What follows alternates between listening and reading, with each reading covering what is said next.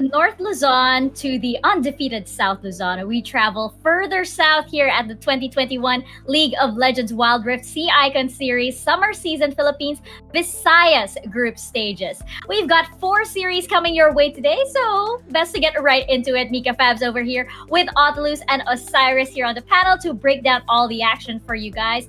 But we wouldn't be here at all if it wasn't for all of our wonderful sponsors. Thank you to PPGL, the largest multi-game esports league in the country, for bringing the Icon Series over here. And this event is organized by Mineski and by Globe. And of course, our official mobile partner in Oppo Reno 5. Picture live together with the all-new Oppo Reno 5. Enjoy all-day gaming with long-lasting fast-charging battery, a powerful processor with a smooth 90 Hz refresh rate. Get the ultimate gaming experience with the all-new Oppo Reno 5 4G for only 18,999 and the Oppo Reno 5 5G for only 23,999. At syempre, nandito din ang sekreto ng mga gwapo. Kahit buong araw nang naglalaro, hindi mo kang na-GG, fresh pa rin. At para fresh all day, bring your clay game with new Master All-in-One Clay Face Wash that cleans 99.9% of germs, controls oil to 12 hours, and helps prevent pimples. All-in-one, bring your clay game with Master, sekreto ng mga gwapo. You want to hang out with these guapo guys, with these guapo gamers over here, you can do so via Globe Virtual Hangouts, because Globe Virtual Hangouts Go Esports brings events and programs like no other, starting with an apprenticeship program led by the pros, stream takeovers, and local and international tournaments. All you have to do is download the Globe One app, click on the Virtual Hangouts tab to get updated, and get hashtag OL together now on the latest happenings on Globe Virtual Hangouts. And now, guys, we are now here at the Visayas group stages. We're more than halfway done. And Yes. it's kind of scary. We are more than halfway done. And over here, of course, we have 4 new teams to get to know over this Visayas group stage weekend over here. We only have 1 weekend for the Visayas group stages, and which means that the stakes are even higher over here. Things are going to go by really, really fast. Everything is incredibly fast-paced. Let's actually check out just how fast-paced our schedule is for today. We, of course, have 4 new teams over here, and the first match will be between Encore Esports versus Fennel Adversity. Match 2 will be between Apoy and Amihan over here. We have a battle of the Fire Nation over here versus the Air Nomads, it seems so. And on match 3, we have Amihan versus Encore, and in match 4, we have Fennel Adversity versus Apoy Esports. So it looks like quite a busy day over here for Fennel Adversity and for Apoy Esports. And we are going to get to know all of these teams a lot better, of course. But you know what? Before we get into the teams, before we get into the games, we do have something to give away to our wonderful community. You might get a chance to win 1,650 wild cores simply by watching the Sea Icon Series PH live stream. All you have to do is like and follow the PPGL Facebook page, post a photo of yourself doing Osiris's pose thing while virtually hanging out with us here at PPGL while watching the Wild Rift Sea Icon Series PH summer season. Make sure the post is public with the official hashtags. Hashtag Sea Icon Series, hashtag SISPH, that's SISPH, hashtag PPGL Wild Rift, and hashtag OL Together. That is 10 winners at the end of the broadcast weekend. So actually at the end of the Visayas group stages, which will be this coming Sunday, we will be announcing the winners of this major prize, these 10 winners, on Sunday at the end of Sunday's broadcast. So please do stick around until the very end. But we also have some minor prizes to give away, don't we, Osiris? Yes, and get a chance to win 380 wild cores by voting your favorite team. So we already knew the 4 teams that's going to play here at Visayas group stages. Also, like and follow Oppo Philippines Facebook page. Like and share the stream with the caption of the team you are rooting for. Make sure the post is on public with the hashtags hashtag Oppo Game On, hashtag Oppo Arena 5, hashtag Picture Life Together, hashtag Oppo A94, and hashtag Live Life at Full Speed. So 4 winners will be announced at the end of each day. Once winners are announced, please message the PPGL Facebook page to know how to claim it. This giveaway is only applicable to Facebook. And again, of course, we are live on 4 different platforms. We are live on Facebook, YouTube, Twitch, and TikTok. So if you are watching on the other platforms, all you have to do is to drop by here on Facebook and drop a simple comment, and you can get that chance to win the wild course that we're talking about. And if you are in a rush in getting those Kazik skins, Rengar skins, all you have to do is to go to kodashop.com and load up your wild course using your globe load. Really curious. Before we segue, just a little bit of a segue. Who did you guys pick? Rengar or Kazakhs?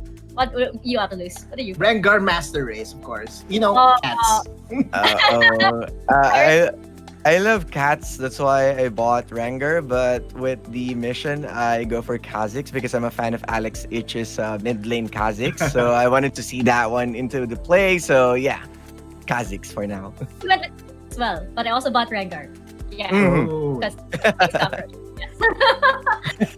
Anyway, of course, going right back into it, we are, of course, going to check out the standings that we have for today. Of course, all of our teams right now are starting on even ground over here at 0. And, of course, this is going to change up once we get into the series for today. Now, of course, Amihan Esports, Apoy Esports, Encore Esports, and Fennel Adversity. You guys are going to get to know these teams a lot better as the day progresses.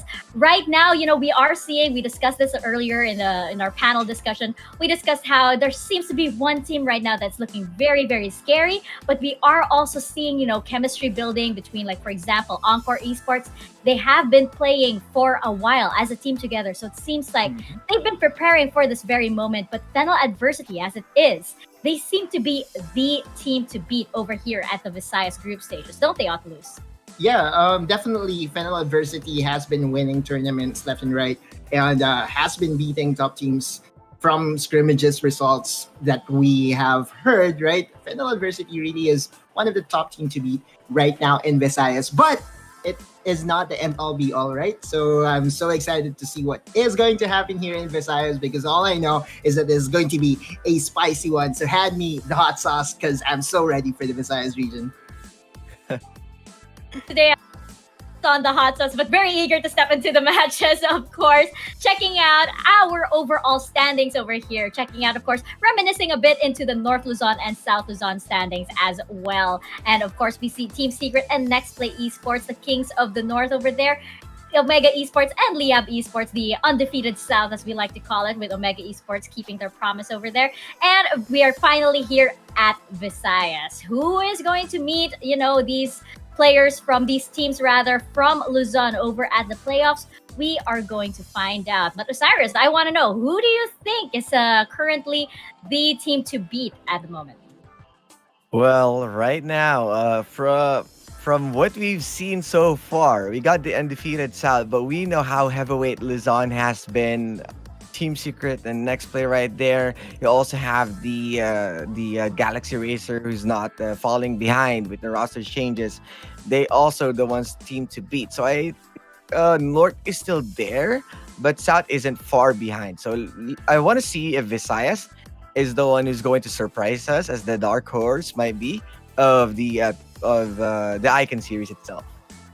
It could be. It could very well be. We've been focused on North Luzon versus South Luzon and everything. Visayas could just come right in the middle and, steal a series from underneath our noses. It's very, very possible. And checking out, of course, our Globe Cup points recap over here as it is. Again, of course, our Visayas teams are starting at ground 0 right now. Everybody on even standings over here. But we should point out, by the way, that this is previously we did have 50,000 Globe Cup points in the North Luzon and South Luzon stages. For the Visayas group stages, we have 75,000 Globe Cup points, because the Visayas leg is a lot shorter, with 12 matches instead of 18 matches and 1 weekend instead of 2. And we should remind you guys that 1 Globe Cup point is equivalent to 1 peso. So you can just imagine how happy these teams will all be once they win even just one series.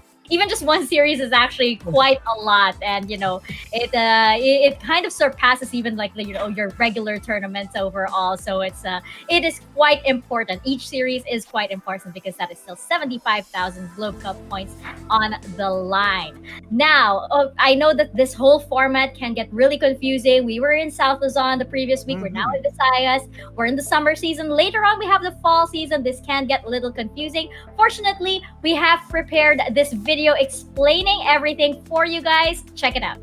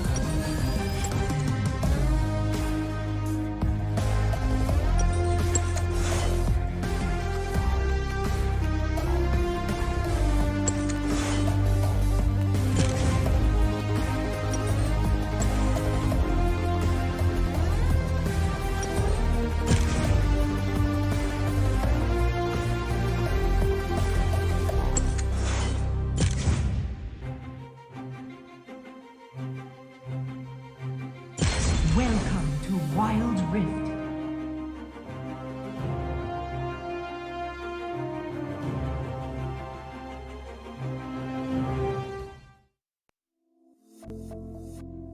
And there you have it, guys. A total prize pool of 10 million Globe points, aka 10 million pesos. It's really quite overwhelming, and that only means that, of course, each series over here, even if we're only taking the top 2 over to the playoffs, each series is so important because that is still 75,000 Globe Cup points on the line. Now, of course, here at the Visayas group stages, we have new players, we have new teams. We will be getting into the first series of the day quite shortly between Encore Esports and Fennel Adversity. Before that, since we're getting to know Encore and Fennel very well in the first series of the day, I actually want to know what you guys know about Amihan Esports and Apoy Esports. Now I'm suddenly wondering, where do we categorize Encore and Fennel? Are they water and earth correspondingly? But anyway, we'll probably address that as the group stage goes on. But what do you guys know about Amihan and Apoy? Let's start with Amihan, and let's start with you, Otto. Amihan has been, from what we hear from the community and from the experts as well, analysts, are the second clear favorite to reach the playoffs stage. And it's basically an Amihan and FLA group from what we hear. But right, when we talk about Amihan Esports, they are being led by the mid laner in Mitsura, which has been dominating the scene for quite some time now, even back from the LoL PC days. So they basically are the semi-pros as well here in the region. So definitely excited to see them as to how they're going to transition their skills from LoL PC to LoL Wild Rift. Get back to the question about LoL PC in just a little bit, but Osiris, what do you know about Apoy Esports? Apoy, one of the teams also that's being monitored right now, because it feels like they are one of the teams that has been favorite of other region, the pride of Negros, they say. And I really love the aggression or their positivity that they can really win this competition. And also, there are some people who got this kind of level or high level play, and they are not really as the star-studded, but they are the best around Visayas qualifiers for Wild Rift category. So I really love that they are meshing together. So we need to expect more also from Apoy. You know what? Because Odaluz brought up LoL PC, I actually wanted to ask before we jump into the first series. As we do know, of course, there's this huge tournament happening on the globe. And I was actually wondering, do you think we'll actually be seeing some inspiration maybe from the games over there in MSI here in the Rift? What do you think, Odaluz? Okay, well, what's happening right now in MSI is that we have seen the AP junglers take the Rift by storm, right? And that has allowed Lee Sin to be put in the mid lane. So if Lee Sin in Wild Rift is actually viable in the mid lane, I'm 100% sure that it's going to be picked. However, with the amount of junglers that are viable at the moment, and speaking of junglers, Kha'Zix and Rengar is not yet available for Visayas. That's sad news for everyone. However, we still have the most OKest champion, and Rammus is already available. We'll see if Rammus will enter the Wild Rift today. So yeah, I think there will be inspiration from our teams, because definitely with the announcement of Worlds, they are going to put out a good show here. Got excited, got goosebumps with that. Osiris, what about you? What do you think? Will we be seeing some inspiration over from MSI over here in Wild Rift? Inspiration, yes. We are in Visayas, and there will be intense battles all throughout, and the same as how MSI went on. Listen, yes, there's a high probability, as he is the assassin also from the jungle, that can transition to mid lane, the same as Kha'Zix that is being played in the mid lane. But Lee Sin can also be played as the support from low PC, and we've seen also those unorthodox, but you don't want to waste the jungling potential or the quick pathing of that Lee Sin. So this time I think still on jungle, but what I'm expecting right now is a Varus pick. That is something that I wanted to see right now from Visayas. Very interesting. Well, if anything, they will at least take inspiration from all of the League of Legends hype. And of course, building the hype over here in our first series of the day is Encore Esports versus Fennel Adversity over here. Now, starting off, of course, with Encore Esports, let's actually check out their lineup right now. Over here, we have Kaz, we have Kaya, we have Moy, Ken, and Ishimi over here. Now, this squad, I believe, is from Bacolod. They've been playing together for a while in other tournaments, haven't they, Odloose? That's right. So 4 of them has been part of the Encore Red that has displayed their talent during a tournament around in February. So that's Kaya, Moy, Ken, and Ishimi, building up the chemistry that is basically what is needed to really get your level to the next step. And so they have a fresh blood here, Kaz, supporting them from the Baron lane. It's very, very exciting. I'm very excited to see as to how this fresh bloods, because they actually haven't been into any pro setup yet. So this is going to be their first really test or good run with the label pro team. So I'm so excited as to how hungry these boys are, because I know that from the Bacolod, everything is all about food there, yeah? City of Smiles, chicken and salt. So let's do it. Let's do it on Encore Esports to surprise everyone. Don't get me started on Bacolod food, Odloose. Oh my goodness. Oh no. We love our food over here at the CI Good series. But of course, turning over the focus to our solo player highlight over here, it is going to be that gentleman over there in the mid lane. It is Moy. Now, interestingly enough, Moy, I believe, came from League of Legends PC, but he is still quite new to Wild Rift and new to the pro scene, as Odloose mentioned. What are your thoughts on this, Osiris? Well, Moy he is more like of an assassin player as well. Loves to burst, as his favorite champion is Syndra. So that Diana is really viable, but I am eyeing pretty to this Twisted Fate. Yeah, So I wanted to see also his Twisted Fate being played. And apart from the highlight of Moy, I wanted to highlight from the back end, which is Coach Rock, the coach, a former coach of Hey Gaming, who also managed Cruz and Rebenga. Those are pro players from PC, and Hey Gaming's mid laner is also calculated from one of the champions of BGS, that's Acclaim Empire X. So we are talking a lot of heavy background from Coach Rock that might put Moy into a better position. Actually, the whole squad that might be put into a very good position. And Encore is one of the teams that you need also to be prepared with, because they are really ready in taking these W's. Yeah, and if I am not mistaken, I believe both of these teams, both Encore Esports and Fennel Adversity, they do have ties to, big organizations like, for example, Bren Esports. Isn't that right, Odloose?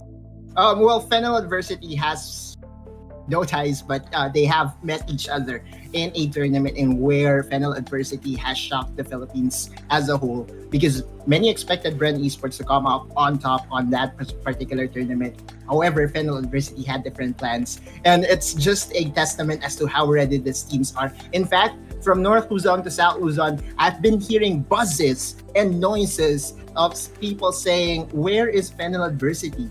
What region do they play in? Because definitely there are fans really looking forward as to how FLA will impress the team in Visayas. They take a look at their lineup. Fennel Adversity over here being the, this squad that suddenly came out of nowhere and, managed to take down Bren Esports as well in, was it the qualifiers, I believe, or another matchup. So just checking out the Fennel Adversity lineup over here. I believe that this is an organization that can also trace its roots to Japan. Is that right, Osiris? Yes, that's a Japanese org who also ventured their adventures here at the Philippines, and every one of them not as shiny as the background of other players. Most notable right now is Danny, that came in from Bren Esports as an ADC and also a pro from League of Legends PC. But overall, some of them doesn't really have that flashy. But what I love about them is they are meshing well. They are the teams that beat Bren without heavy background from League of Legends PC. So we are talking about that these guys really performed well from Wild Rift instead of having the best background from the LoL PC. And I want to go back to Danny, placed also third and fourth to PPGL 2019, that's season 1, fourth in PPGL 2018, that's season 3, and then fifth at PPGL 2019 season 2. So one of the best players out there, and with the backed up by a Japanese organization, you are carrying also the culture of the discipline, of that patience play, of that good decision making, and the team manager XE. I know he's really a manager that's focusing into more of his players and wanted to put a lot of those practice income into play. Checking out the team lineup once more. Audalus, do you have anything to add over here on these guys at Fennel Adversity?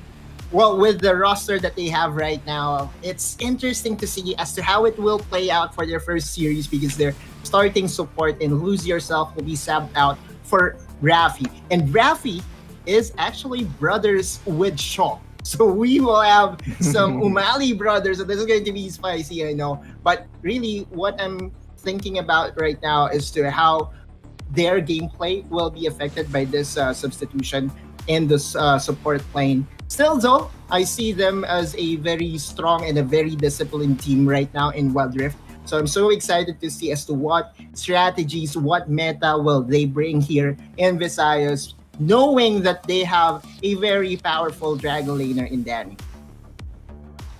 Take a look at one half of the Amali brothers over here, Show over here on the mid lane. Now, Osiris, I'm eager to get your thoughts on this guy over here.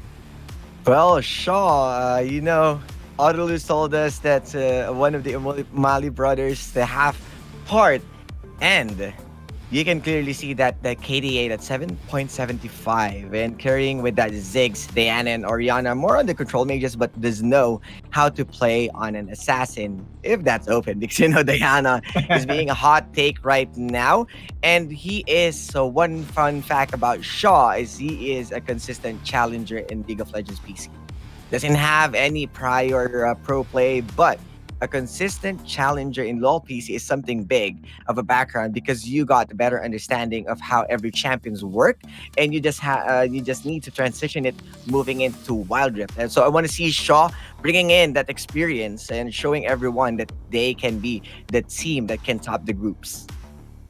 This is so interesting because I feel like, for example, the team up between Shaw and Rafi over here might just compensate for having a new person on support, just because there is no beating that IRL synergy. I feel they have a connection that will go way beyond the game. But I am also very interested to see how Shaw will match up against Moy over here in the mid lane. Checking out our Globe key player clash. Audalus, what do you think? I feel like both gentlemen have the same playstyle.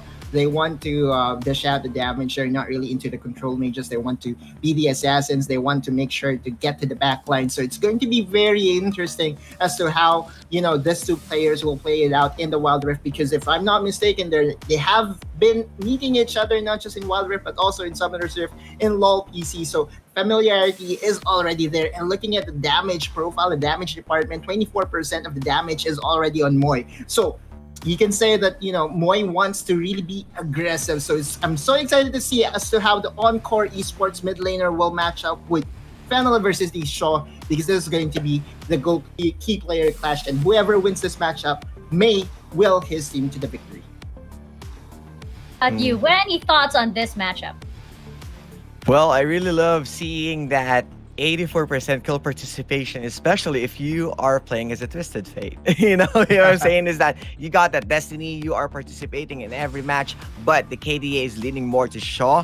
Not a huge damage per minute, but this guy might be killing it on those laning phase. So let's see if how this key player clash transition into the team synergy, but you can clearly see that there's a difference in terms of their playstyle, especially with the damage percentage. That's 24 high for Moy, but Shaw getting that KDA 7.75, but only on 19%. So it means that they have this kind of different approach towards the game, especially with their teammates.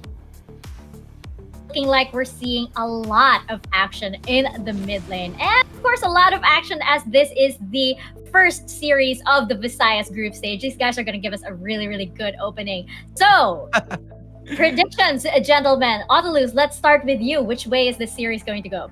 I still believe in the hype that Fennel University will top this group. However, with that particular sub, and we all know that supports tend to have the greatest influence when it comes to macro, when it comes to map movements, I will have to side with Encore Esports this particular game and see as to how they will be able to, let's quote unquote, upset the favorites here in Visayas 2-1 Encore Esports. Iris. Well, as for me, wanted to go with the Fennel Adversity. Yes, they may be having this interesting changes for now, but there's no big of a question of how talented they are as well. Not undermining Encore, so I'll go with the 2-1. Encore will definitely take one, but I think Fennel is there. And Osiris over here and say that it's a 2-1 in favor of Fennel Adversity. I'm gonna believe the hype train right now from Fennel versus me. I mean, like taking down Brand Esports, of course, that is no small task. But we are going to see exactly what these teams can bring. Encore Esports versus Fennel Adversity. Casters, over to you guys.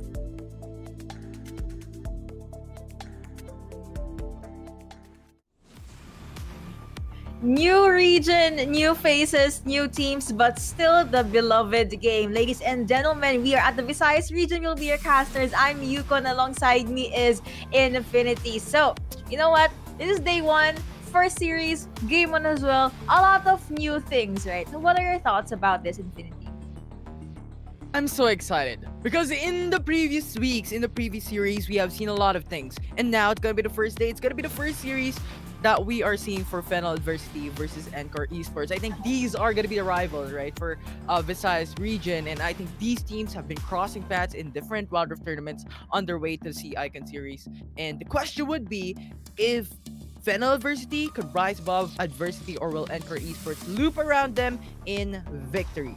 That is going to be the question indeed. So again, this is a close look of our very dashing players. You know, they have their esports poses, the one with the peace sign, it's so cute, and they have that fierce look on their faces, really showing us that they're ready to go all in. So I actually like the highlight that the panelists gave us. Basically, they give us the background, no PC background for our players, and you realize a lot of Wild Rift players, they actually come from League of Legends. They love the game so much that the moment there is a mobile game released of that exact game, they want to go to the pro scene. But we were talking offline about what if the meta in the LoL PC right now in a different tournament gets applied here in Wild Rift? Is that possible, Infinity? That would be indeed possible. I think that the panels just a while ago has talked about it. There is a small chance of influence coming in from MSI here at Icon Series. We've seen a Lee Sin solo lane in MSI, and I'm expecting something to do the same here today for Visayas region on those creative picks. Yep. And speaking of picks, this is gonna be the pick and ban phase. And goodness me, our players, they really want to start game number 1. For the bans, you have a Gragas, Lee Sin, and for Final Adversity, we have Camille and Azix. How about the picks here, Infinity? Yeah, we have a Diana, we have a Wukong, Rakan, and Sai for Encore Esports. These are Wombo combo champions. That ultimates are gonna be very valuable because if those ultimates are being bait out by Fennel Adversity, I think this would be adversity effect coming in for the side of Encore Esports. And for the side of Fennel Adversity, I think they're more on going in for the balanced type of play. Yeah. Corki as the ADC, Vi to go for a single targeted lockdown against Encore Esports, more targetly onto Saya and onto Akali. Braum, AoE CC, Aurelion Soul, AoE CC. So pretty much, I think Fennel Adversity grafted their team composition, more of the balanced play, while Encore really is prioritizing on going in for the 5v5 all-in. Actually, yeah, that's true. And first thing I noticed was Final Adversity. It's all about that kickoff. You have Vi, you have Corki, you have Braum, you have the stuns, you have the concussive blows. Of course, you want to go with the early game pressure. However, in retrospect, for Encore Esports, the power spike is usually somewhere between the mid to late game. But you have the very, very fast wave clear from literally everyone. Each champion in their lineup is all about a wave clear, and if one of them snowballs, you just gotta pray, just hope for the best. Yeah, I like how you mentioned about the wave clear, about the lane clear, because that will enable these teams, these champions, these players to actually roam to a different lane. Try to get those first blood, try to get the first gank up and running to get that early kill, to get that early gold lead when it comes to in the rift. And I think you've mentioned it a while ago, we're in snowballing, I think is gonna be the name of the game. When you snowball early, it's just so difficult to outscale mid game, late game type of fights. So early game would be the name of the game for these two teams. Yes, and it's all about, well, in most games, the early game is very, very crucial. But I also would like to highlight that this is the first time we'll be seeing the bird couple, Sai and Drakan in one team. So let's see if the power of love will be activated here at the C Icon Series in the Philippines. But yeah, we're looking at Corki, we're looking at Braum. I still would default back to what works or what's in the meta. Corki, Braum, very, very strong. You have the Gatling gun, you have the Valkyrie or special delivery for engage or disengage. But looking at the mid lane, Diana, goodness me, like I can already imagine the damage, but the stuns, the amount, the range that Aurelion Sol can give or provide for his team, that is something that Diana cannot overlook. Yeah, the Diana is gonna be very strong, especially if there is a sub engager. I think that would be Wukong. If the Cyclone connects, Diana can jump through, goes for the dash, ultimate just swipes it all around against Fennel Adversity. And I think you've mentioned about the lover duo coming from Encore Esports. But this is the battle against the siblings, the brothers of Fennel Adversity. So pretty much, it's the lovers versus the brothers.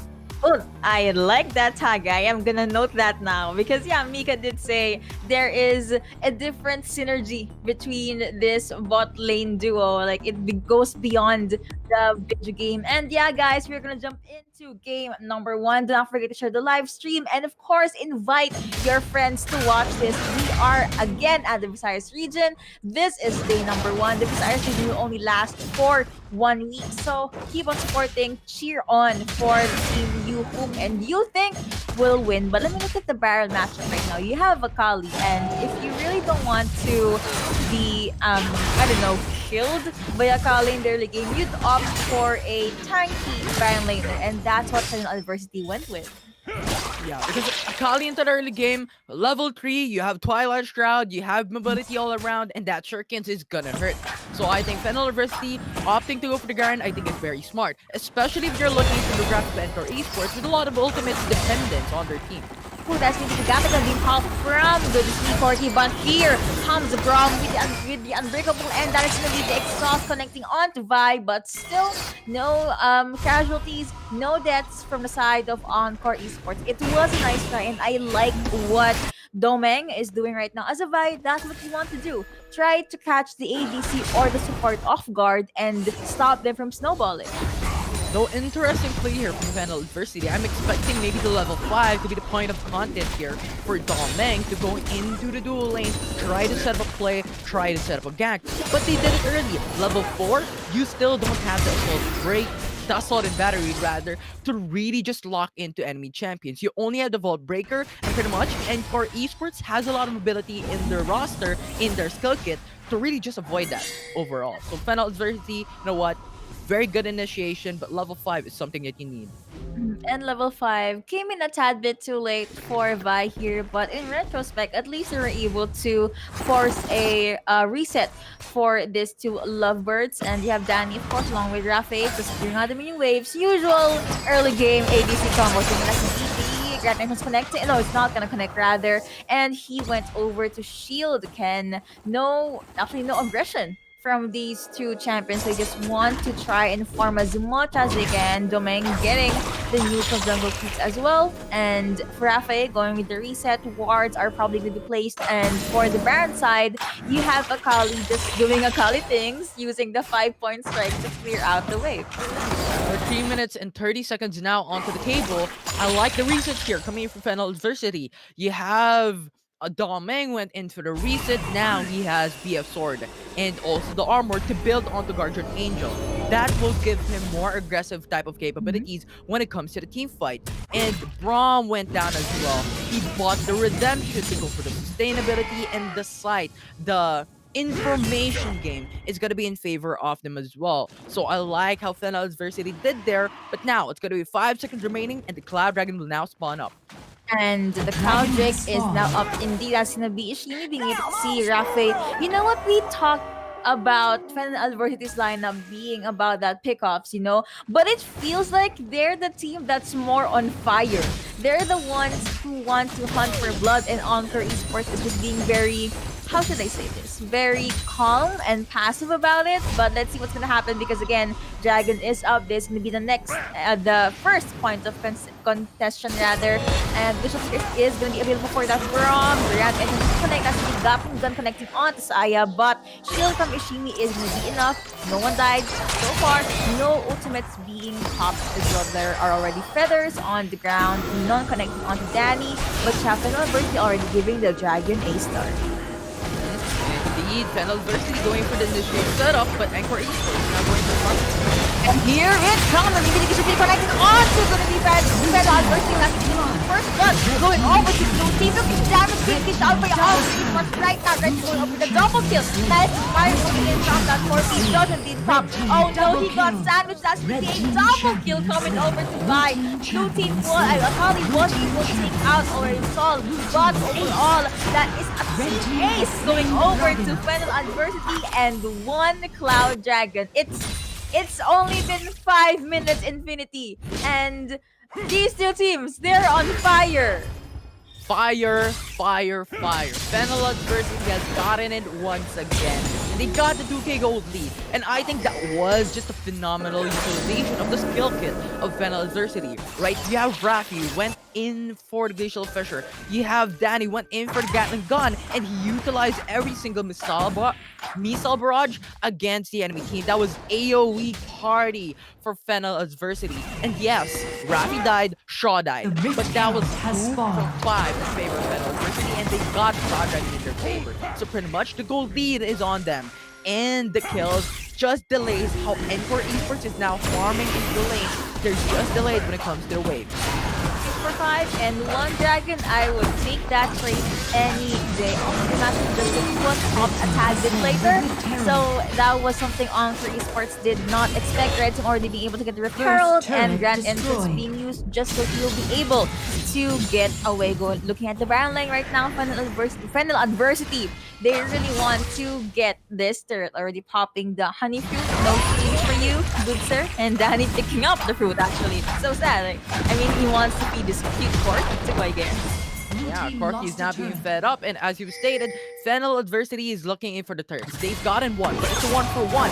Encore Esports with a smart move. They understand they can match against Fennel Adversity, taking the Rim Herald, so they just went into the dual range to go for the push. And they've got it. The powerful blood in their favor, trying to match it up in terms of gold. Behind already being popped, as well as the Unbreakable. Here comes Moy, and Ishimi jumps in, but apparently it did not connect because Fennel, they already want to go with the disengage. They were not able to catch Rakan or Saya off guard, so they said, calm down, let's not fuck this. Let's just chill for a while. And forcing it, I think Fennel Adversity knows the risk. What is the risk? What is the benefit? And I think Fennel Adversity understands that to the limit. They understand that if they die, Encore Esports has the capability to match it up against them and get a turret down. Assault and Battle is gonna connect right there, and here comes the Gatling coming in from backside. But the damage taken out by the numbers that the knock-up being used for a con, and as the BDGA popped onto Wukong. Goodness me, the mash and justice really hurts a lot. And here comes the engage on Esports. They wanna jump in, but instead Acknowledgement got bursted down by this Corky. That is gonna be 1 for none and 1 turret for Fennel Adversity. It's just so hard, right? Even if Kaz has a Twilight Shroud, you still have Gatling Gun for the side of Danny to just give on to the AoE damage. And on top of all that, you have a lot of defensive capabilities coming to the side of Fennel Adversity that really just disables the bursting potential of Encore Esports. I like how they protect onto their back lines while power just comes right through into the front lines of the macro and just disables those big engagers. Kaya, Silence, Ultimate Power just disables the amount of Kaya can do in that 5v5 team fight, which Kaz died in that engagement. So pretty much right now, it's 5k gold each Fennel Adversity, and they're looking to go for more as they punish the bottom lane with minion waves and 1 turret plate. They really want to push through with their advantage, and I haven't been seeing a good grand entrance from Ishimi so far. I guess that's also one of the plans, because if you don't have any knockups from Rakan, then you're pretty much good to go. But 10 seconds before the next dragon is up, you have literally everyone from Final Adversity in different parts of the map just pushing through with the lanes. But wait, Kaz, I thought he would go with the engage there. Mount and Jake already up, and Rafe is already right there waiting for his team. Oh, I'm not liking the side here because the vision game is missing for these two teams, especially for the side of Encore Esports. They don't have a clue that Fennel Adversity is already going in for the massive break. But onto, oh no, goodness me, to Gary, but here comes the break in from Fennel Adversity. Exactly, the box for the top of 40. Look at the back line. You have to protect them at the top line. Or you see, Drop does getting out the double kill coming over to that already installed, but the passive is just too much. Rakan gets pushed down, and that's gonna be a triple kill coming over to Shaw. And here comes Boy. He does not have flash, for not mistaken, as he is being popped by from Wukong, as well as being shot down on Fortito. But we got sandwich in, and that is gonna be a trade, a 4-for-4. Okay, wow, 4-for-4 in favor of no one. A lot of skirmishes. The dragon is still up earlier, but it was even Steven for these two teams. Perfect micro play from Shaw. He got the kill onto Kaz. He got the kill onto Moy. Make it an even level playing field in terms of that engagement. It was a 4v4. It was a 4-4 rather in terms of kill from these two teams. And Fennel Adversity is saying a statement right now against Encore Esports. You might get the early lead in terms of team fight, but we still have a lot of Trump card hiding behind our sleeves to put up in a matchup. And Fennel Adversity is now taking it down, but still hovering onto the 5k gold lead. They're putting in some constant pressure against Encore Esports, and the Baron Nashor is still going to be indeed available, and I think that will be something that Encore Esports is looking forward into to make it a match field against Fennel Adversity. Definitely. And let me backtrack a few minutes. You know, we said that Encore Esports, their lineup shines at the mid to late game. It's pretty safe to say that it's now the mid game, and everyone has their items in, so it's all gonna matter on what will Kaya do, what will Ishimi do, what will the initiators do, because Kaz, Ken, and Moy, their damage is right there. AoE, yeah sure, you have the loot coming in from side too, but it's a matter of will the initiator be able to connect their skills. You have Doming as well as Rafe just lurking around, seeing if they can go with any pickups before they most probably try to take Baron. Yeah, absolutely. I mean, Encore Esports, once again, is hugely depending onto those ultimates, especially onto Ishimi as well, to go for the grand entrance and don't go back away. Those quickness, those CCs are gonna be very important. If they don't put it through against Fennel adversity in terms of the first 10 seconds of a matchup, in terms of first 20 seconds of a matchup, it's just too hard to beat Fennel adversity at that point because they could counter engage. You have Power with the silence, you have Rafi with the glacial fissure, you have Shaw with celestial expansion to go for those stunts, to go for those kills, and that will be flawless that Fennel adversity is gonna do. So I think it's Ishimi, it's Kaya, it's Moy that we are going to go for in a team. He flashes it as the big guns, that's gonna grab her too, Rafael, but oh no, he actually got started in between and he doesn't understand. But that's gonna be the knockup coming in from Braum. Every they want to go all in. They know they can get this kill, but look at the back line. Oh no! That is almost got bursted down there, and Kaya forced to try to save some, but look, that is not gonna be enough because they flashed in just to secure that kill. That was a 5 versus 4. They saw that they were not complete, and the moment they got one champion down, look at that. That's the jungler. They went over to get the Baron. I love the proposition here from Mentor. He went into the back line. He tried to get a kill onto Corky, onto Shaw as well, onto the Aurelion Souls. But it's just really hard for his defensive capability to Fennel adversity, especially onto Dom Meng. He just went in for the Volt Breaker onto Kaz, just disables the amount of access that Encore Esports would get. And this, I think, would be the highlight of the draft of Fennel adversity. It's just the amount of pressure into the front line, and at the same time, it has the defensive capabilities onto defending the core heroes, or core champions rather, onto their team as well, specifically onto Shaw and Danny on their team. And I will have to agree with that. And while you were discussing, looks like, okay. But I said, yeah, sure, guys. While you're going with the skirmish there or trying to isolate them, we're gonna get this dragon. And that's Infernal Drink. That's extra damage. Look at how confident Power is right now on that Garen. Just popping that judgment at the front lines. Does not care. He knows he can tank it. But Kaz is onto the top lane, going for the split push. You know what? Fennel adversity, get your attention up and running into mid lane because we're going in for the push. But the towers has this fight. Oh no, 1v1, what's gonna happen next? Now let's see with the 5% being popped by Kaz, going over with that's why the Shroud 2. But here comes Braum. Goodness me, you're being chased by 3 champions. What are you gonna do? Apparently, you just have to accept your death. Another person down from the side of Encore Esports. Nope, that is not gonna connect.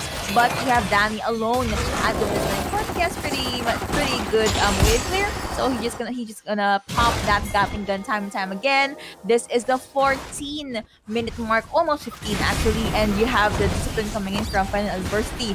Very, very good. Very textbook. So very interesting play here from Fennel adversity. I think they really went in for the kill game instead of the objective game. They had the Baron Nashor for a couple of minutes now, or a couple of seconds now, and they're just going for the single lane into the mid lane, wherein they could go for a 1v1 and just pressure it all lane, and Encore Esports will crumble down. They're defending IV onto the ultimate now.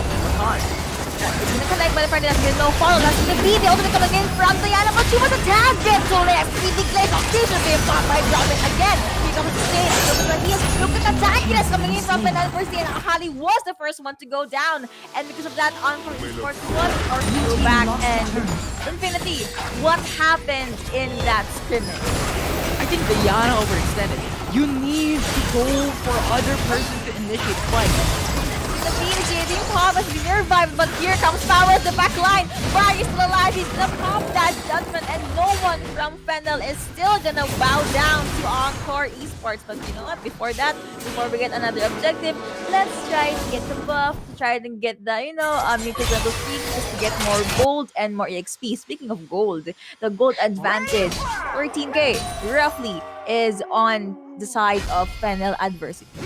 And this 13k gold lead is pretty much like 5 items already for Fennel adversity to utilize In terms of core items, Encore Esports is falling down behind, not just a bit, not just mediocre advantage, but they're back down in a huge disadvantage. Their gold deficit spans over 10k. And if you're looking at Fennel University, in terms of the objective game, they have the Infernal Drake, they have the Mountain Drake, Cloud Dragon is also secured by them. So the scaling is just exponentially good for them as well. So I'm looking how Encore Esports is going to go for it. I think what they're planning to do is to isolate Fennel University, take one kill from another, and try to get a Baron. Oh no, they're gonna have to go to fight right here. That's gonna be shoving him with the flash out, but will you die? That's yes, so Wooper coming in over to get that kill, but here comes Power. He is just basically isolating the members of Encore Esports, and because of that, Vi was able to get that Baron. This is what happens when you do not have that much vision, but here from Sport going with the critical gun as we see the tone from Wukong. No, not gonna connect there, trying to the side too. Towards it, hit jumping is staying off, but that's gonna be the piece of official connection on the 3D and Raptor coming over to Vi as well. Moy being poisoned, being taken down here from an unforeseen, but looks like they want to get that turret. Ravan does get first down, and that's gonna be the third being taken down. They have the minions. He plunged in, he went over with the ultimate, and that is probably gonna be game 1 going over to Fennel Adversity with a team ace Victory! Good team coordination, good early aggression, and Fennel Adversity takes game number 1. And we've talked about the early game, right? And Fennel Adversity tucked it home. They got the first dragon, they got the Rift Herald, and yes, Encore Esports answered it with First Blood, but Fennel Adversity took it back once again. It's a 1-to-1 turret taken down, and that team ace in the early matchup I think was gonna be the highlight of that early game. That just enables Fennel Adversity to get the lead in terms of the 2k gold lead, the 3k gold lead that enabled Danny to now scale out, Shaw to now scale out. These are good scaling champions, and when you give them items, it's just so hard to beat down. If you're looking at the items, right? Danny with a Trinity Force, with the Rapid Fire Cannon, Infinity Edge, these are crit burst damage potential for their ADC. And for the side of mid lane, we also have Roa, Leandris, Rylai's, Rabadon stat cap, massive damage all around. For the side of Encore Esports, if you're comparing this core lanes, you're just one core item behind Fennel Adversity, and it's just too hard to go for those burst damage potential. And well, just one core damage, it may seem little, but that is gonna be a lot when it comes to the micros and the team fights. And we talked about there are moments wherein Encore Esports, they just tend to overextend. And I said this earlier, but they do not have Baron vision. I know Power, very adorable on this Garen. He was a very good decoy, but I believe Encore could have thought that there's only 2 champions from Fennel Adversity in front of us. Where are the other 3? Because if you remember, that's actually Domeng and Danny. They could have tried to look elsewhere, but I understand that it's probably gonna be a free kill, and Power does almost got taken down. But overall, we said that Encore Esports, their lineup is more about the 5v5s, but it seems like Fennel, they were the ones that pulled through with that tactic, and we're gonna show the highlights in a bit. I know the fans out there, you want to see the plays of the game, but overall, Series 1, game number 1, that was a stomp. Definitely a stomp. I think stomp is just what happened in that matchup, and I think that's also another statement on how Fennel Adversity just played it out and just defeat the matchup. And this is the highlights wherein we saw how Fennel Adversity just took objectives one by one. I think it's methodical, it's quick, it's efficient, and they just brought through the 5k gold lead in the first 5 minutes of the game, wherein items are just leading, and that damage, that items just won them the match through and through. And we talk about Encore Esports and how they need to prioritize onto the ultimates, but we don't see it often. And I think that just crumbled down the amount of potential that Encore Esports could do in a 5v5 type of team fight. And if you're gonna look at the highlight right now, I really don't understand why they focused on a Garen. They knew that this is like 9 or 10 minutes in. That's already pretty tanky, and it just gave way to Brom to be able to pop that glacial fish. Also, if we're gonna talk about the plays from Brom here from Rafe, dude, glacial fissure on point, unbreakable on point. Concussive blows is also connecting, and it just helped so much for a Fennel side. I was still waiting for the moment wherein Ken on Desaya would go online. She has the items. Those items hurt. They're all about stabby, stabby, and just dishing out damage, you know? So it made me realize that Fennel, they just did not give any opening to Encore Esports. Like, yeah, you have a very good ADC, but look at this. And then they took everyone out. Yeah, and at this point, I think Kaya did a great job when it comes to the ultimate, but where was the follow-up? Where was Diana? Where was Ashimi to go for the CC chain against the enemy team? And on top of all that, the damage was lacking as well. It's the aspect we need to look forward into. Though I like the commendable plays here from Encore Esports. It's just how Fennel Adversity just snowballed when it comes to the game. They defeated it through and through, and now they're coming up on top and taking the lead for the very, very first series. Yep, and imagine opening the Visayas region series number 1 with a win. I'm sure this team has a lot of smiles on their faces. But for Encore though, I'm not too worried because I know, yeah, they lost game number 1, but they were actually performing really, really well. Like imagine if this was a continuous 1v1, I believe Akali, well, Kaz could have played around power. But again, communication and Fennel Adversity just being there at the blink of an eye, well for them. But yeah, Encore Esports, they can still take this. And I know they still have this plan, or they still have something in their pockets that can just surprise us. The same way that Fennel Adversity surprised us with this ASOL pick. The ASOL pick, I think, was phenomenal. I think it's not that great as we've seen, but how Shaw played it is just so perfect. Perfect is actually the word for it. And look at this beautiful dragon take. This was the first dragon. Again, 5 minutes. Team Ace. And the lineup is snowball dependent. That's going to be a lot of EXPs, a lot of minions that you will not be able to get in a handful of seconds. Also, I have to commend Shaw right here. This guy, we haven't seen much of the flashy plays, but he was the reason why Encore Esports would collapse just because of his, I don't know, his send stars skill. And master of the match is going to be Danny on this Corky, John Felix Bulanadi.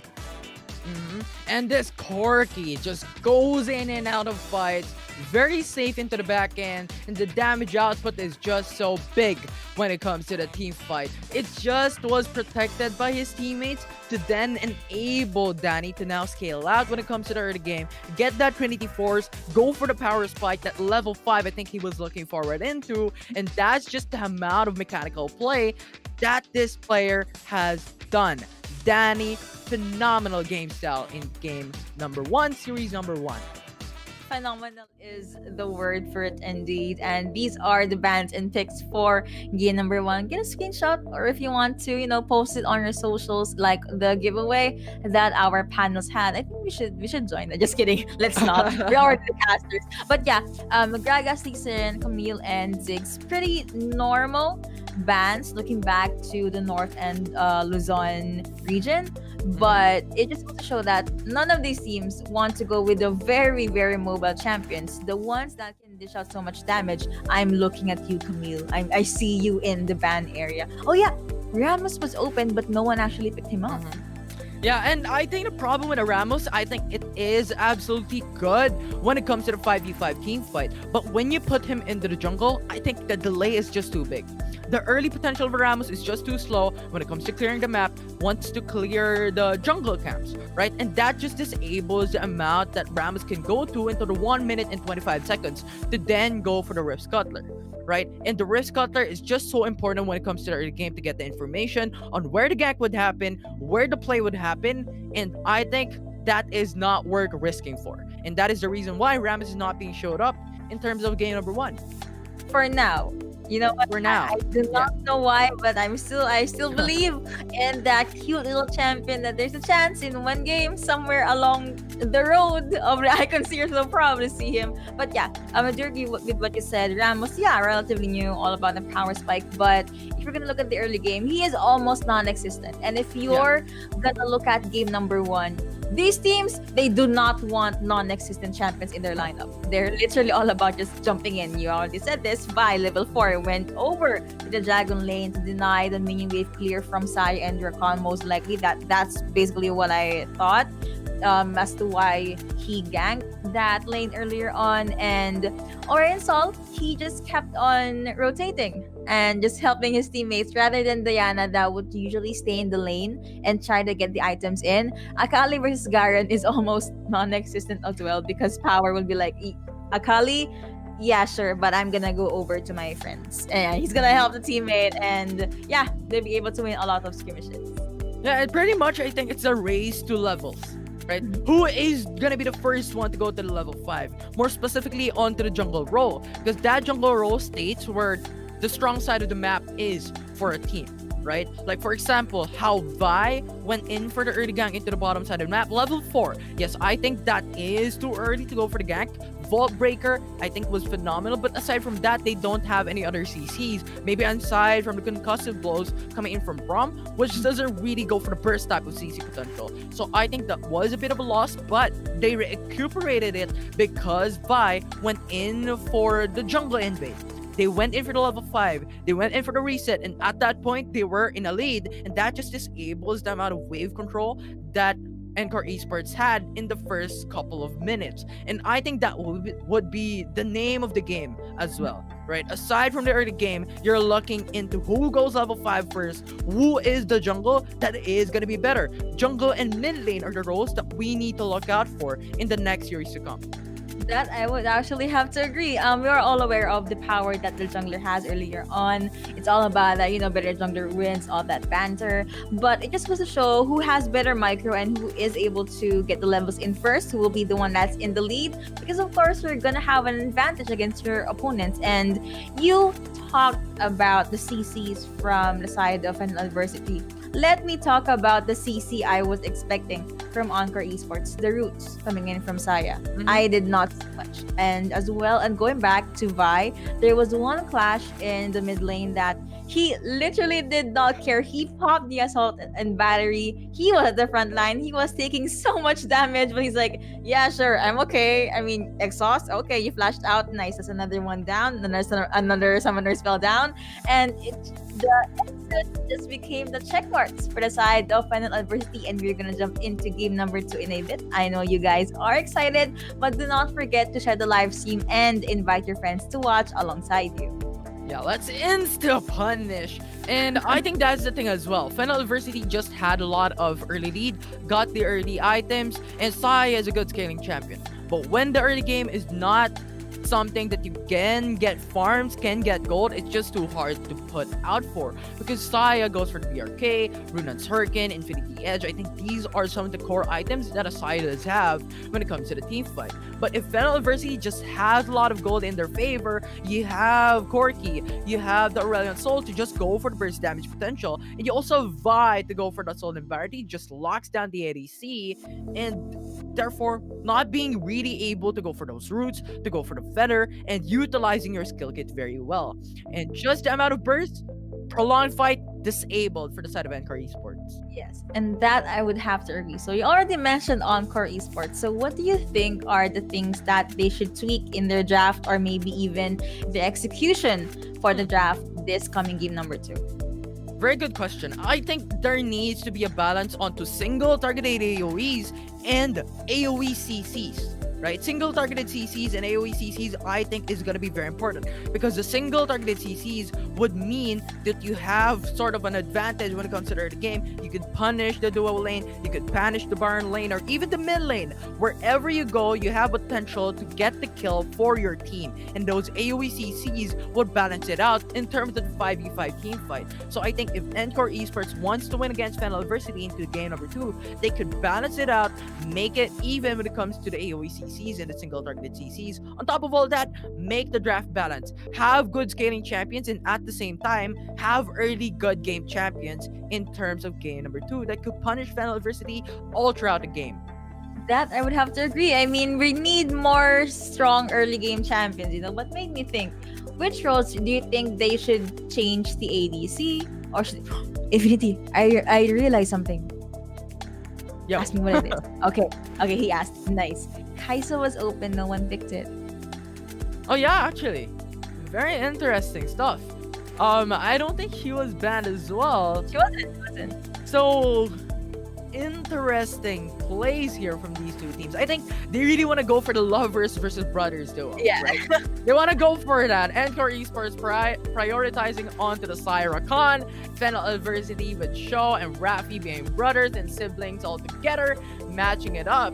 So let's see if lovers are gonna win for the next matchup. Is Syra Khan gonna be the next step here for Encore Esports, or are they gonna change their graph for today, making it a Kai'Sa and stealing the Braum for Fennel Adversity and making it a very dominant duo? Because Kai'Sa is strong when it comes to the early game, has a bit of a late power spike that requires the BF Sword, the Vampiric Scepter, and the Longsword as well, but that typically happens when it comes to the first 4 minutes, 5 minutes of game, where in the 4k gold, 5k gold is already secured by the team. So pretty much, I think Kai'Sa is a very good pick, and I like how you pointed it out, Yuko, because if you haven't been pointing it out, I don't think I'll be seeing it through.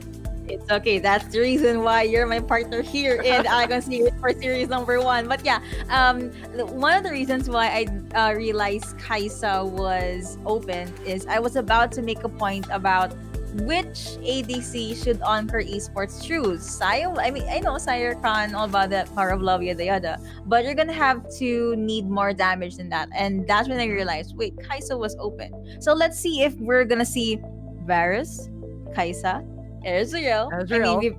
Right. We've been talking offline that Varus AP, it's a risk. So Yeah. do not try to home, please. Especially in your ranked games or if you're on your solo queue. Please do not. But when it comes to damage, Varus AP really gonna hurt a lot. Yeah, I saw Chisin actually tweeted it out. It's just massive amounts of damage. But regardless, let us now see on what the champions will be as the draft is now locking in for Fennel Adversity and Encore Esports for game number 2. Let's see who will be the bans. I don't think Fennel Adversity will ban anyone different. So earlier they banned out Camille and Ziggs. Let's see if that is gonna be the same for Encore. Who should they ban though? I don't think Corki is ban worthy. Still gonna go with the Gragas. Okay. I believe there might be changes. Or if not, because the interesting part here is Fennel Adversity is now the first side selection. So they could pick up a power champion. They could pick up tournament power champions that is strong against Encore Esports. And at the same time, it's actually quite flexible, right? The Lee Sin is open, right? Dee's champion is very strong. Kai'Sa is open. Ezreal is open. Akali is open. So pretty much there are a lot of champions that you could pick up for the side of Fennel Adversity. And I think that is sort of an advantage. But at the same time, Encore Esports duo selection going to be open. So they could now pick up Kai'Sa Braum, which is also open right now as it has not been picked up. But you know what? Prioritization onto the Baron lane here. Okay, they're hovering over that vibe, but you are right. They did pick up that Lee Sin first. They could go with, I was about to say support since it's it's gonna be Braum, but I guess they want to take Garen away from power. Take Garen away from power, but that basically gave Corki and I was about to say Braum, but Janna for the side of an adversity. This Corki gave me a lot of headache in a good way. But we talked about this Infinity. Here comes Kai'Sa, and they're hovering over that Lux support, most likely.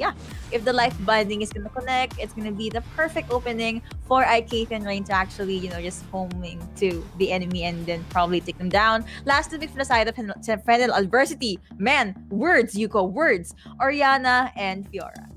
Very interesting picks here right now that I'm seeing, and we even saw an anime for the side of Encore Esports. Wow. But I do believe in some sort of way this is actually kind of big, because if you're looking, as you mentioned, the light binding for the side of Encore Esports, this is a counter onto the mobile champions, and Fennel Adversity has a lot of it. Lee Sin, Corki, Fiora. These are mobile champions where in Lux just goes for the light binding, secures the CC against the enemy team, and that will just crumble down. And like how Encore Esports right now just balance the single targeted CC potentials and the AoE CCs. I think they've heard us, Yuko. And for the side of Fennel Adversity, I think they're going in right now for the single targeted CCs as well, with a mix of Oriana and Janet to go for the disengage, especially if you're considering that Vi is a diver champion, Garen is a diver champion, Annie, Kaisa are diver champions, right? So if you just go for the Moonsoon, it's just pretty much disengage all around. That is true. However, I understand the Annie pick. We have been seeing different teams pick this up, and she can be very powerful in the early to the mid game. But there's a Lee Sin, and Lee Sin can just Kiku his way into Annie. So yes, I did the thing. Yeah, but he can just do that. So that's probably one of the reasons why Garen and Vi should be the very beefy frontliners and protect the ladies at the backline. Wait, Vi is a girl too, but yeah, at the backline. And I can already imagine Kaisa coming in with the killer instinct, most likely gonna try to target Corki. However, Fiora dash in, dash out, repost, grand challenge. It's gonna be very difficult. Though you talked about how Garen and Vi needs to be tanky, I'm looking at Fennel University and seeing they don't have a tank in their draft. Right? They have Fiora, sure, that is a sustainable champion, but when you look at overall, they're quite squishy. And I think Encore Esports could punish this type of draft because they could just burst them down, take the single kill, isolate each and every member, and pretty much, I think they have a big potential to win this fight. But of course, the early game would be the name of the game for the side of Fennel Adversity, having a lot of potential, especially I'm looking at Lee Sin, to then go for some plays. When you hit level 3, mid lane, dual lane needs to be a scary composition for the side of Encore. Encore Esports. Oh yeah, this is gonna be the draft for game number 2. Fennel Adversity, they still want to go with the very normal lineup. They're still coming over with that Garen. Yeah, Power is the one in Fennel Adversity. So okay, looks like they're the ones that has an Annie now. And you could see Encore, they want to go with something unorthodox. They want to go with full on damage, and I love that. Just keep on challenging not only your opponents but also yourself. But this lineup is a ticking time bomb. They have to meet a certain quota sometime in the maybe 8-10 minute mark just to make sure that they can survive against the front line of Fennel right here. But if it works, I would love to see so much damage. You have the shockwave for the initiate, you have the Gatling gun in the back lines, you have the kicks coming in from Lee Sin, and well, Fiora just probably gonna do Fiora things, and you have Janna with Moonsoon, sustain, engage, and disengage, and you also have Swords for shields. Yeah, hell, let's go for the 100% commitment in the draft. And I think you talked about it a while ago, right? How Annie, Lux, I think, was just unconventional, untraditional, but they really want to go for those hard CC, hard engages, those AP champions, has potential to burst down the enemy team. And I think that just supports how they could burst down the squishy champions of Fennel Adversity, right? You have a lot of burst damage potential, and I think the early game needs to be matched up with Encore Esports as well to really punish it through, because the late game is not looking that good for their team. Right? You have Fennel Adversity with a lot of champions coming right up. All right, so I'm sorry. Earlier we saw that Fennel was on the right side, so now it's back on the left side. Hello, sorry, that one's on me. But you have Kaz who's being very aggressive here, trying to shoo Power away. So Fennel running that no frontliner lineup. Annie, well, Moy on this very cute Annie. I love that skin. But of course, it's going to be an early invade coming in from Fennel. They want to go with the 1-3-1. Obviously, you have a Janna. Might as well go 1-3-1, right? I love it. I love it. There's a 3-man roam coming in from Fennel Adversity with Oriana being the ADC right now, or APC as you may call it, as Fennel Adversity just went in for a 1-1-2-1 type of composition once again. It's been a long time that we haven't seen it. But Fennel Adversity with this unconventional type of pickings could punish Encore Esports to max, but at the same time, Encore Esports could punish Fennel Adversity at the same way as Rihanna is pushy. And this is indeed gonna be an unconventional type of pickings here. And Oriana is something that Encore Esports could punish you into, especially if they like binding out to the connects. Yeah, this is where Ishimi should shine. Make sure Oriana will not be able to go anywhere near them, and this is basically giving more chance for Kaisa to snowball. But oh no, I thought they were gonna go over to Dragon Lane, but of course they want to get that Rift Scuttler, get the golden horse experience in. Nope, Void Seeker is not gonna connect. It is just roughly under 2 minutes. But you have Encore Esports already rotating all over the map, but you have Fennel Adversity too. Are you gonna go and go with high unless that is gonna connect? They still want him to go unless he doesn't get popped by Cass just so he'll be able to make it out of there alive. He does leave a ward, a little hello, a little I love you from their opponents. Ooh, speaking of the love you, looks like we have the duos here into the mid lane. Both loving each other against each other. That sounded wrong, but regardless, I do respect how Encore Esports is playing the Vision game right now. Yeah. Right? They have 2 wards onto the top side of the map, and one would be the Rift Scuttler. They get the information, and their barrel lane is pretty much safe. They have the information if Annie is going to be the next contest here for the side of Fennel Adversity. And on top of all that, first minute of the game, they just placed into the wards into enemy jungles into the bottom side of the map as well. And that just gave them information that, you know what, we have Fennel Adversity now going to the bottom side of the map, and Kaisa and Ishimi was overextending. So that just gave them the signal that we need to go back. We need to retreat from now, then punish later on, and right now let's just respect the enemy team. Because at this point in time, they don't have damage yet, and they have good scaling potential. So let's just wait for that to happen, just defeat Fennel Adversity in game number 2. I actually like how careful Encore Esports is now. It's not as passive as they were in game number 1, but you feel like they're trying to get as much vision, if you know what I mean. And I'm honestly just waiting for another gang from Vi, Aya, but it's like they're still being pretty passive and calm and careful about things. I haven't been seeing a good Tiber's landing from Moy as well, but it's just the 3-minute mark, calm down, Yuko. You'll get your team fight because the first dragon rather is going to be up in 25 seconds. This could possibly be the first fight that we're going to see in game number 2. You have the ultimates in, except for Jana, but that'll be up in a few more EXPs. But yeah, Lee Sin already sitting comfortably at a level 6, and he is still able to get that Rift Scuttler. I actually wasn't able to see if Encore Esports was able to get any Rift Scuttler earlier on.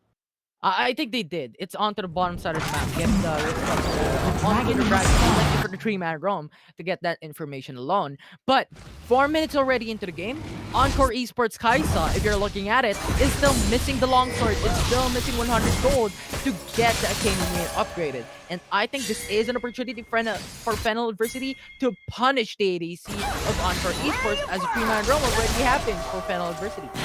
I actually was panicking for a bit there because Kaisa was so vulnerable. She could have been ganked earlier on, but I guess Fennel Adversity, they just really want to focus on the dragon, and that is going to be Dan, just very aggressive at the mid lane. You have Kaz, you have Moy, just already giving the dragon a start. Kaya is there as well. It's going to be a 3-4. Let's see who will be able to win this. He's not going to connect, but here comes the bug. He's out of pressure. And that is the Lexi. They can take that dragon. He jumps in, but he was forced to flash out. And here comes the Meg. Here comes Darren as well. Good that gets at the back line. Goodness me, he got bursted down by that Corki. And you have Tibbers at the mid lane, or they need someone by Annie, but that was basically a huge for none in favor of Adversity. That is a huge advantage. But in retrospect, Encore Esports, they got the dragon. Dragon indeed. Ishimi, you are a living calculator. Because that life binding connected on Domeng, and that was 1k HP already onto the dragon. And yes, they lost 2, but they got the objective instead. So right now, I think that is not going to be huge enough to bring back the goal that they lost. And Fennel Adversity is already sitting at a 3. 4K gold lead against the enemy team, and this is not looking that good. But Rift Herald is still gonna be available. Tarfar's Blood is here by Fennel University as well a while ago, and I think that's just push to go with that. What was that final spot? Jan almost got person down here. Go. That's a shield coming in. Well, that was the attack rather coming in from Oriana.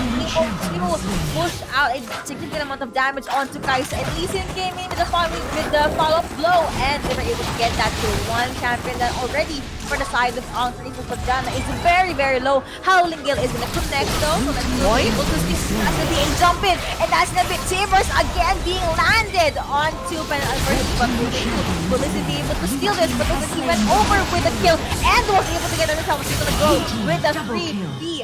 Well, 3v1, and that is something that Annie does not really excel in. So that's gonna be a rampage coming over to Domeng. Imagine just going through with the Rift Herald and still getting that kill. Here's the video 1v1. Really? V1? Fiora against Fiora. Alright, Cass is gonna give it a go.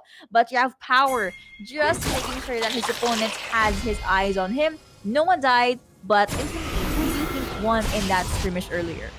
Definitely gonna be Fennel University, because on top of the kills that they've got, they already got the Rift Herald as well, and that was a calculated play coming in from Domeng, because they waited for Kaya's G8 to pop off, now going through the reset, now going through the cooldown, and Fennel University Domeng that just jumped in with the Sonic Wave, went in for the smite, got the kill as well. So right now, they're leading with a 6k gold lead from a while ago, which is only 4k. Yep, that is true. Oh, wait.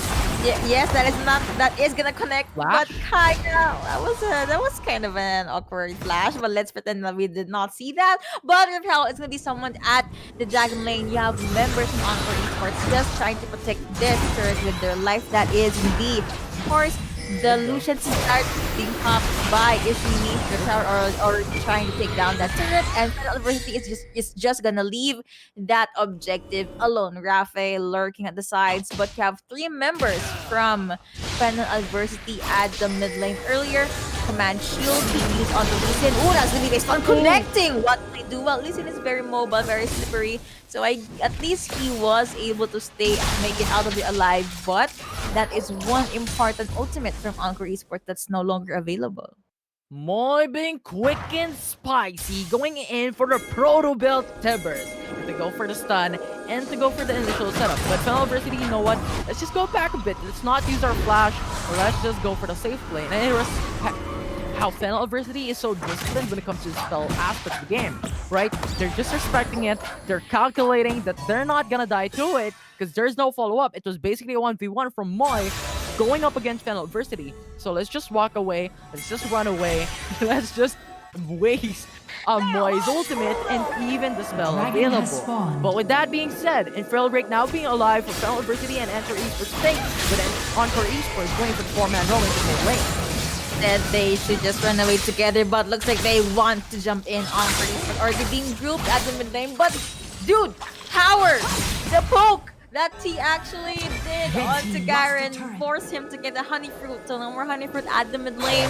But Encore Esports is still gonna hold their ground. There is Oriana's orb, and you just have Fennel near the Dragon Lane here, and Power going back to his Baron lane. I thought Encore was gonna go with a skirmish. That was honestly an opening for them. But I guess the amount of damage that Power was able to put onto Garen made them, think twice about trying to go into surprise back. And look at that, with just the information alone, with Rift Cutter and zoning out the enemy team, Encore Esports is just scared to even jump into that circle and try to get the Infernal Break. Even if he had the knowledge that Domeng was back onto the base going in for the reset. It's just so scary to do. With the amount of enemies from Fennel University as well, it's just too scary to match it up in a 5v5. So I think in the next 2 minutes, Encore Esports needs to isolate one, then go for the and here they go! That is the mid-lane is coming in from Encore, but they flash in. But remember, Fennel already had that Dragon. Are they gonna go with the fight? Looks like Power really wants to go with the fight. He was able to put off of damage on Ken. But here comes Cat in the front line.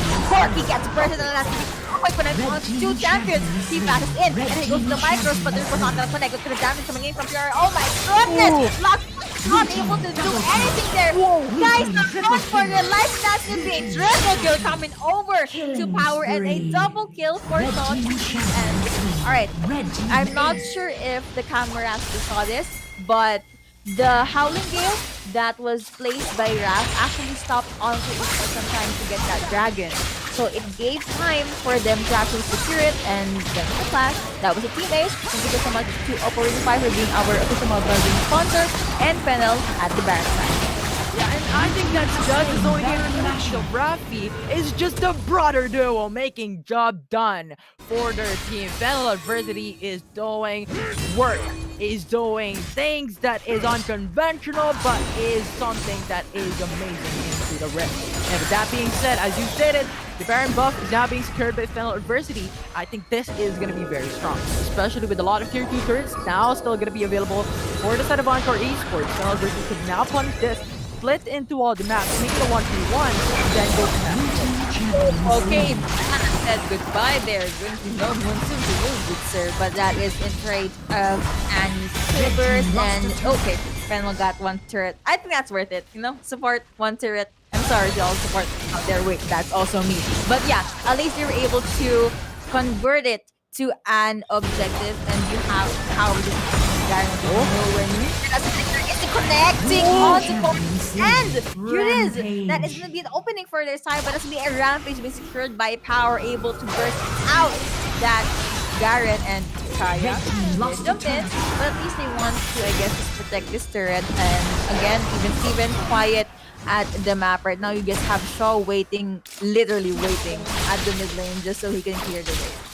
Can we call Ishimi a living calculator? Time and time again, he calculates light binding, connects against the enemy team, and that will be his character by Encore Esports. And that was the ADC. And a while ago, it was Domeng that just enabled Encore Esports to go for the objectives all around, but kill though. Connecting, and that is gonna be the stage is being popped by Oriana. Hello, that's the Apoy!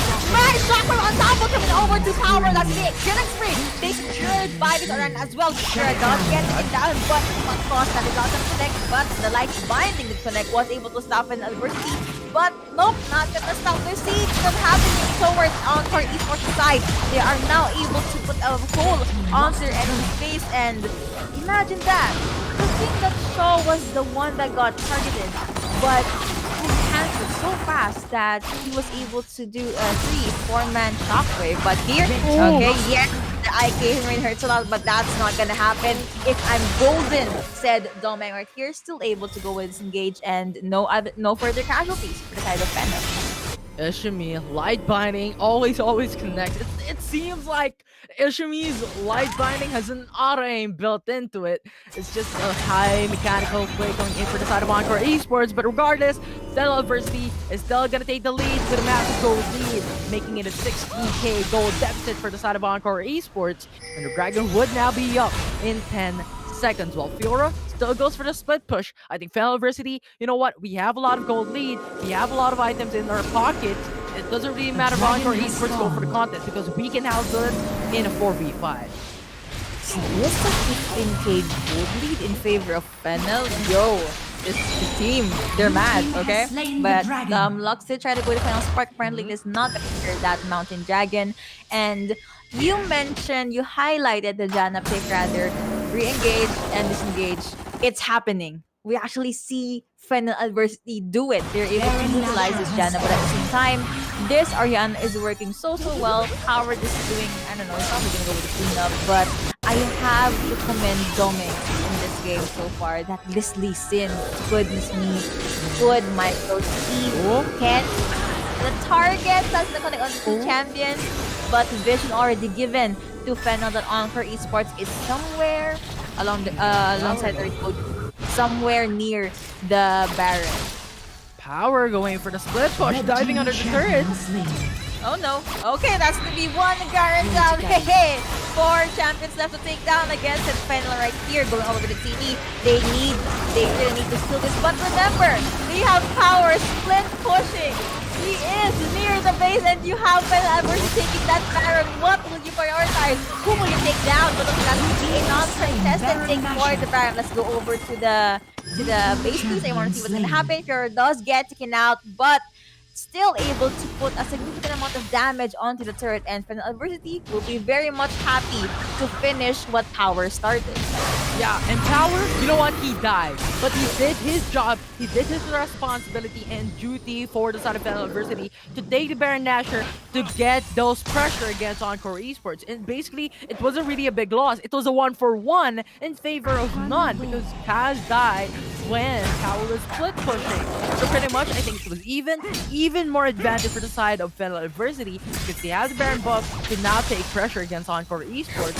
Now, it's pretty much just a massive landslide with 28k gold lead from Fennel Adversity. I have no words. I can't words at this point. That's like a huge gold gap. But you know what? Retrospect, Encore Esports, they should go with the pickup. I know it's easier said than done.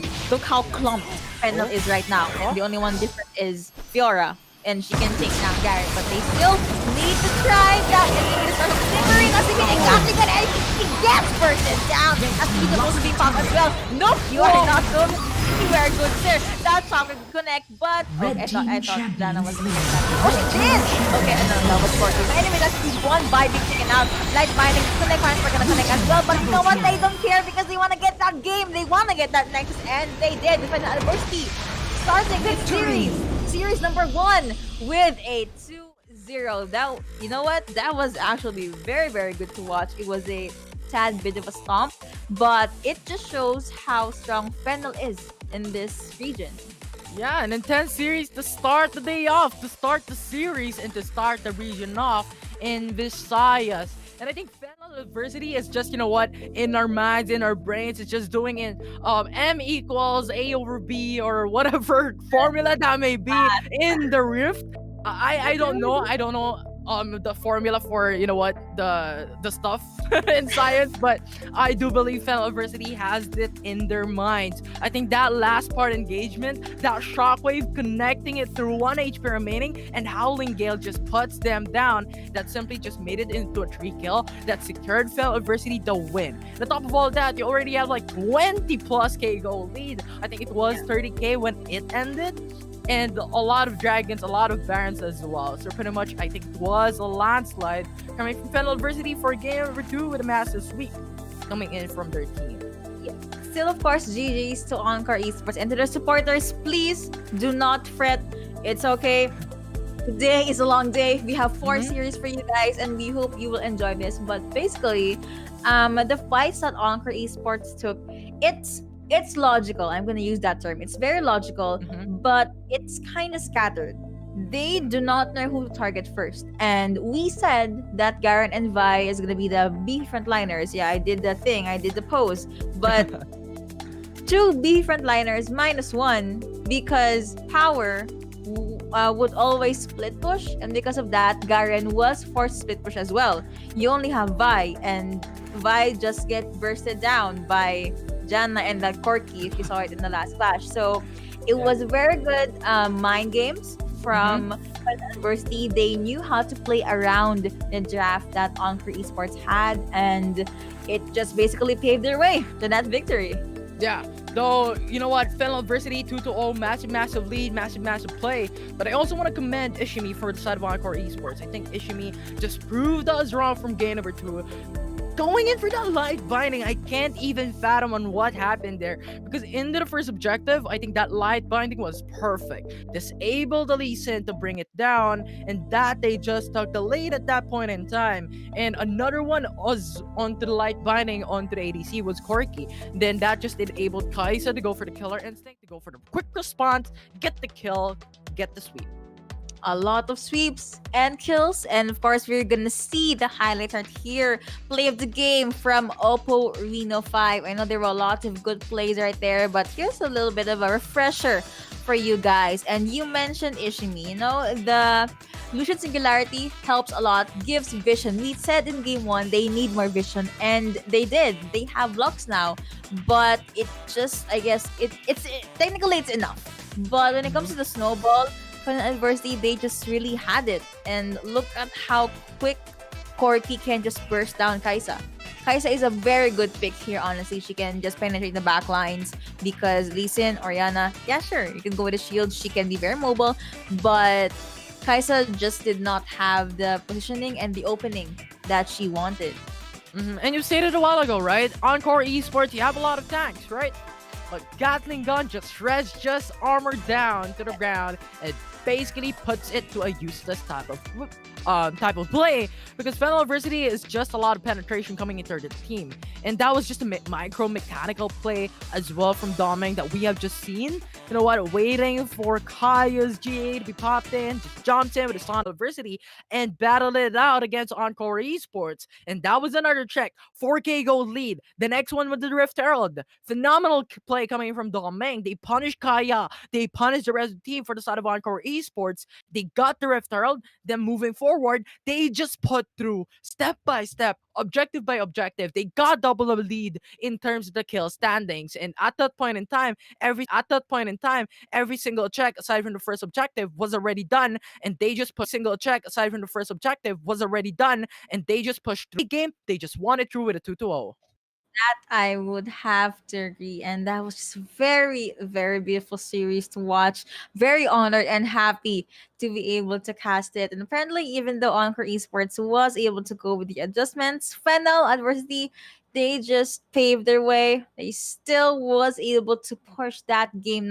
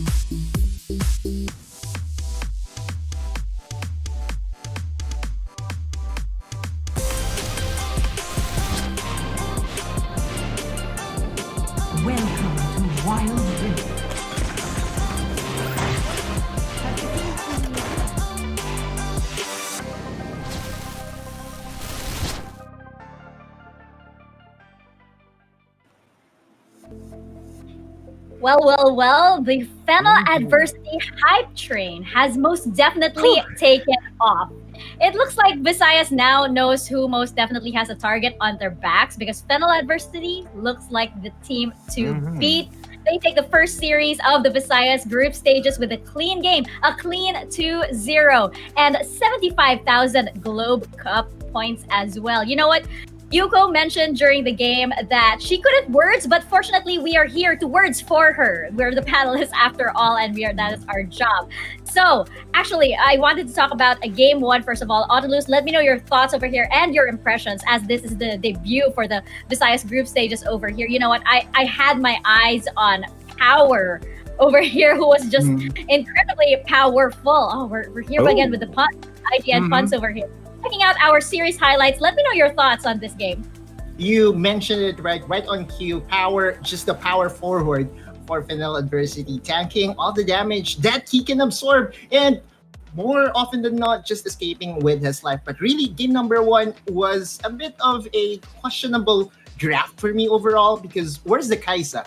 Saya was picked and Corky was picked, but all of a sudden, Kaisa wasn't picked by both the teams. So yeah, I think this is a new trend that we're going to see for the Visayas region. Also, one thing to note is Encore really did feel the nerves on the barrier, and they went for all exhaust composition, having the Diana and having the Rakan pick up the exhaust. So basically, when we look back onto game number one, it is about the team fighting of Encore versus the pick potential of Fennel adversity. Now, Encore, for quite some time, there was one clash in the Dragon Pit in where they got ace, and it was at the backs of the multi-layer crowd controlled by Fennel adversity, the Glacial Fissure on top of the package and on top of the Voice of Light. So much control when it comes to the area of effect for Fennel adversity, and that really made it harder. That made it difficult for Encore Esports to reach the backline, especially when you have a Garen that just stalls you for ages. So that's one thing to note as well for game number one is Fennel adversity's advanced warding. It allowed them, and this is actually the clash that decided the game. They saw the Akali on the bot lane with that ward, and that's the go signal for Vi to come in, for Doming to come in and just stomp this game overall. Now, that's just, a taste, a teaser of as to what Fennel adversity can bring to the table right now, because so far, the hype is really real. I love how you pointed out that they were playing the information game over there.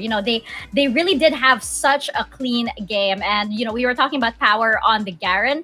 I do also have to point him out that moment in game number 2, I believe, where we saw him split pushing and pretty much already diving into the base of Encore Esports, which was a distraction as well for the rest of the team to get the Baron Asher. And, there's just this overall sort of like macro coordination that we're seeing over here on the side of Fennel adversity, and Encore Esports, it seems like, just couldn't keep up, at least not today. Osiris, what about you? What are your thoughts? Well, it was just a power of Fennel adversity who's creating a lot of distractions. It makes you to commit on a split decisions again and again. And Encore has been being pressured with what the advantage of Fennel adversity already got. They are running an aggressive team comp. And we saw Shaw shine on his own terms with the control mages that we've seen. And again, the Aurelion Soul might be going on a comfort pick as of now because it's our first day in Visayas, and we've seen a lot of preseason with the Aurelion Soul, right? So it's something that one of the metas previously that kind of favors Fennel right now with the setup, with the plays. And this time, they are the ones who's running the Vi, and that Corky is exceptional. Going in for the rapid fire cannon as a second item instead of the Infinity Edge. So you got the power spike, you got a very distance, you are just targeting everyone out and then whittle them down up until they gave up. Autolus also mentioned that we did not see Kaisa. We didn't see Kaisa at all. We did see Saya, could this be a shift over to favoring Saya over Kaisa right now? I know, again, we're getting really, really confused because we do have a Kaisaya also on our side. So this could be a little bit tricky. But I mean, like, it could be a signal sort of team shifting over the meta towards, something not so Kaisa centric. I know she was very, very popular early on in the C Icon series. But what are your thoughts on this, Autolus? I will be excited, really, if another AD carry shows up, but not the Saya, because we have Saya a lot of times. Maybe it's time for us to bring out the Varus, the Tristana. But it was really questionable as to how Kaisa did not show up during game number 1. Luckily, on game number 2, Encore Esports decided that, you know what, we still believe in the power of Kaisa. And looking at the highlights right now, this is actually like a slither of health remaining from Rafi and Danny. And I just would like to point out that, you know what, it's May 7 today. Deliveries are, on the way. And Danny, with his package delivery, special delivery, were very on point. And I think we can dub it as the 75,000 glow points delivery because the package usage from Danny was just absurd. You know what? I think we also have to commend, the Umali brothers connection seems to have definitely worked on the side of Fennel adversity. Osiris, what are your thoughts on this brotherly duo over here? Well, the brotherly duo really come into play as they are the ones who's assisting each other with all of the movements around the map. But what's good about this is we saw a 1-3-1 rotation. And for that reason, it's because there's a huge power with a Corki, Jana, and Lee Sin with the coordination, with the movement speed, plus the clearing speed of Corki with that Gatling gun or Phosphorus bomb. You already got a quick wave clear just to rotate around and make sure that Annie is going to stay on the middle lane. So what's good about that, when they knew that there will be an answer coming in from Kaya, it was Shaw. You can see the movement from this guy that he warded the red spot. And they got already with that fast clear that they got as a 3-person or 3-man rotation. Then they got back to their own red. There was no choice for Kaya but to forfeit the challenge because he's already behind. He's already behind. And at the same time, Annie or Moy is still farming for his level. So even though he's level 2, you still got 3-person who got a fairly huge amount of level 1s. And that denied completely. And Fennel adversity with that kind of rotation is completely exceptional. Just to wrap up this discussion before we head over to the second series of the day, what do you think Encore Esports could have done differently? Were they just caught unprepared? Because it is very possible that, our teams, it is the first day, they haven't quite warmed up yet. They're still feeling their way around the group stages. But what do you think they could have done differently? Autolus, let's start with your thoughts. Well, you said it right. It's all about the confidence and being decisive. Because in game number 1, I saw the exhaust on Ishimi and barely touched, right? And that, I think, is one of the reasons why if you're going to pick exhaust, make sure that you use it on clashes. If not, then maybe just go for the standard heal barrier. The being decisive has been shown by Moy, by the way, on that Annie. I really loved her engages, but it wasn't enough if the other teammates of his is not there in sync with him. So just a little bit of fixing here and there on the engages and layering of CCs, and I think they will have a good time here in Visayas. You, Osiris, what do you think they could have done differently? Well, they are showing really good aggression. They are also matching the game too with a fair amount of aggression, but they are not playing on their win condition. They drafted a Vi, an Annie, and a Lux. It fairly shows that they wanted to play on a kind of pick-off composition. And it's a bit sad for them to not really taking advantage of that kind of team comp. That as early as they can just go and deny the lane. So I think at that point, they should be the ones who's pulling the trigger instead of waiting for that Lee Sin. Remember, this is a doming Lee Sin, and every Lee Sin players are aggressive. So as Vi, they wanted to answer that on a different spectrum, on a different lane. So they need to work more on their homeworks against Fennel adversity, but Encore is definitely there to challenge them. we are going to see if Encore Esports can, of course, climb their way back up, but their way back up where in their standings, of course, and just checking out how it is so far. Of course, that was just our first series of the day. We still have 3 more to go today, and Fennel Adversity right now is leading the pack with that very clean 2-0. You know, this could be a start of an undefeated Visayas stage. It's possible. It's possible, especially after what we just saw.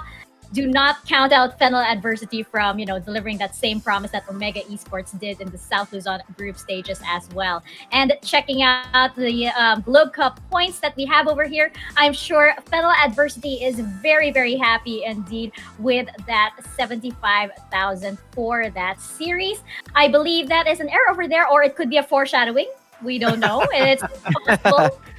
Possible, but of course there is 75,000 Globe Cup points for each series. It's possible that Fennel Adversity here starting off very, very confident, and it could be indeed that they do take home 150,000 Globe Cup points by the end of this day. But for now, that is at 75,000 Globe Cup points over to Fennel Adversity. Now, over to our second series of the day, however, we do have Apoy Esports and Amihan Esports. We have a Fire versus Wind over here. And, these teams, they aren't strangers to each other, but this is their introduction to the Sea Icon series audience. And, just checking out the lineup of Apoy Esports over here. Ottilus, do you have any thoughts on this lineup, on these players?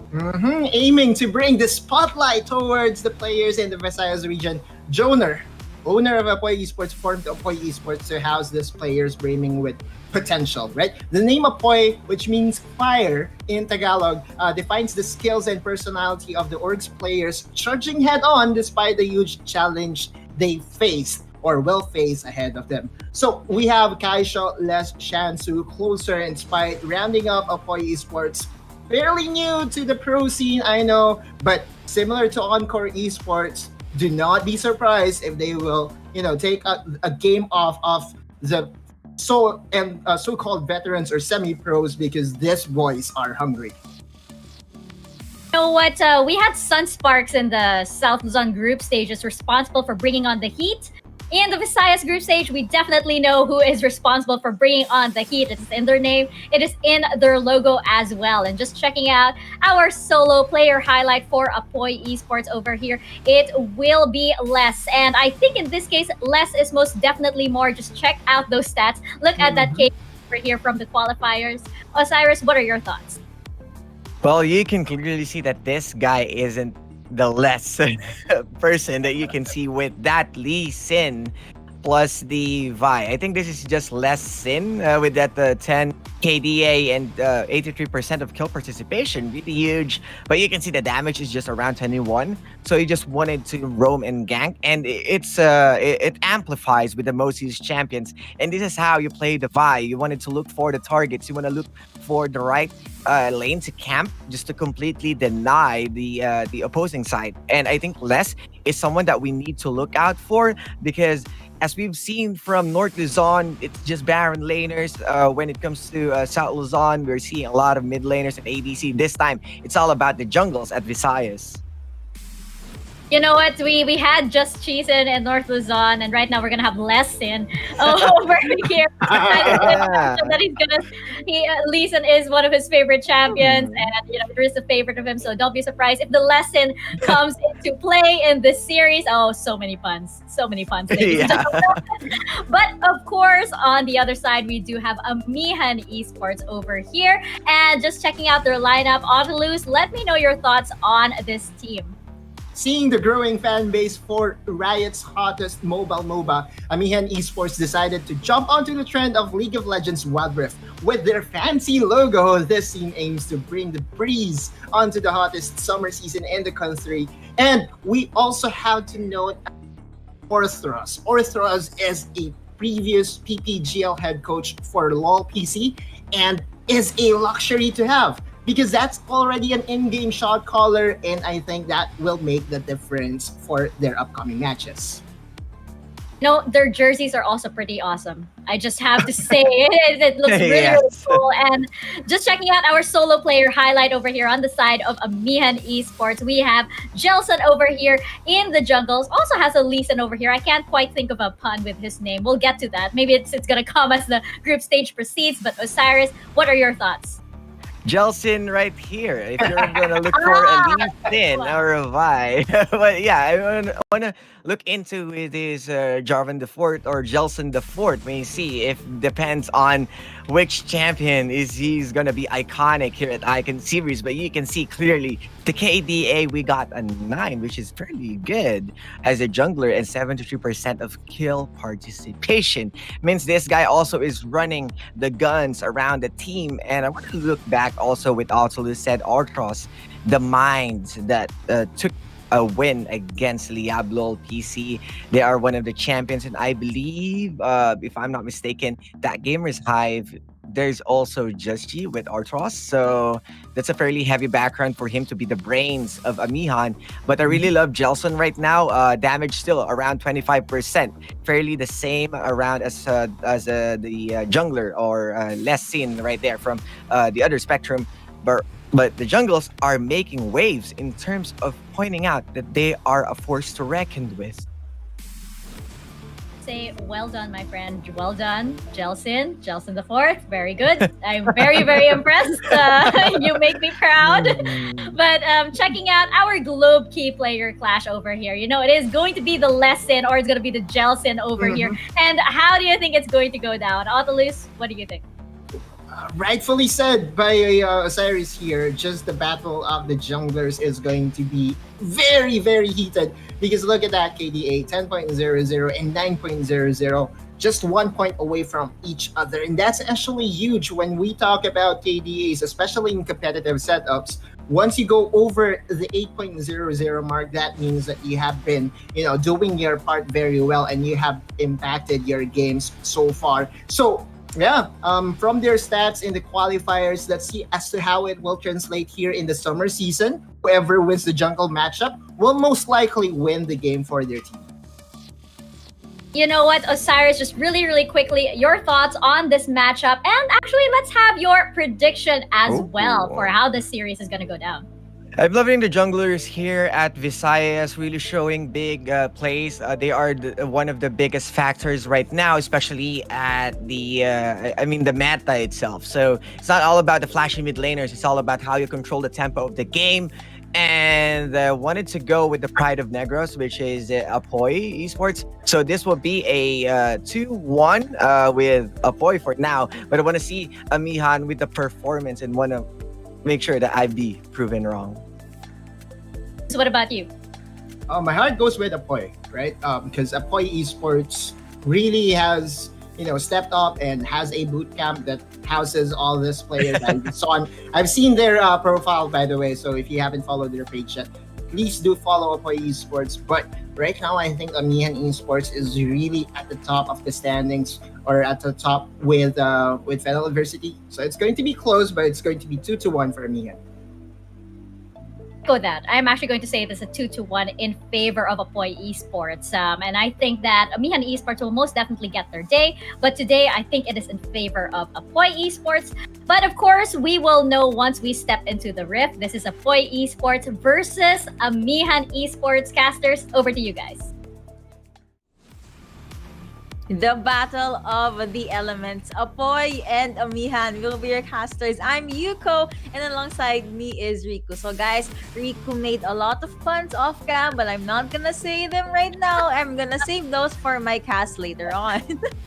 I'm definitely gonna look forward to those puns that the panelists prepared, and as well as Yuko later for your play-by-play. So yeah, you mentioned Battle of the Elements. Apoy, fire in Tagalog. Amihan, wind in Tagalog. So I love it. Battle of the Elements, and looking forward to see how this is gonna pan out. Especially, this is the first time we'll be seeing them on the big stage. Exactly. And again, this is just day one, and we saw that, man, Final Adversity, they finished that series with a very convincing 2-0. Let's see if this is going to be 2-0 too, or will we finally see a 2-1? Again, ladies and gentlemen, these are the dashing faces, the handsome men wearing their respective jerseys. And I'm actually happy to see that now they have their jerseys. What can I just say? The colors and the design. So good. Yeah, very, very cool. Orange versus blue, the wind and the fire once more. But yeah, checking out their rosters again, we looked at Amihan. Right now, this is an esports organization that has rebuild talents as their motto, as their foundation, and it says a lot. Again, they formed this roster via Wild Rift tryouts. Yeah. They posted it on their Facebook, and this is the conclusion. This is what we see right now. They're in the big stage of the Visayas group stage, so excited to see how they will face Apoy later on. Yes. And actually, a bit of a follow-up on Amihan. They're making some noise in social media in a good way because they really want to hype the community, and it just goes to show that they're prepared to be up against anyone. But apparently, the first turret or the first wall they have to overcome is going to be Apoy. So we are at the pick and ban phase. So far from the side of Apoy, we have Camille and Fiora for the bans. No Baron laners for them, apparently. But Timo and a Master Yi band on Amihan, by the way. But the draft is moving super fast. So Diana first pick Apoy. That means they want something for Shansu. Meanwhile, another assassin is open. I mean, that means Gragas is open too. There's so many open because of the Timo and Master Yi ban. All right, so Greg is open and Galio's there too, and this Braum is still open. I'm not sure if it's going to be a mid or support Galio, but I think it's going to be support Galio because it was picked alongside Kaisa. But yeah, crazy bans from Amihan, and it just... Okay, what a way to start your Icon Series experience, right? Fizz being hovered. Let's see if they're going to lock that in. Yeah, I mean, you mean assassin versus assassin. Usually we win, and never mind, the hype is there. But usually when we see an assassin on the opposite side of the spectrum, usually you either want to counter it or you want to just play passively by canceling the lane, maybe get a Galio, maybe get an Orianna. This time around though, Apoy could pick their jungler up, which is the Vi for less. All right, so let's see who's going to be the last pick for the side of Apoy Esports right here. I'm not sure if that's the mid lane. Okay, so it's going to be a mid lane Diana. Oh, yeah, mid lane Diana, most likely Galio or can go to the mid, but those two can switch actually. But the sure call here is Vi for the jungle, and you have Kaisa Lux for the Dragon Lane duo. It's real, okay. Yeah, absolutely. It can still... I love the swaps here and there. I mean, Kaisho can still play a mean Diana if ever. For Amihan, they still don't have their AD carry. And we're going to be seeing a Tristana for Demon here. I mean, we've only ever seen the Tristana once, and it didn't work out during the South Luzon stages. So maybe this time for Visayas, it can create havoc. Let's see if the wind will take this Tristana to his first win. And these are the lineups for game number 1. Rico, I just really want to jump into the game right now. Crazy bans. I love the picks, and just... Man, first time we're gonna see these teams. You know what? Let's just go all in. And I really want to see who will be first because their respective lineups, it's kind of like a tall order. They have tall orders. Yeah, for Apoy, you can see that it's a little bit of half and half. A Diana can easily snowball if done right, especially if you pair it with an aggressive jungler such as the Vi. Meanwhile, Apoy does have at least that insurance, that late game insurance in the form of the Kaisa. And Apoy has a really good formula from all stages of the game. Amihan, in the meantime, has a lot of assassination potential. You've got the Lee Sin, you've got the Akali, and the burst from the Gragas sort of cancels out. We've seen Diana Gragas mid lanes, and most of the time, Diana doesn't work out too well in the early stages of the game. Yeah, that's because first, some Gragas can dish out so much damage earlier on compared to a Diana. So I just have to say this: Amihan wind has Jana, rather, all about the wind, and Apoy has Diana that has a fire skin. I'm sorry, I just had to say it right there. They're staying true to their elements, ladies and gents. Infernal. Yeah, we'll have to see if that's gonna be. That would be really cool though if Apoy brought in all the Infernal skins for the game for the Visayas group stages. But you mentioned Jana, a lot of disengage. I mean, Tristana already on her own is so strong on the disengage portion. You've got the rocket jump. You've got her ult as well. So I feel like, you know, we're seeing the Jana Gragas combo again. So it feels like Amihan can be untouchable. That is actually true, and it's all gonna depend on whether Apoy will be able to penetrate their backline rather, or at least just try to shred some armor, some life in, most likely from Lee Sin or Gragas. But Lee Sin, very mobile, can go toe to toe against Vi. But I guess, oh wait, I realized something. Akali, Lee Sin, and Tristana, they're kind of melee, or they need to go near their opponents first, especially Akali and Lee Sin. But Galio was picked by Apoy. So if the taunt connects, that could possibly be a quick double kill for Closer or for Shansu. Absolutely. I mean, you can pull in the Gragas too. That's 4 melee air code champions on the side of Amihan here. So you're right, the taunt will fit well, especially if you combine that with the Moonfall. That's gonna be beautiful to see if Apoy is able to execute that combo. And we haven't really get to see Diana shine in the later stages of South Luzon. So this could be a different beginning for Visayas. It's gonna be a reset, and let's see how will they be able to utilize this Diana, because I gotta tell you, Diana, she's almost a free win in my ranked games, rather, because people are very good and all that stuff. But yeah, in this matchup, Diana versus Gragas, it's still gonna be a 50-50, but I'm honestly just looking forward to seeing if this Tristana will be able to snowball, because she does not have a good record compared to Kaisa, since Kaisa is, as air quote, the queen of the late game. And I want to see the battle of supports too, because earlier on, Kaisa and Lux, they have more poke because of the light bindings as well as the Ikeith and Rain. But with enough said and do, all said and done, we are gonna jump into game number one. This is again Apoy Esports versus Amihan Esports. Both teams have esports in their names. I know. It's really cool. As Apoy and Amihan, again, you mentioned Battle of the Elements. So far, even though, let's just say, a lot of aggression from the picks of their junglers, such as the Lee Sin here. For Jelson, no invades will happen whatsoever, and it's still a safe start. You see Spike actually going with the jungler as well, just to make sure everything is a-okay within the vicinity. Still very quiet earlier on. Of course, it's just a laning phase. Everyone wants to get farm in, get the items in. Tristana and Jana, looks like they want to rotate over it, or they placed a ward just to make sure that they have vision on that area. Void Seeker apparently not going to connect. You just have Gragas with the barrels. Just usual Gragas things, surprising his enemies. But Shansu actually jumped in. I don't think he is going to commit, but at least he was able to kind of surprise his opponent. And this is what I've been telling you. The taunt, once it connects, it may seem like it's only for a handful of seconds, but if you're gonna insert that in the fight, that's gonna mean a lot for Apoy.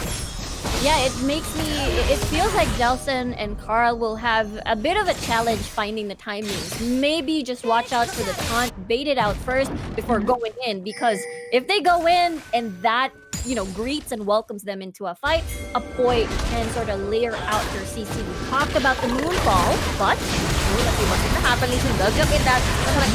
But actually the first all be secured by Diana. He was forced to flash out. Gragas gets taken down as well, and that is going to be Lee going with the re-engage. Instead, he got taken down by Gragas 5 points, like being popped by Akali, but less going in. That's gonna be a lot of damage. Still gonna go with the 1v1s. What will Akali do? Of course, Akali will do well, because it's against the Vi. That is gonna hurt a lot, but it was just 2 minutes in, and I'm so happy, okay? These two teams, they're really on fire, and it was all because of a Rift Scuttler.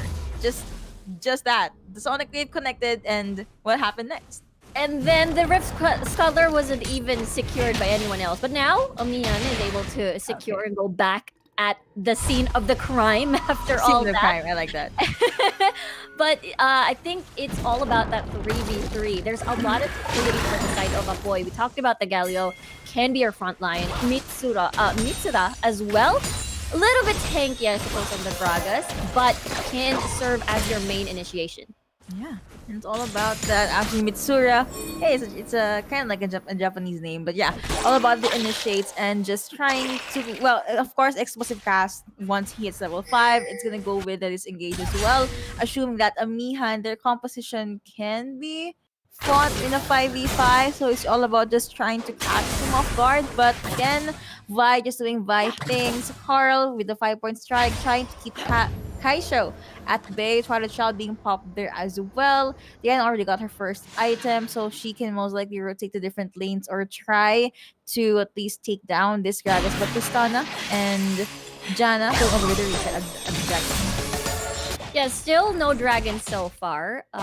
Still about to spawn in 18 seconds after that 4-minute mark. And yeah, I mean, it is going to be sort of canceling lanes out of each other. Kaisho on this this Galio here, that means no assassination potential call to happen, therefore not the potential of a snowballing Kaisa. Or what am I saying, Kaisa? A snowballing Akali will not be available, and so is Shansu.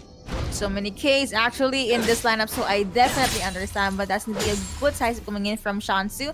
Was able to put a significant amount of damage on Mitsura, so he's gonna be, because they're gonna force to go back. Lee Sin gonna go to reset since Mountain Drake is now but Apoy Esports. They're already giving this dragon a strike of the guys wanna go in, but let's see what is gonna happen. How are they gonna connect it? Because that is gonna go with the knock, but that's gonna be being able to steal that dragon. They're gonna go with the look at that. It was catching coming over from that the dragon. They jumped in. Amihan Esports, they went all this game. Double kill coming over through this Nana.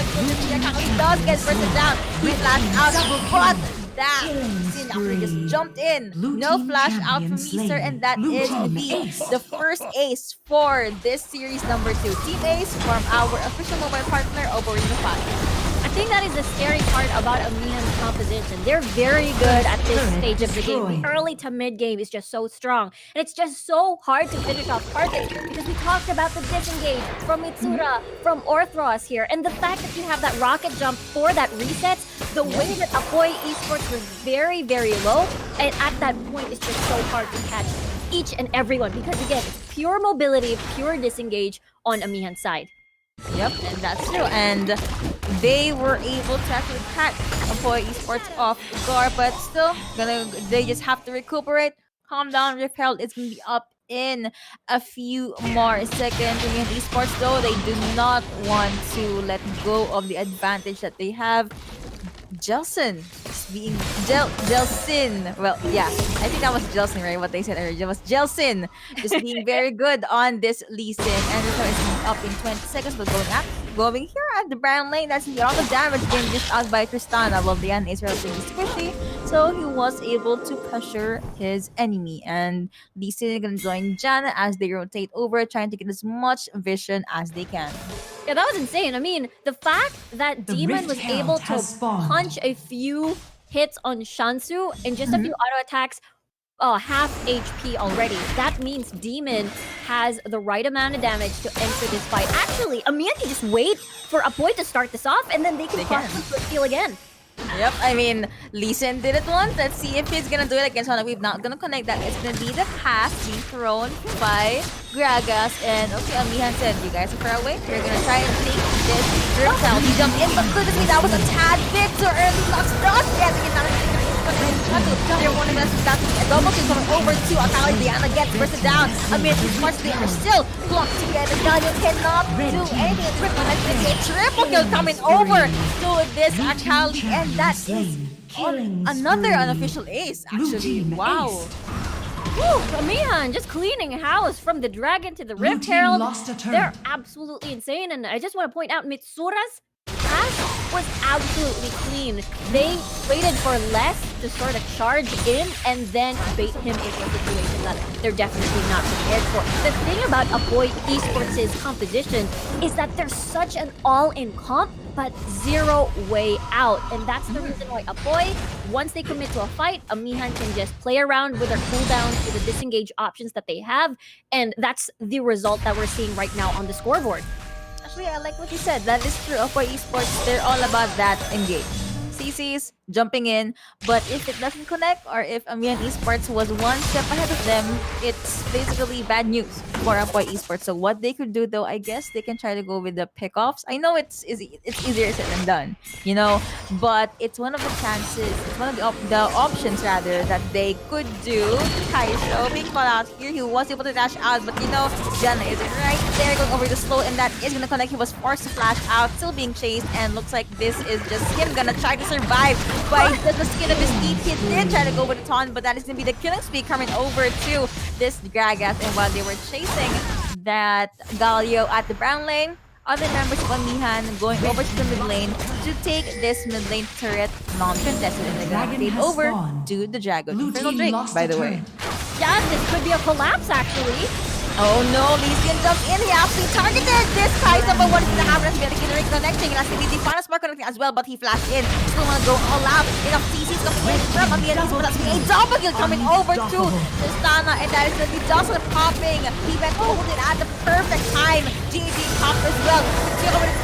They're still going to go with that chase. Rampage coming over to Lee Sin, and that was a 4 for none in favor of Amihan. Almost an ace again. Almost an ace for sure. I mean, Amihan is just not pulling the brakes. They're just going on, and understandable because they do have the lead. Why not cement that even further? You see Demon with an IE and as well as a static shiv already. That's what, 1 item ahead, 2 items ahead already. Meanwhile, Closer is having a hard time sort of completing his first item because every single time Apoy meets Amihan, they just keep sending them back home to base, and now they're rewarded with an Infernal Drake. That's 2 dragons on their backs already. Also, can I just add that Jelson, in the previous clash, he Sonic Wave towards Kai'Sa, even though they were a lot of champions in front of Closer. So that just shows his precision to try and get this ADC, although of course he was in too deep by the time that he jumped in, but still was able to put a significant amount of damage on this Kai'Sa. Yeah, I mean, for right at the moment, Amihan is gonna be happy just keeping on the targets towards Closer. The fact that again, Diana didn't get the snowball in the early game just because you're up against a Gragas matchup, and might as well just target this AD carry that will scale eventually into the later stages of the game. Oh no, that's gonna be a lot of damage. That's gonna be a beautiful explosive cast coming in from Gragas. A rampage for Mitsura, able to get that 1-and-1 another turret. Les was forced to go back because he needs to get his health in. 1 champion down, Baron is up. Amihan Esports, they want to get this in. Yeah, almost a 15k gold lead at the moment, and that will continue to grow once they get this Baron on the board for themselves as well. The fact that there is still 2 tier 1 towers standing for Amihan makes Apoy Esports start having a difficult time. Demon? Oh no, the exhaust has been popped. He has been rooted, but Demon, wow.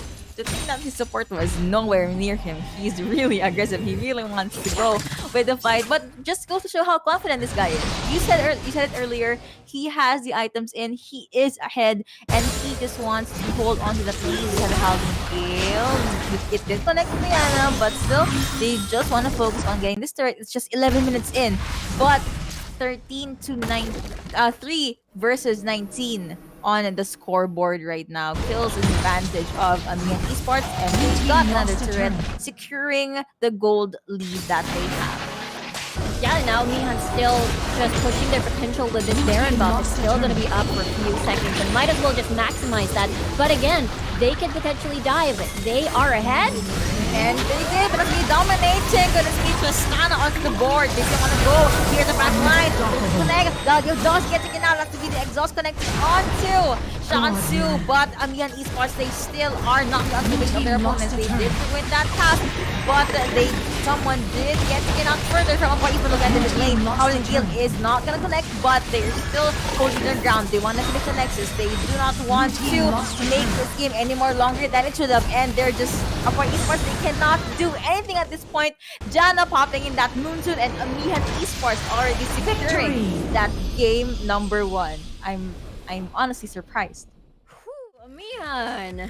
I mean, it wasn't a breeze. It was absolutely like a typhoon that hit with the monsoon, with the Janna that they have. Amihan, what a game! What a statement for game number 1, and that was a 15k gold lead at the end of that 12-minute game. So they really cemented their lead and made sure that they will not lose it. Demon 7, 0, and 10. Looks like this is the win that Tristana, our cute little Tristana, needed to say hello to the Icon series. So apparently the win did bring him to that victory. But aside from him being the MVP, I have to say Demon, with those micros, he's actually not afraid to try and duel literally anyone from the side of Apoy Esports. I believe he was confident because he still does have the rocket jump, still jump over and try to chase out objectives. But at the same time, space created by Jelson basically was able to isolate key members from Apoy Esports, and they're just right for the taking. Yeah, I mean, Jelson, Mitsura, they both did an amazing job engaging for the squad. To think that, again, the only mode of engage that they do have for a team fight is definitely, again, coming from Jelson and Mitsura. And despite the fact that it's not necessarily very strong when it comes to 5v5, it's very strong in skirmishes in comparison to what Apoy has on the board with, again, the Galio ult on top of the Moonfall. They did a pretty good job sort of being more aggressive during Dragon takes and as well as the Rift Herald takes. The first two aces basically put smile on Amihan Esports' faces. You saw how confident they were after they got that second ace. And surprisingly, their fights, it's almost always aces, you know? Like, dude, Amihan Esports looking really good right now. However, Apoy, okay, let's look at their draft. It's good. You see the logic behind it. They can pull it off. But it just so happened that I guess the cutter fight they bit way more than they could chew. And it basically became a double-edged sword that apparently did not work for them later on.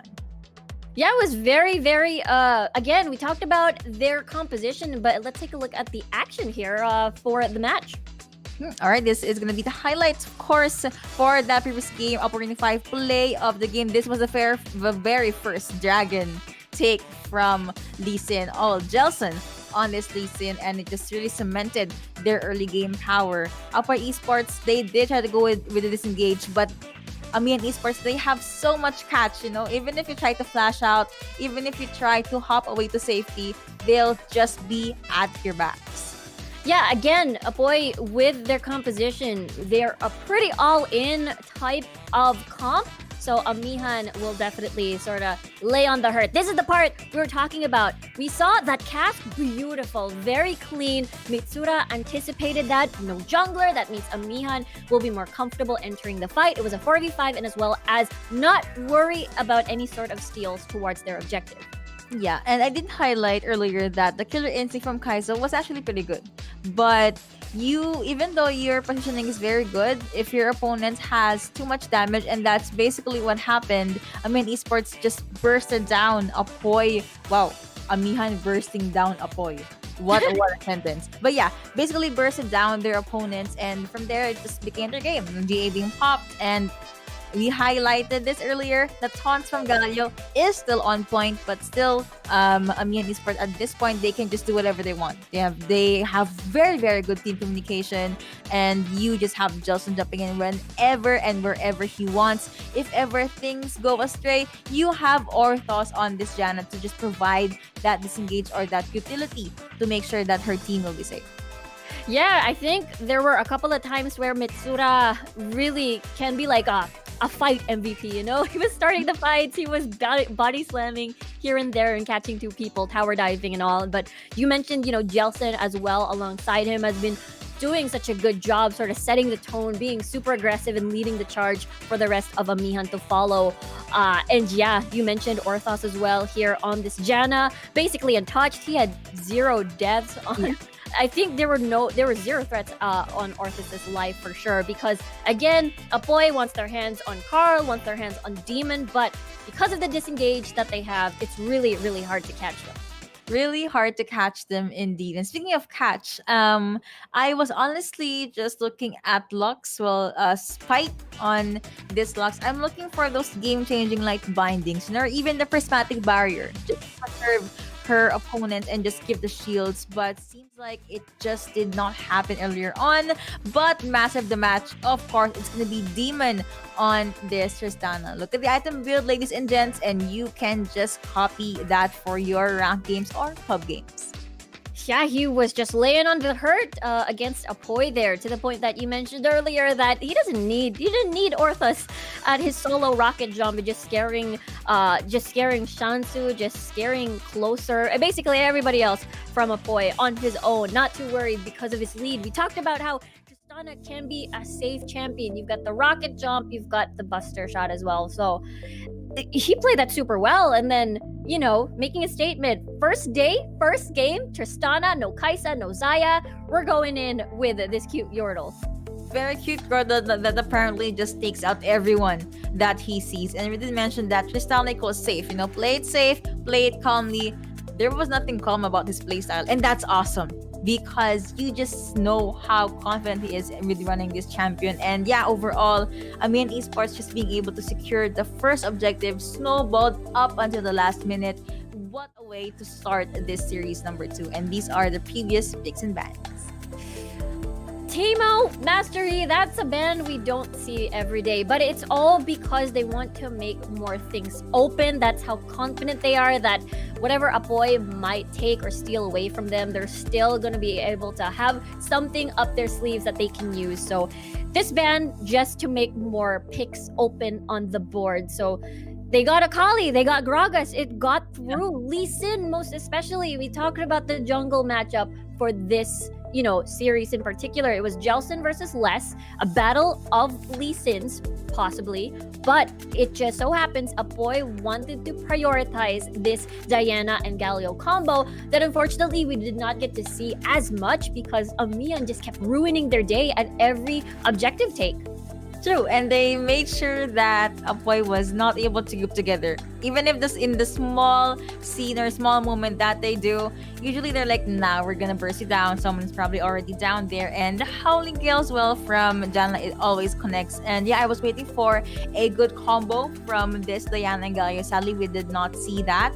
And I did not see a game-changing assault and battery from Vi 2, but that's okay. We're gonna go with the reset and let's see what is gonna happen into game number 2. So Miss Riku, wow, Miss Riku. Well, Should Apoy Esports do? Should they tweak their draft? Should they do something about the early game? What should they do? I think maybe the Diana has fallen off into, I mean, it's still amazing, but there's just a couple of laning matchups that don't work well if you're going to bank on the early snowball Diana pick. But we've seen Diana lean in towards more on the tank build if it doesn't work out too well for your assassination. If you have other assassins as well on the board, maybe you have a Camille as well with you, you need something a little bit that can, you know, make the moonfall work. Because the thing about Diana pick is that you go in but you get bursted immediately, so your full kit isn't maximized, and that's why you're paired with a lot of utility supports, maybe a Janna, maybe a Lulu, maybe a Rakan. We've seen that done by Liab before, but that's why you have the Galio, to make her tankier when she goes in. The problem is, again, we didn't get to see that, you know, that layering of CC. It was very difficult because of the full disengage that Amihan has, the cask, and as well as that monsoon. Yeah, and actually there were times that the explosive cast was not used as a disengage. It was basically a skill to make sure that, are you gonna try to run away? Nope. You're gonna try to flash out? Nope. Hello, have a cast. And then they're back in their arms and all that stuff. But yeah, I also would like to highlight this Akali. Still a very strong pick. I understand why other teams would pick this off. Was able to go up against Galio. Of course, earlier game, she was tamed. We did not see her go aggressive, but with the 5-point strike, still Credit Shroud, very, very strong. And she was basically in charge of cleanup if ever Tristana was not there. Yeah, Carl did a good job as well with the matchup against Kaisho on the Galio. Again, if you pick up the Galio, you'd expect him to sort of fly across the map and get the numbers advantage for Apoy. But because of, again, Carl had priority over that Akali, really strong pokes, there was no punish over that extended lane for sure, and therefore it was hard for Kaisho to join in the fight and make something happen.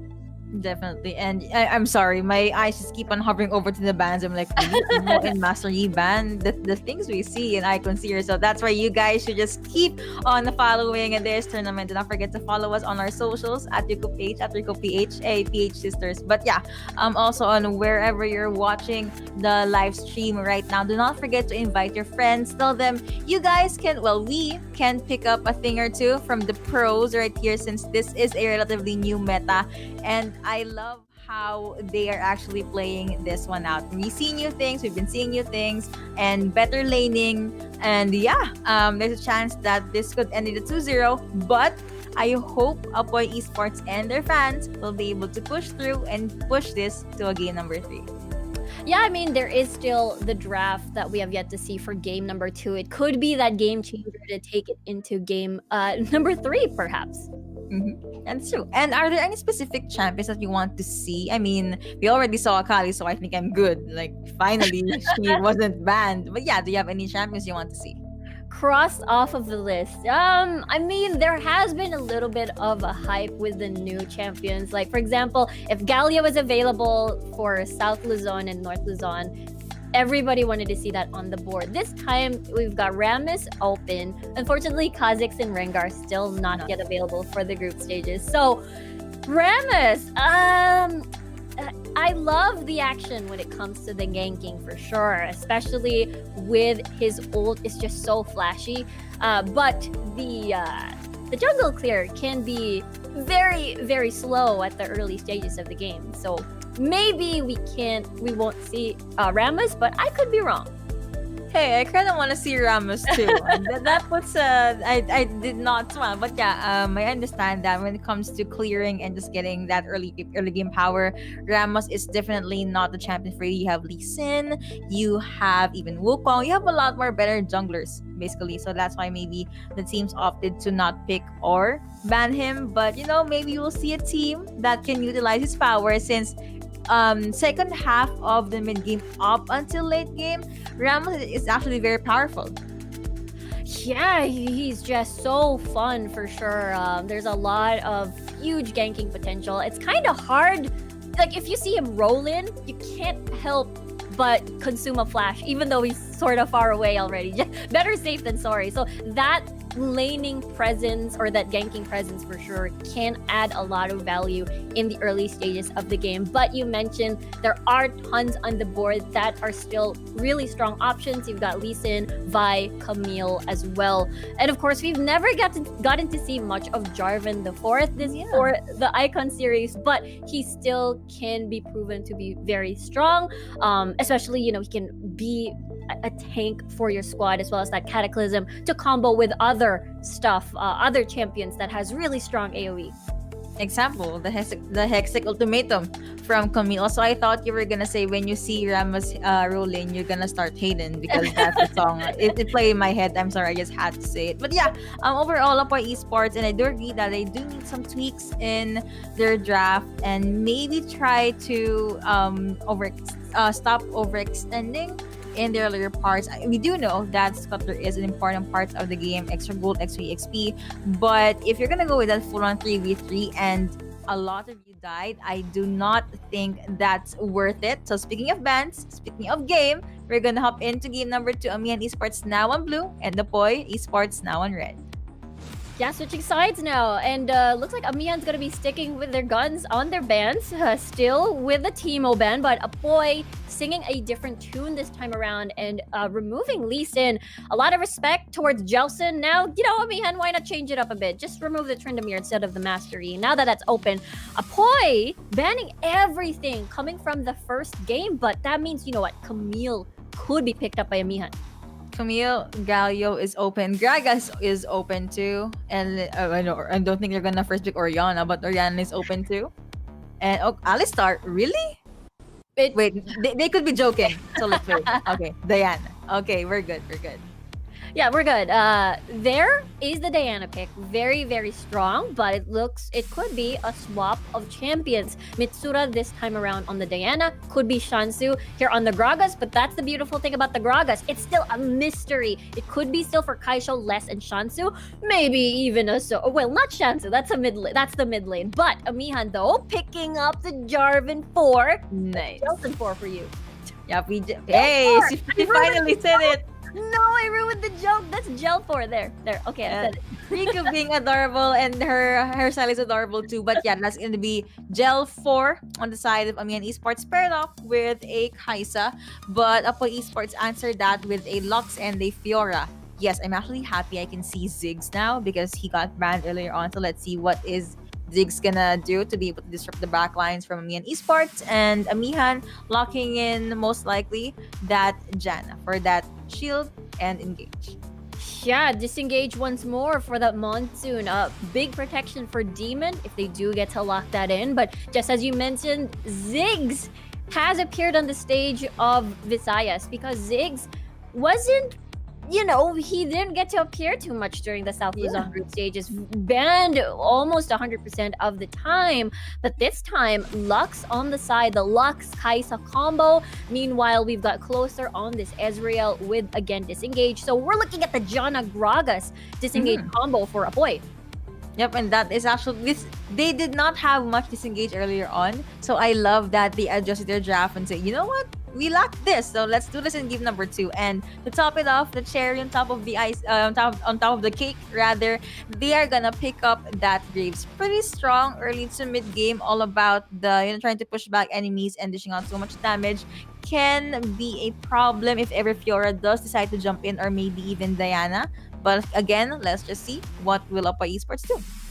Yeah, you're right. It could be, less here on this Graves. Very fast wave clear on this champion. Therefore, just having to farm and dish out the damage, just as you mentioned. So that double AD carry comp. They do have engage on the board in the form of Kaisho here on this Gragas. And you mentioned safety. Satchel for Shansu. Yeah. Arcane Shift for the Ezreal. I mean, hey, you've got double disengage already in your individual kits. Meanwhile, Amihan, we mentioned Jarvan 4 is great when you combo it with someone, with a champion that you can layer your champions with, layer your ultimates with. And, I mean, that's Diana and as well as Jarvan. So Cataclysm over your Moonfall, and then maybe a little bit of that Lux here and there as well. That was actually the combo I'm looking for, and yeah, guys. Anyway, yeah, I do like that J4 pick. It's gonna go pretty well with the final spark coming in from Luck, just to make sure that no one will be able to get out, and it's also basically gonna be the playground for Fiora when she decides to go with the cleanup. Kate and Rain again coming in from Kaisa, it is gonna help a lot. So Amihan Esports, they in game 1 they do have a 5v5 composition, but it's good with single targets. But now, feeling very more confident, they have a lineup that just screams 5v5.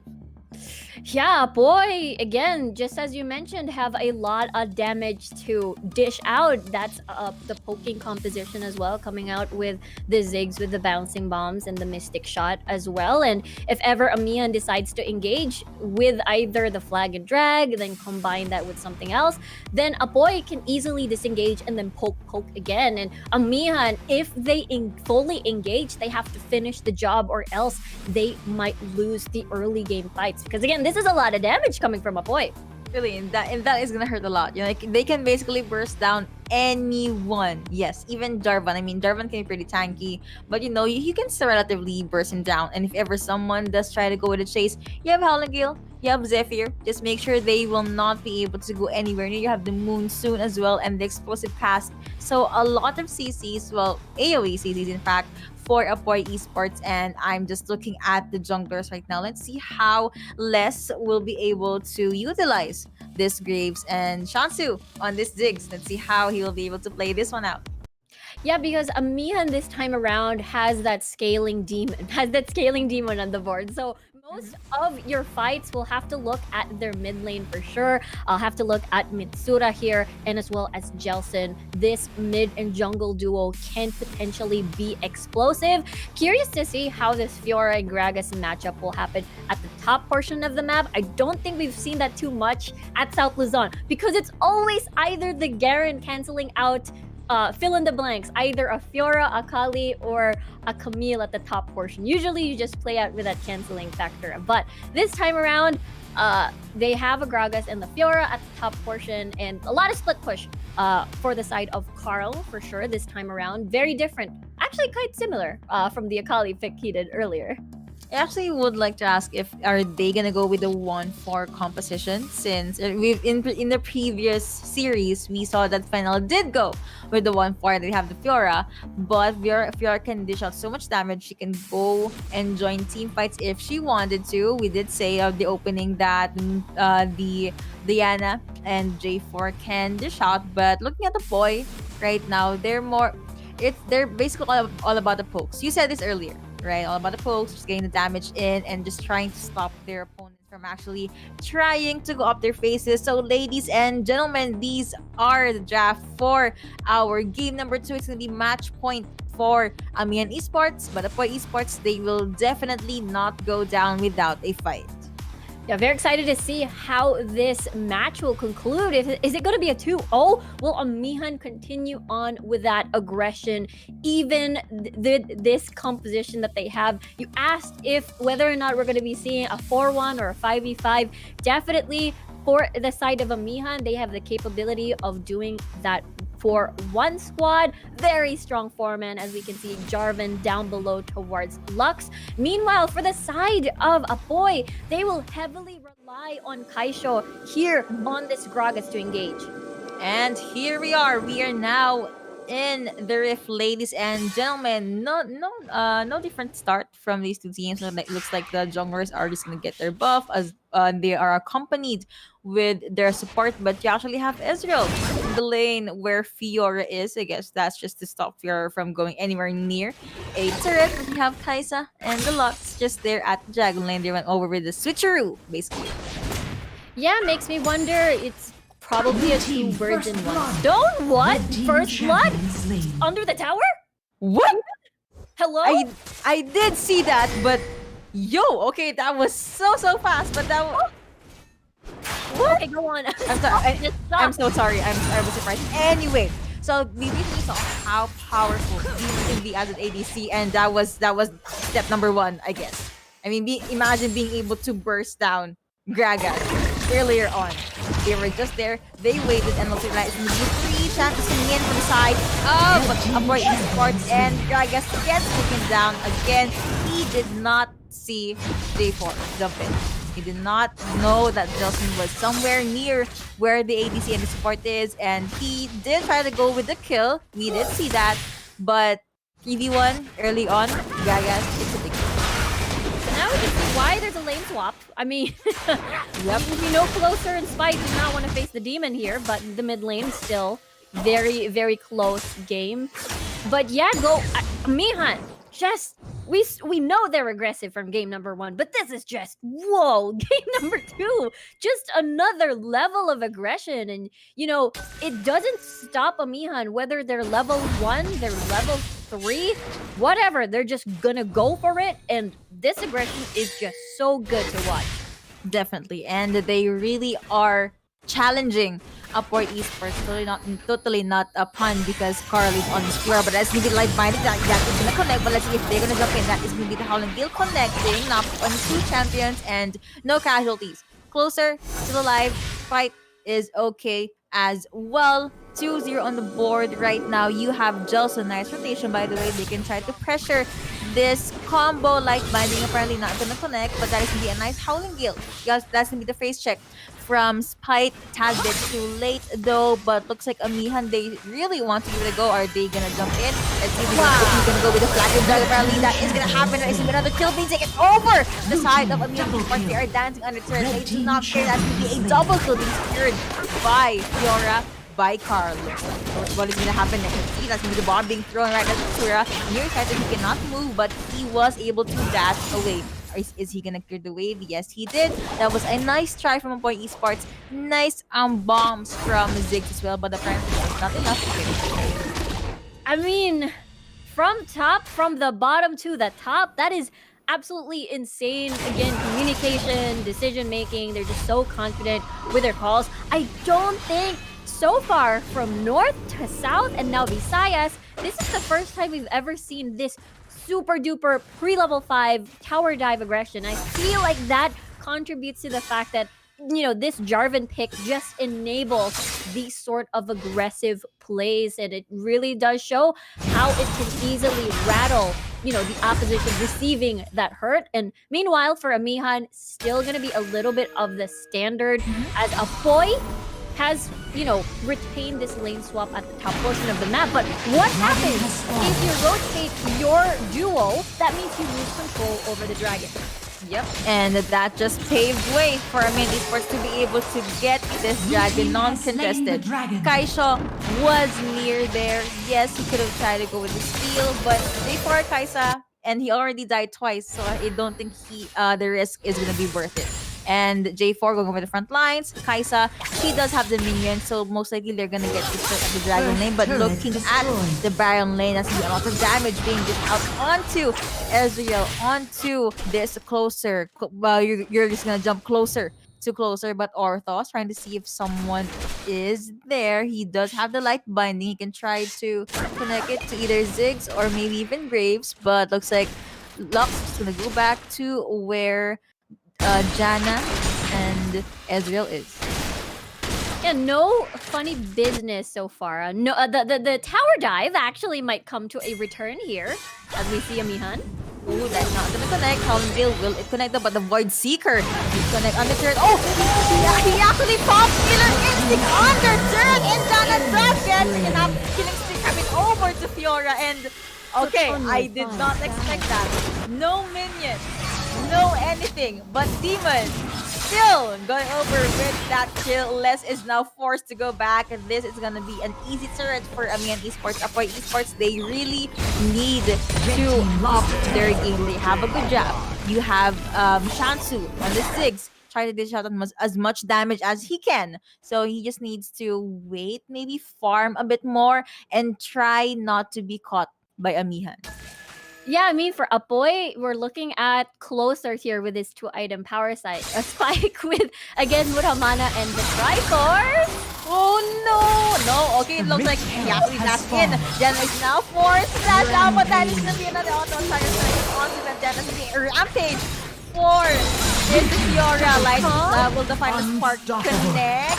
Apparently, that's it. That's going to be 1 assist at least for this Lux. Ezreal does get taken down. Les is now forced to disengage, but now Fiora just chasing him. Okay, and the turret did not finish this Fiora. Dominating Carl on this Fiora. Being, that is a textbook mechanic play right there, being very aggressive, making sure that the opponents does not have any time to breathe. Team lost a turn. Yeah, I just want to say how hyped that was because it was a 1v3 situation. You started with Spite and Closer, 1v2, Les arrived, and the fact that, again, Carl was so patient with his dash, waiting for Les to dash himself to catch up and finish the job, hit that vital, and Amihan just blowing our minds in this match again and again. We're looking at an 11k gold lead in favor of Amihan, and this is looking to be a little bit similar. Going back to the point about Closer, because you're in a position where you're waiting for your jungler to farm for this Graves, you're waiting for that 2-item power spike. So Amihan knows that win condition, knows that spike pathway. That's the reason why they're just, aggressive, not let them breathe. Not letting them breathe. Indeed, we are at the 7-minute mark, 9-0 the scoreboard right now. Goal advantage, like what Rico said, in favor of Amihan. Itemization, item check. As you can see, ladies and gents, still in favor of Amihan. And what do you think should Apoy Esports do to be able to stop the Amihan Esports from steamrolling? I mean, right now, they're doing a good job just trying to get that wave clear in. I mean, you do have Shansu at least on that Ziggs. You have Kaisha on the Gragas for sure. So just prepare for the tower dives. Try to see if you can punish. You have disengaged. The problem is, Apoy is so strong when they're together as fives. If the whole comp is assembled with all your disengage on the board, but Amihan is just so good at isolating targets and dividing the fights, dividing the map for themselves. And that's the reason why they're coming up on top with these fights in general. Yep, and you saw that was a non-contested dragon take because the members of Apoy Esports actually went with the reset, and the Amihan Esports saw that as an opening to be able to get another objective. But looks like we're never gonna see another fight. Light Mining is gonna connect us with the fire for pop there as well. Motion has been used, but at the cost. Looks like Amihan, they want to go all in. You have Fiora at the bottom lane, and that is no more turret for the outer turret rather for the side of mid lane. That is gonna connect as well. Did get rooted, but Orthos and Demon still holding their ground at the mid lane. Red team's turret has been taken down by Diana as well as Fiora. 2v3 looks like that's something Amihan Esports can work with, but they decided to go with the reset instead. Let's just play it safe now. Yeah, not gonna be too greedy despite the gold lead again from Amihan. Just slowly but surely creating more space on that lead against Apoy. And yeah, it's just so well executed. Amihan, once they know that they're in the lead, they'll just keep ramming it towards Apoy basically. And for Amihan, they're looking towards getting that Baron for sure. As for Apoy, we'll have to see if they have that steal potential. I mean, we mentioned they're strong as fives, but they're still waiting for their items to come online. To be fair, there's still a two-shot barrage. Can still go with the steals, and you have less on this grave. So the steal potential is still quite there. But the question is, will they allow Amihan Esports to separate them? Because right now, Jelson, nowhere near where Apoy Esports is. Looks like this is gonna be a non-contested Baron ticket again because you have Fiora at the Dragon Lane just giving problems to Apoy Esports. Special Barrage had bit too late, but it was a nice try for a closer Mystic Shot. It is gonna connect, but let's see, will Carl dive? I think he will. I will not be surprised at this point if he does. That is gonna be TV2, and he did jump in, and he only coming in from that Fiora, and D1 did jump in. I think everyone jumped in on, and you have Sura just jumping at the front line, was able to take someone out there as well. So many bodies inside of Apoy Esports just going down. Sura received a lot of damage rather than Diana does get bursted down. Kaisa gets on turret. That's indeed the counter is connecting onto Apoy Esports. Moonson did get popped. No more minions, and now Amihan Esports is forced to go back. That was almost a perfect game. They haven't lost towers yet. They haven't lost an objective yet.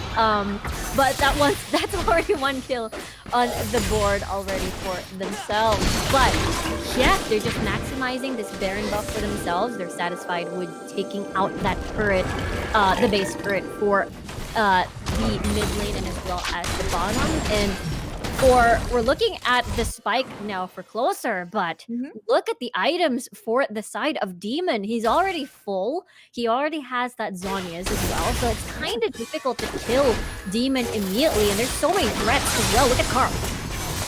That's 1v3, but he does not mind. They jump in, he just go with dive, but apparently Ziggs was forcing the bomb right at his face just so he will not be anywhere near Carl. We have him jumping in. That's the beat. The ultimate coming in from Brianna. Super clean. As he got like this, does get out and have the side of Apoy. Kaisa does get bursted down. You have the shield coming in from Lux. You have the prismatic barrier, and apparently it is enough. Light binding not going to connect, but at least Graves was not able to chase them down. Next Jake will be up in 6 seconds. Apoy Esports, they are left to defend their now open base.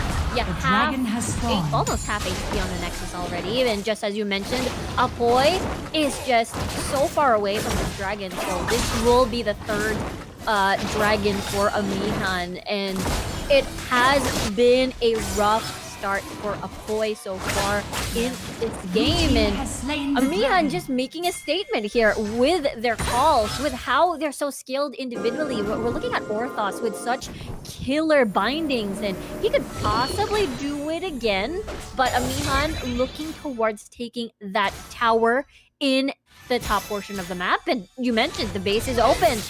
One fight could mean the end of Apoy for this game. That I would have to agree with. But because if you look at the turret takedown from Apoy, they were not able to get any turret hit points because they're not going to connect. But looks like you have Car at the front lines, you have Orthos, no Light Binding, not going to connect occasionally. Did connect to the minions though. And looking at the mid lane, you have J4 just storming basically for the side of Apoy Esports. Amihan Esports, they really want to take the next hit because cash is available, but look at that damage coming in from Carl.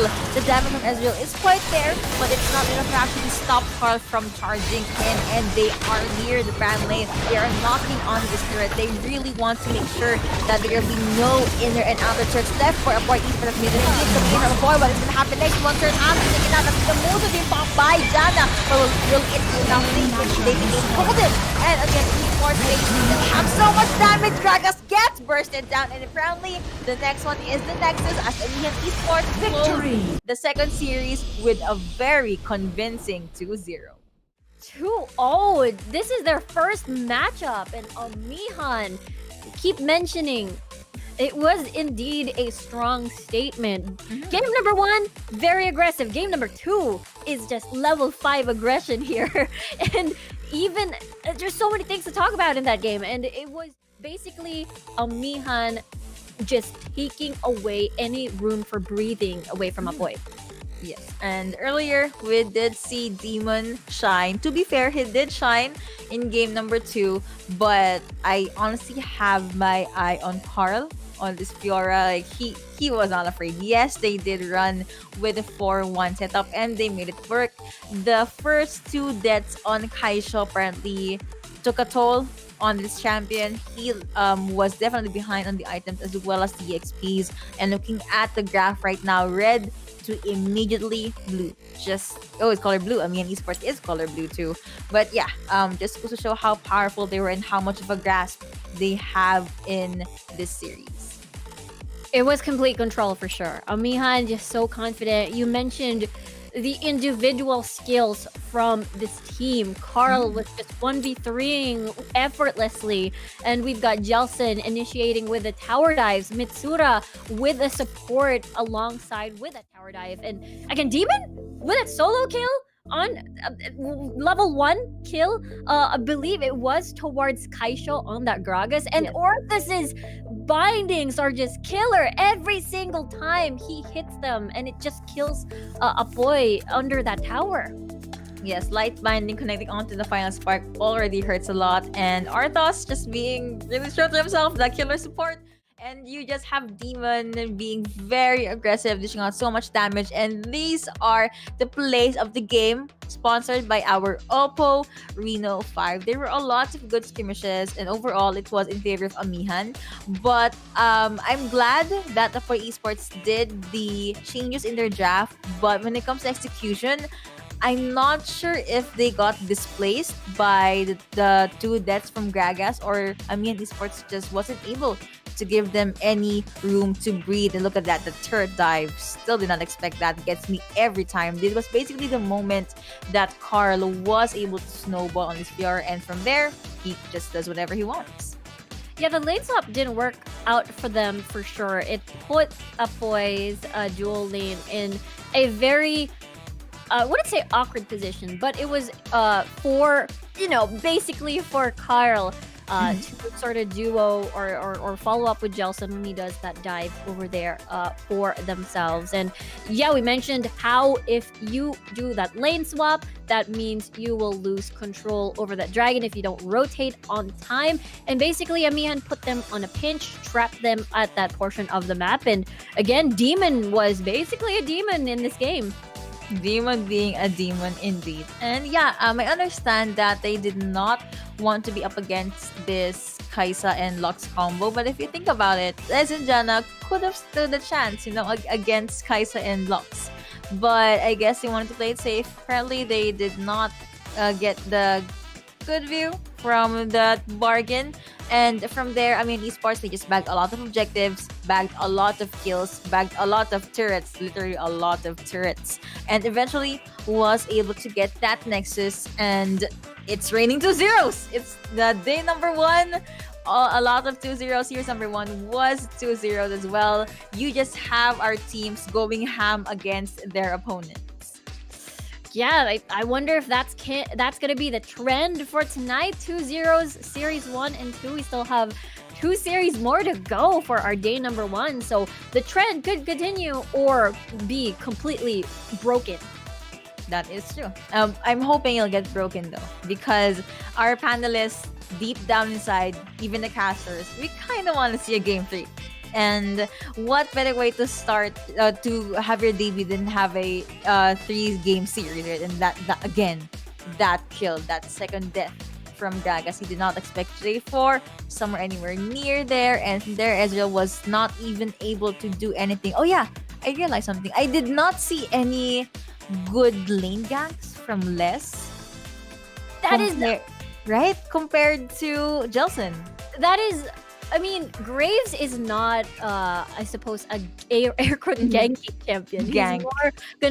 He'll be spending more time doing his jungle clears, farming as much as he can. So that was the opening for Amihan to say, okay, we know Les is gonna keep farming. Let's just utilize this Jarvan earlier on while Apoy is vulnerable. And now that you mentioned it, that is true. But I still kind of put a sad face on my face, because that's something that Apoy Esports could have utilized. But anyway, draft good for these two teams, but still Amihan proving that they were the stronger team in this series. Dion being a demon, like what people said, and you have Carl just going ham onto the Fiora, and master of the match, of course, it is gonna be Carl. KDA 12.00, gold per minute is gonna be 1,024. Item build right here, of course. You're not gonna forget that GA and that Triforce. Phew, Carl just really showing off his skills. How he's just so mechanically talented and just so good in that Fiora. We saw that 1v3, absolutely insane. He knows his timings. He knows what to do at these type of situations, and it does show for sure. You mentioned the 4-1. It worked out pretty well.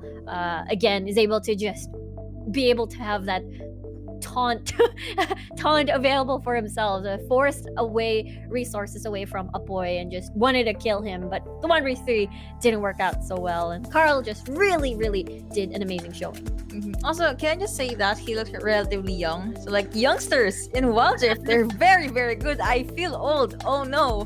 But yeah. With young people really being aware of the esports industry, and they're very strong when it comes to the game. It's probably because they're more, I don't know. I don't want to say it. You know, it's just they're younger, they're more fresh, they can get more lessons in, and I'm just looking forward to seeing how much support they'll be getting. Because I heard in the interview that we had with Amihan Esports, their sponsor, their organization is actually taking good care of them. Oh yeah, they've managed to get a lot of support. Again, Amihan is formed via tryouts. They conducted their tryouts this February. So absolutely exciting to see what more they have in store, especially this is just day number 1. True. And again, these are the picks and bans for game number 2. So Riku, do you have any more thoughts or any more last words before we hop into a short break? I'm happy about the Jarvan pick. I mean, we were like talking about it since North and South Luzon. Again, it's popular in other regions. We've seen it almost contested in the Vietnam Icon Series region. So it's nice to see that seep in here, or more rather being selected in the Visayas region, and use it in such a manner of just total 100% aggression, no stops, no breaks. That is definitely what happened, and that's definitely the story for series number 2. Full-on aggression, not stopping, and making sure that your opponents does not have any room to catch up. So again, we have been your casters. I'm Yuko alongside Miss Riku. We're gonna hop into a short break, and when we come back, we're gonna see series number 3. So sit back, relax, and wait for us to come back.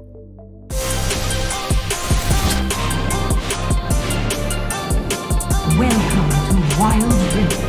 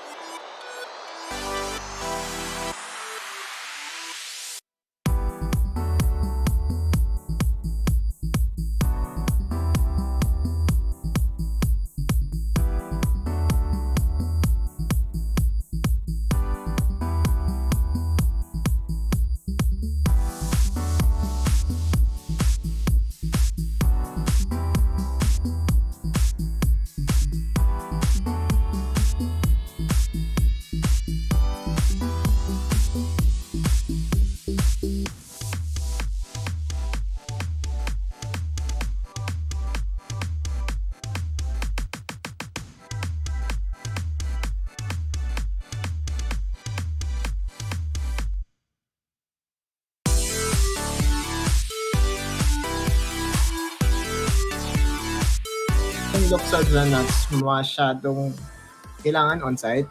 Ayoko ng on-site. Oo. Delix. I mean, Tsaka On-site kasi pala. yung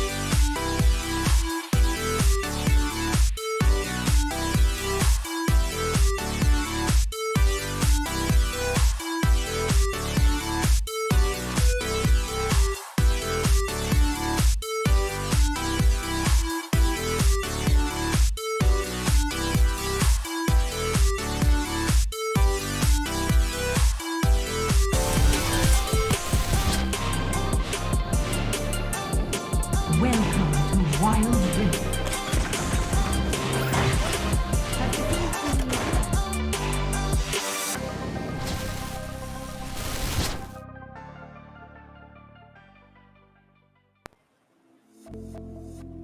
Guys, Visayas came to play. The Visayan Titans have revealed themselves.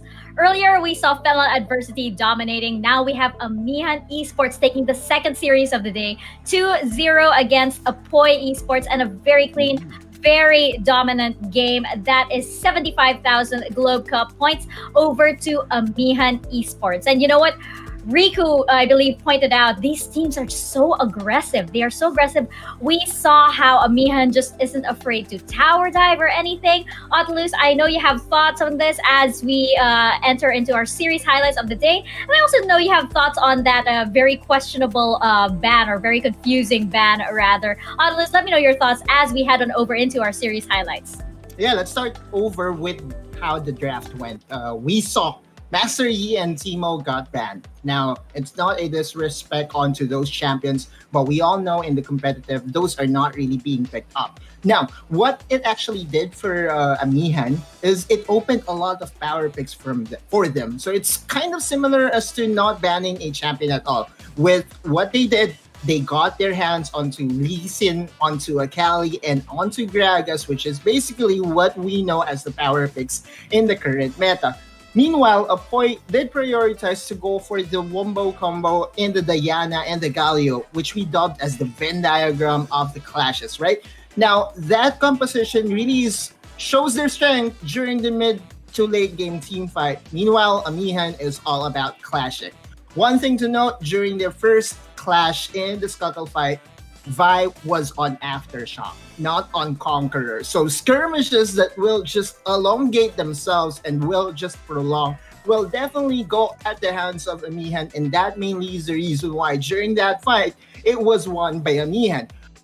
Until then, it was fairly even until the Dragon fight. Now, the Dragon fight was very, I was very curious as to what happened during that Dragon fight, because first, when you play the Diana and the Galio, you must make sure that your hero's entrance will be used on top of the Diana's Moonfall, right? It's not going to be used to secure a dragon, which they did, by the way. What they did is to make use of the hero's entrance in the pit. It did not hit anyone, right? And what's worse is there was a very highly mechanical play by Jelson's Lee Sin, safeguard, drive-by, smite steal on that dragon, and it was just over for them, right? So from that point on, Apoy could not weather the storm, literally, and it rained down on them, securing the win for Amihan 1-0. Yeah, and you know what? I saw actually a tweet that Liab's coach Chisto mentioned that it's looking like it's Fennel Adversity and Amihan Esports that could dominate the Visayas group stage. And we're certainly seeing, glimpses of that right now. And as you mentioned, Amihan Esports, their team fights were just ridiculous. And their ability to turn team fights Yeah. around as well. Osiris, what are your thoughts on this on this series? Yes, just want to go back. Also, Lion Nation tweeted also that he's top two. That's a Fennel Adversity, and the top one will be Amihan, which is really interesting that we are seeing from people from different region looking for these teams and eyeing at them. So, just want to go back also to what Autolus shared us. The Aftershock Vi, and if you are maxing the Vault Breaker, Mhm. and you missed already the Vault Breaker, you're losing that max level damage, and you are losing the rune itself. So you're not popping the damage from the Vault Breaker and not missing the magic damage from Aftershock. You're losing a lot of potential. You're losing a lot of damage in there. And then game two, it was by then. There are, yes, a bit of a questionable bans, but given the fact that Master Yi and Timo can really play against this type of team comp, because there are few CCs, and Master Yi really strive with that one as the Highlander. Timo with the blind because of the AD damage that's coming in. So I think that's something that we need to consider. We wanted to be more open-minded with the drafts that are being thrown down, and that's a second game. It's just that the game is really in the hands of Amihan, as they got the momentum at that point.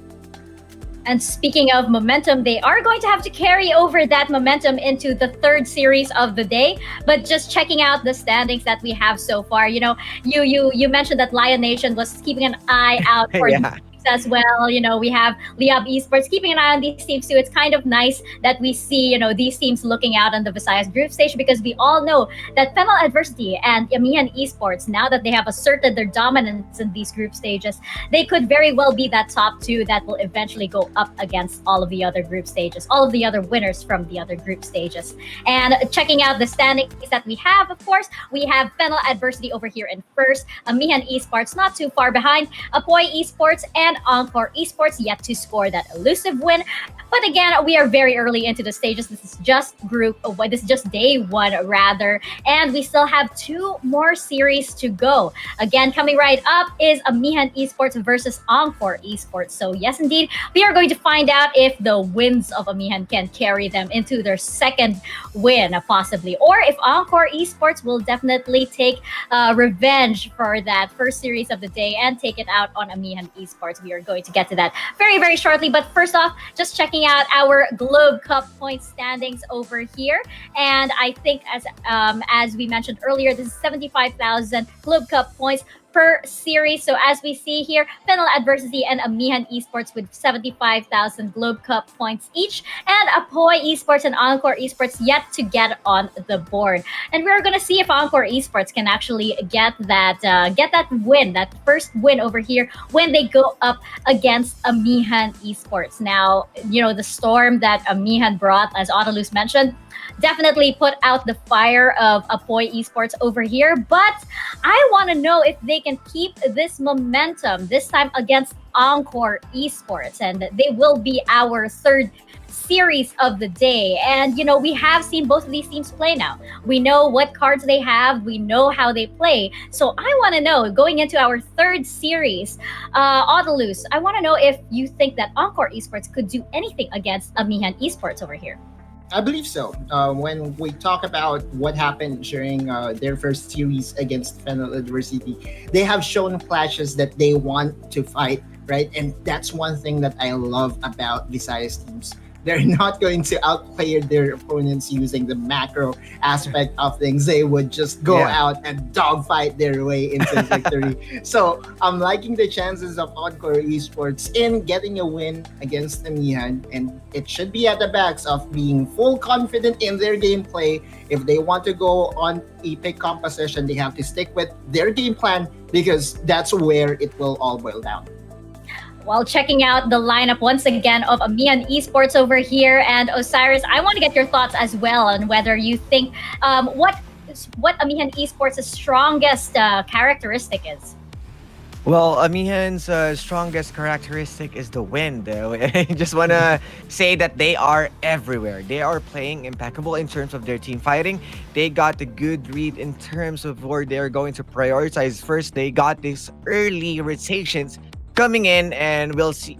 We saw Jelson the Fourth on that J4 really showing a lot in terms of the macro plays all around. So he's present every time that he's going to visit the lane.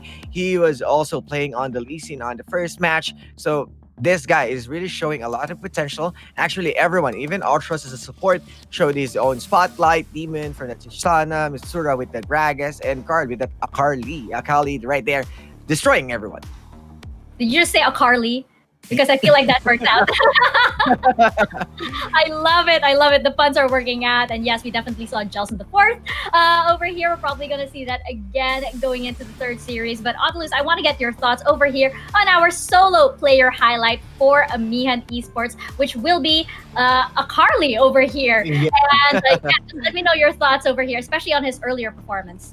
Earlier performance, it was immaculate, right? During game number 1, he went for a Lich Bane first item. Now, that's on the Akali, right?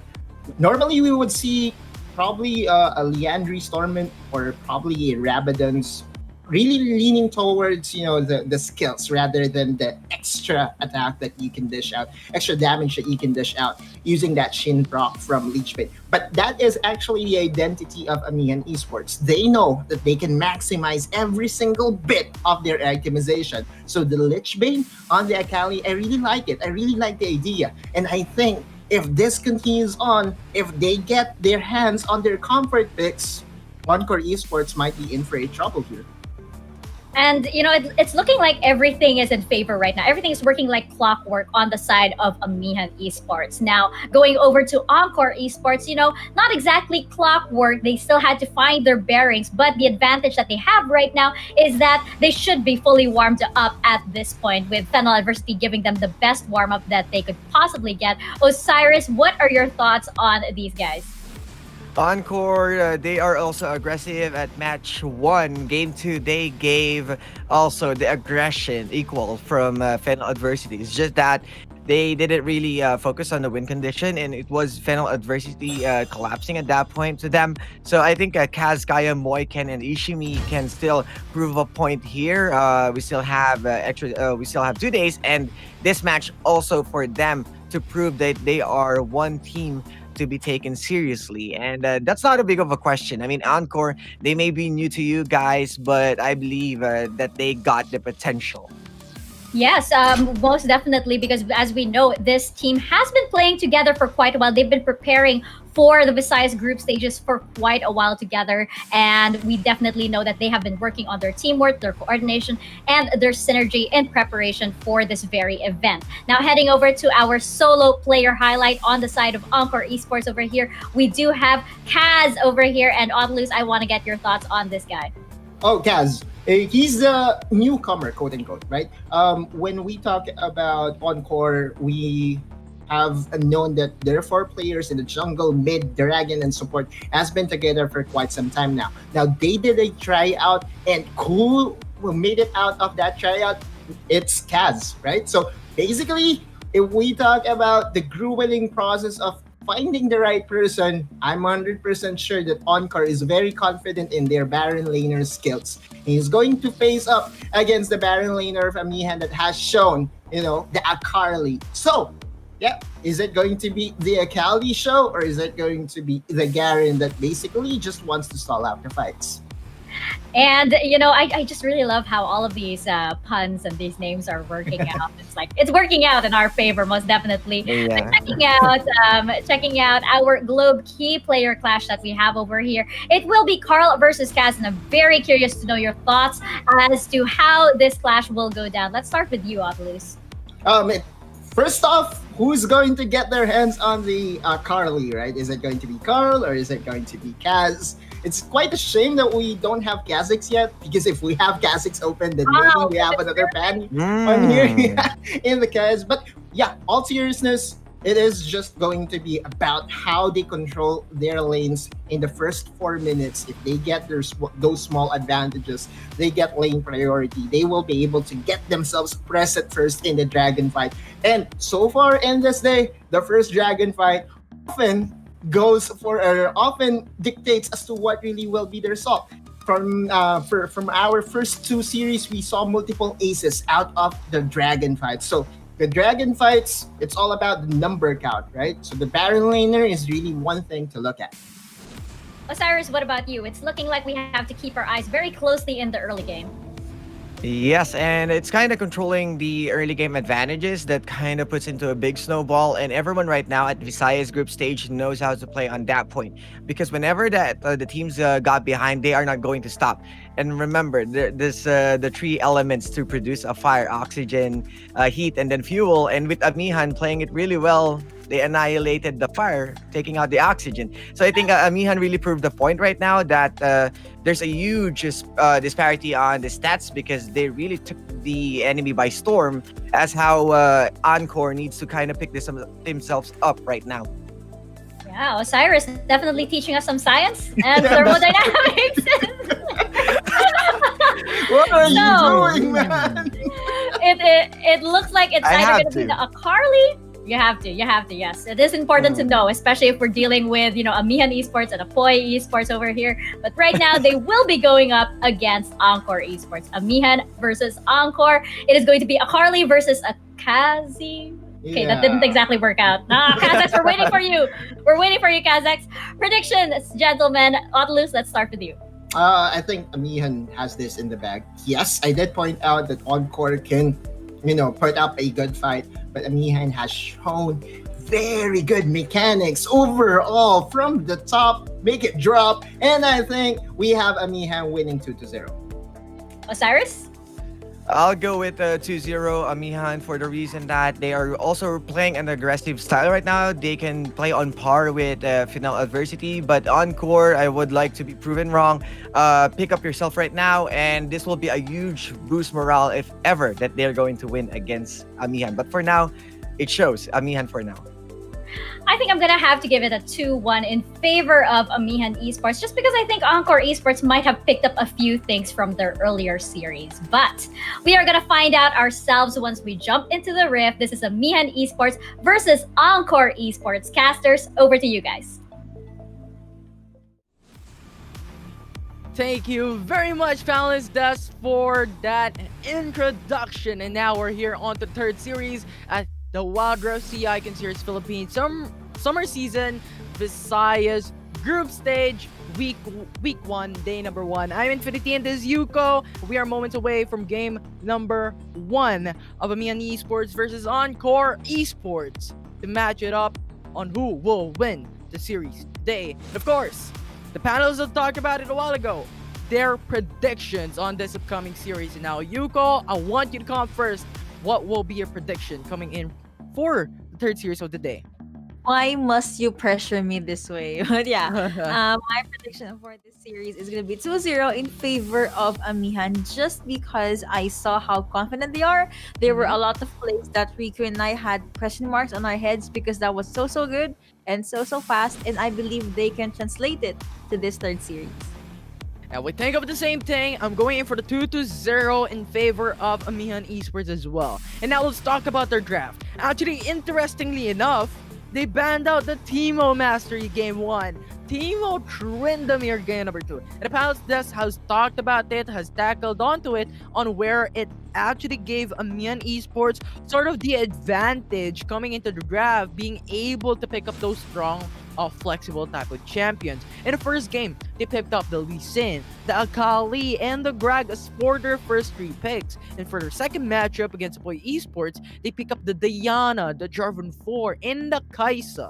And I think this as well could be seen for this series of Amihan Esports versus Encore Esports. And now I want to ask you, Yuko, as we saw the 2 games a while ago, what will now be the priority champions of Amihan Esports or even Encore Esports for the series? Alright, so I'm gonna start with Amihan. They could prioritize that Fiora, maybe even that Diana. And for Encore, they still need that very sturdy ADC and a support that can just be a beefy backliner. Gonna go with the heals or the utility. Jana could be, that's a possibility, but more on, I'm also looking forward to what the picks will be at the mid lane. We did see a Ziggs earlier, but apparently it did not work out. So let's just see how these two teams will play this series rather. Mm-hmm. And from the first series, I just want to bring that back into context because at that series, we haven't seen any Kaisa at all. It was Corky being the priority ADC for the side of Fennel Adversity and for the side of um, Encore. Encore Esports. It was a different ADC as well. So pretty much Kaisa wasn't picked up. But for the second series, it was now brought up by these two teams. Right, Amihan Esports and even Apoy Esports has brought it up once again. And now I'm expecting this to be more of a different type of thing once again. Corky and Kaisa, I think, being one of the priorities here for Amihan Esports. The Tristana was even brought by Amihan Esports as well a while ago. The flexibility, the versatility in terms of the champion pool of the dual lanes is absolutely insane. And now, looking at the same lane, Yuka, I want to ask you about the support. What do you think about it when looking at Encore Esports versus Amihan Esports? All right, so right off the bat, Orthos is a very much more aggressive support compared to the support from Encore Esports, but I still believe that they can still go toe to toe. Still, I'm not gonna say or comment anything unless there is a draft, but I do believe that they have quite similar champion pools, so there is a chance that they are probably gonna have to contest over a very good support pick. And yeah, one is all about aggression, the other one is all about just being that very calm and collective support that will protect his ADC. Yeah, it's a matter of patience is a virtue of a game, right? Or even getting that early lead to get the snowball up and running for your team and win the mid-game, late-game matchup. And I think that is what Encore Esports has done in series number 1 against Fennel Adversity. They were just chilling down a bit, and they just got those calculated type of maneuvers against their enemy team, but they lost the early game, and that is the reason why their enemy team just scaled out when it comes to mid-game, late-game fights. And Amihan Esports in series number 2 has showed a very good strength when it comes to the early mid-game type of situation. And now, Yuko, I keep on asking you the questions, but it is just something that I'm curious about. On what do you think will be the phase of the game by Encore Esports to put down Amihan Esports, especially with a 2-0 win that they showed up in series number 2? All right, so first off, it's really okay for you to ask me all of these questions. And second, I just believe they need to have a better hold on to the early game, because looking back at Series 1, their draft is good. It's meta picks, but at the same time, you can feel the Encore Esports flavor in it. It just so happened that they're kind of vulnerable to early game power, which, as we saw in series number 2, Amihan Esports is all about that. So they need to be very more careful and be wary of the third dives that's probably gonna happen from Amihan Esports' side. Yeah, the tower dives. I mean, if you get an early lead, if you get a lot of single targeted CCs, especially a single targeted champion at the very least, in that specific lane wherein all the different champions are too far away, that's an easy kill, that's an easy gank that you can do. So I do agree with your statement, Yuko. The early game will be the name of the game for this series number 3 of Amihan Esports versus Encore Esports. And now, we've seen a lot of intricacies for the side of Encore Esports in their matchup a while ago in series number 1. They showed up big time when it comes to the wombo combo type of composition. And now, what can we expect once again, Yuko, as Encore Esports changed it up in game number 2 on series number 1. They made it onto a balanced type of situation, but once again, being beaten down. Yuko, what do they need to change to match it up against Amihan Esports? All right, so I said this earlier, have a more powerful early game, but if I were to go to the intricacies, that would be make sure that their jungler can have more space for them to actually go with the ganks or for him to help out lanes. At the same time, try to separate their opponents, because there are multiple times that would have done something, but instead Fennel was the one that isolated the member from Encore Esports right here. And yeah, Mhm. that's one of the things that they could do. And I would love to see more champions from their sides, because the other teams, they just kept on surprising us. And I'm still looking for that surprise factor from Encore Mhm. Esports. They went with the reset earlier. They're gonna dive into a new series, new game, new opponent, but still the same game that we all grew to love. 100%. Who's gonna be the more versatile type of team? Who's gonna be the more adaptable? Who is quicker? Who is efficient in terms of matching it up even before the game has started? The draft, I think, is a huge part of the game, right? Who is gonna have that better draft? Because if you think it that way, these teams are evenly matched up when it comes to mechanically, their play style, their micro play, their macro play. So the draft is gonna be huge chunk on who is gonna take the win, who has the better champions, who has the more comfort picks onto these champions that they pick up, and who gets that is gonna be winner for this specific series. And now we talked about these type of strategies, we talked about the changes that could be improved, and now I want to talk about those calculated play from Encore Esports a while ago. I'm looking at Ishimi. I think his lux is absolutely insane. And now I want to ask you, Yuko, who is going to be the champions that you look forward into to make it an even match or to make it a good pair with Lux? You know what? If we're gonna put an ADC to pair off with Lux, I'm gonna have to default with what feels normal. You have Ezreal, you have Kaisa, and maybe you can also pair in that Tristana. But since you already highlighted Ishimi on that Lux, you guys saw how powerful Orthos was in that Lux in the previous series, right? So maybe Lux would be a point of contention for these two supports. And the only supports we've been seeing the entire day are basically Braum, Janna, and Lux. So not too different from the meta that we actually got used to during the North Luzon and South Luzon parts. With all the champions, with all the draft that we just talked about, the changes that could be done by these two teams, we're now diving into the draft of Amihan Esports versus Encore Esports for game number 1. Who's going to be the bans? Who's going to be the picks? Are we going to expect the same bans that Amihan Esports has done a while ago, where Timo, Master Yi, and Trendamir has shown up for them to be able to pick up those meta champions in their team? Or is it going to be a different story? I hope they have different bands. I'm not sure what those bands will be, but they are quite taking their time. You have Amihan Esports at the blue side, and of course Encore Esports onto the red. Wherever you're watching right now, do not forget to share the live stream. Invite your friends to watch with you, and interact with the other viewers. You might just find your RG buddy, right? Rank Games buddy here at the Icon series. But yeah, first ban, unfortunately, go over to Amihan Esports. They can ban Timo if they want to. Again, looks like they're still gonna ban that very cute little champion, and Encore Esports can answer with Akali, Camille, Gragas, and Diana. Looks like they went over with Gragas. Yeah, I mean, Camille is something that is not being picked up by Amihan Esports, but Sona is going to be banned away by their side of the team as well, targeting onto Ishimi for the side of Encore Esports. But Encore Esports answered with an ADC ban, banning out a Corki that is the comfort pick of Amihan Esports. He's gonna be the first pick for the side of Amihan. Of course, very strong, very mobile. But Encore Esports answered that with two very strong picks, two power picks, Camille and Fiora to be exact. And Amihan Esports when picking up that Diana to Gragas Kanpan, so they can go with the ADC, they can go with Kaisa. They did lock that in. Yeah, the Kaisa.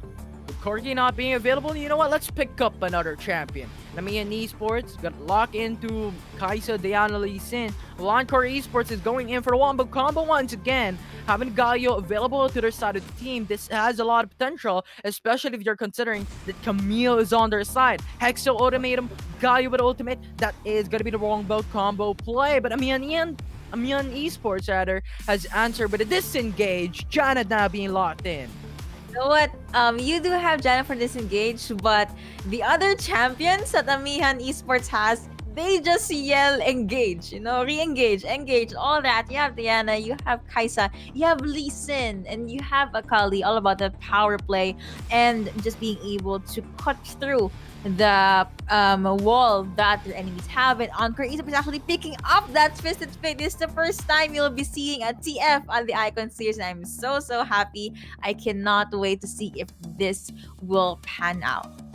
Yeah, absolutely. I mean, Twisted Fate is not being picked out mainly because if its potential when it comes to the 5v5 type of team fight, right? And typically what happens when you're into the mid lane, you want to produce a lot of damage, and Twisted Fate is not something that you can rely on onto like high DPS type of setup, but more onto the burst potential, right? So I think Twisted Fate, not that meta pick, not that conventional, but being picked up right now, it just leaves open onto the potential counter picks. It has unexplored counters onto this champion, but regardless, that yellow card is gonna hurt with a lot of CCs, with a stun, even going up to like 1.5 to 2 seconds in terms of the 5v5. So I'm expecting this to connect onto Kaisa, onto Lee Sin, or maybe onto Akali. And here's the thing, yes, Twisted Fate is kind of squishy, but you have Galio and you have Camille as a frontliner, and they both have AoE CC for the ultimate. You have Hextech Ultimatum rather, as well as the hero's entrance. So if ever anyone tries to reach either the Twisted Fate or Saya, looks like they're gonna have a difficult time. But again, if we're gonna talk about the snowball, I would just have to give it to Amihan Esports. This is a very good composition for just getting the early game power. It's all gonna depend on who will win the Baron lane, because Fiora and Akali, I love to see this matchup. I never get tired of seeing two mechanically gifted players just going ham in their lanes. Yeah, we're gonna expect the Venn diagram type of play once again. Because if you're looking at Encore Esports, they have the Extra Ultimatum, they have the Galio Ultimate. And for the side of Amihan Esports, they have the Monsoon and the Yana's Ultimate as well, which is going to be the Moonfall to make an even Venn diagram when it comes to the 5v5. But regardless, now we're looking into the ref, we're looking into the champions. What are now being picked up? What is going to be the strong side? And I want to ask you, Yuko, Kaisa against Saya individual matchup. I want to hear your thoughts. Alright, so if we're just gonna talk about the ADCs, I would have to give it to Kaisa. Saya, even though she had a handful of wins in the previous region, she is still a question mark for me. Yes, she does have the root for the feathers, but her crits aren't quite there yet, in my opinion. I'm still waiting for a game that will make me like Saya. But even earlier on, first series, it did not stand well for Encore Esports. But I'm happy they still picked this up, because this is another chance to prove me wrong. Proving you wrong, indeed. Now let's enter the riff. Amihan Esports against Encore Esports. Game number 1. And it looks like there is no win-win at this early of a game. They're respecting each other in the first 1 minute of the matchup. No ganks, no anything. They're just gonna go with the typical laning phase. You have wards being placed, but you have Mitsura, looks like being able to just push Moy further into the turret. In the vision game of Encore Esports, it's phenomenal. Having a ward into the river, the top side of the map, having another ward into the bush, into the mid lane, onto the right side, and that is indeed going to be perfect. So you have that information to your side of the team, and Moy can just hover into the top side because the information is going to be there. He knows when a fight would occur or a gank would occur, regardless. So I think this is very good ward placement coming in for the side of Encore Esports. It is indeed. Just gives him more vision, and just gets their barrier straight, and they can just try to see if there's anyone they can pick off. Because again, Amihan Esports all about that scaling composition, and Encore Esports is one of their win conditions is to make sure that no one will steal too much from the blue side. But again, looking at Dragon Lane right here, Demon is being a demon. You have Ken on this side, just clearing out the minion waves. No noteworthy movements or decision making yet, given that it is still under 2 minutes. These two teams, they really want to play this out smartly and calmly. Yeah, smartly, calmly, efficiently, quickly. I think this will be some of the characteristics of this game number 1, series number one. So Lee Sin now hovering top-sided map. There is potential there to make a gank. And Mitsura getting a lot of damage coming in for Moy. Getting those cards connecting against the enemy team. And now I'm wondering, how do cards hurt from Encore Esports? How do cards hurt from Moy with a Twisted Fate? This is a question still not going to be answered by me, but you know what? Magic all around. I feel like there's something in his cell phone. Could be Oppo Reno 5 because you know the cards just hurt so much. You said this earlier and it's just very early on. What more during the mid and the late game? Am I right? Absolutely. But now it's going to be the early reset coming in from these two teams. I think they want to buy some items to gain the lead when it comes to the matchup. Looking at this, Kaisa still onto the long sword. When going back, he is still missing 500 gold for that long sword once again to then go for the Arcane Rain upgrade. And now Moy still going to receive a lot of damage coming right up from the Diana mid lane. Still not going to be able to kill him down. But suddenly though, Kaz goes for the repose, go for parry, but not going to be enough as Carl just to the backside, goes for the backstab and kills it down with a first blood. Amihan Esports. Alright, so basically what happened, there was a Carly, credits to Osiris for that, was basically the bait. And the moment Fiora saw that, she overstayed her welcome. She did not notice that Jilson as well as Portals was there at the side and they went with the gang. Yeah, but 3-man roam from Encore Esports got killed onto Ortros with Jana. And I think that was like an even level playing field because it was a 3v3 to the mid side. But Encore Esports, you know what? Galio is gonna be better. You have the taunt, you have the CC potential, and we're gonna beat it down. And on top of all that, I think they were fighting on their turret, and I think that just provided a lot more damage against Esports, which they now got the kill. So it's a 1-for-1 in terms of the kill standings at the moment. 300 goal lead for Amihan Esports. Gil will connect, knockup. Yeah, Tiana ultimate actually connects onto Moy. Moy will be melted down and takes another kill for Amihan Esports as the Dragon is now going to be available in the matchup. And Amihan Esports is going to initiate. Beautiful Michael from this Jana, from Orthos. Really know when to jump in and when to press that howling kill because the moment they actually got up a bit. Next to go to Made him on Torture. This might be another kill. Jack Wait just the rate fight and cancel on the action go to Made him. But that will be the 1-for-1. Make it a 2-for-1 as Encore Esports loses 2. As Moy is still moving on. As Ken will be alive but not for long as the 4 kills will be made. And will be done. Amihan Esports 6-2 against Encore Esports with 2k gold lead. Looking back at that clash, Ishimi popped the heroes and wait, they're still gonna go out of the mid lane. They're still gonna fight it up, but Kaz too low, hiding under the turret. Amihan Esports too low to fight. Too low to fight under the turret. Now going back away. Encore Esports still gonna be safe, no harm will be made. And yeah, in the previous clash, Ishimi popped the hero's entrance away from where his opponents are. I believe he used it as a disengage when in fact he could have just used it for an engage. And Taunt, yes, did connect, but it looks like Encore realized that is a Lee Sin, that is doesn't on Lee Sin, very, very scary, but are they gonna go with their engage? Oh, they want to match it up. But not for long. Howling Gale just is on at the enemy team. Still gonna be 3v3, everyone's still gonna be alive, but Rift Herald is gonna be alive as well in 10 seconds. And it's gonna be the next contest and objective that these two teams are looking forward into. And that will be the fight once again. Yeah, and I really like how Encore Esports is playing this one very carefully. Even though there were small openings, even though they can jump in, they opt not to.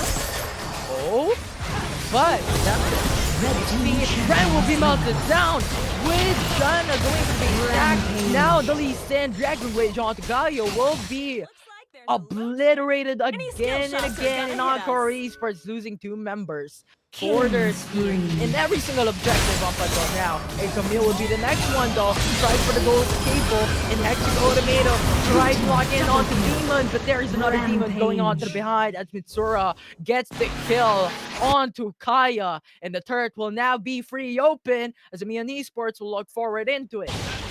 this is First where my turret demon destroyed. hides, basically.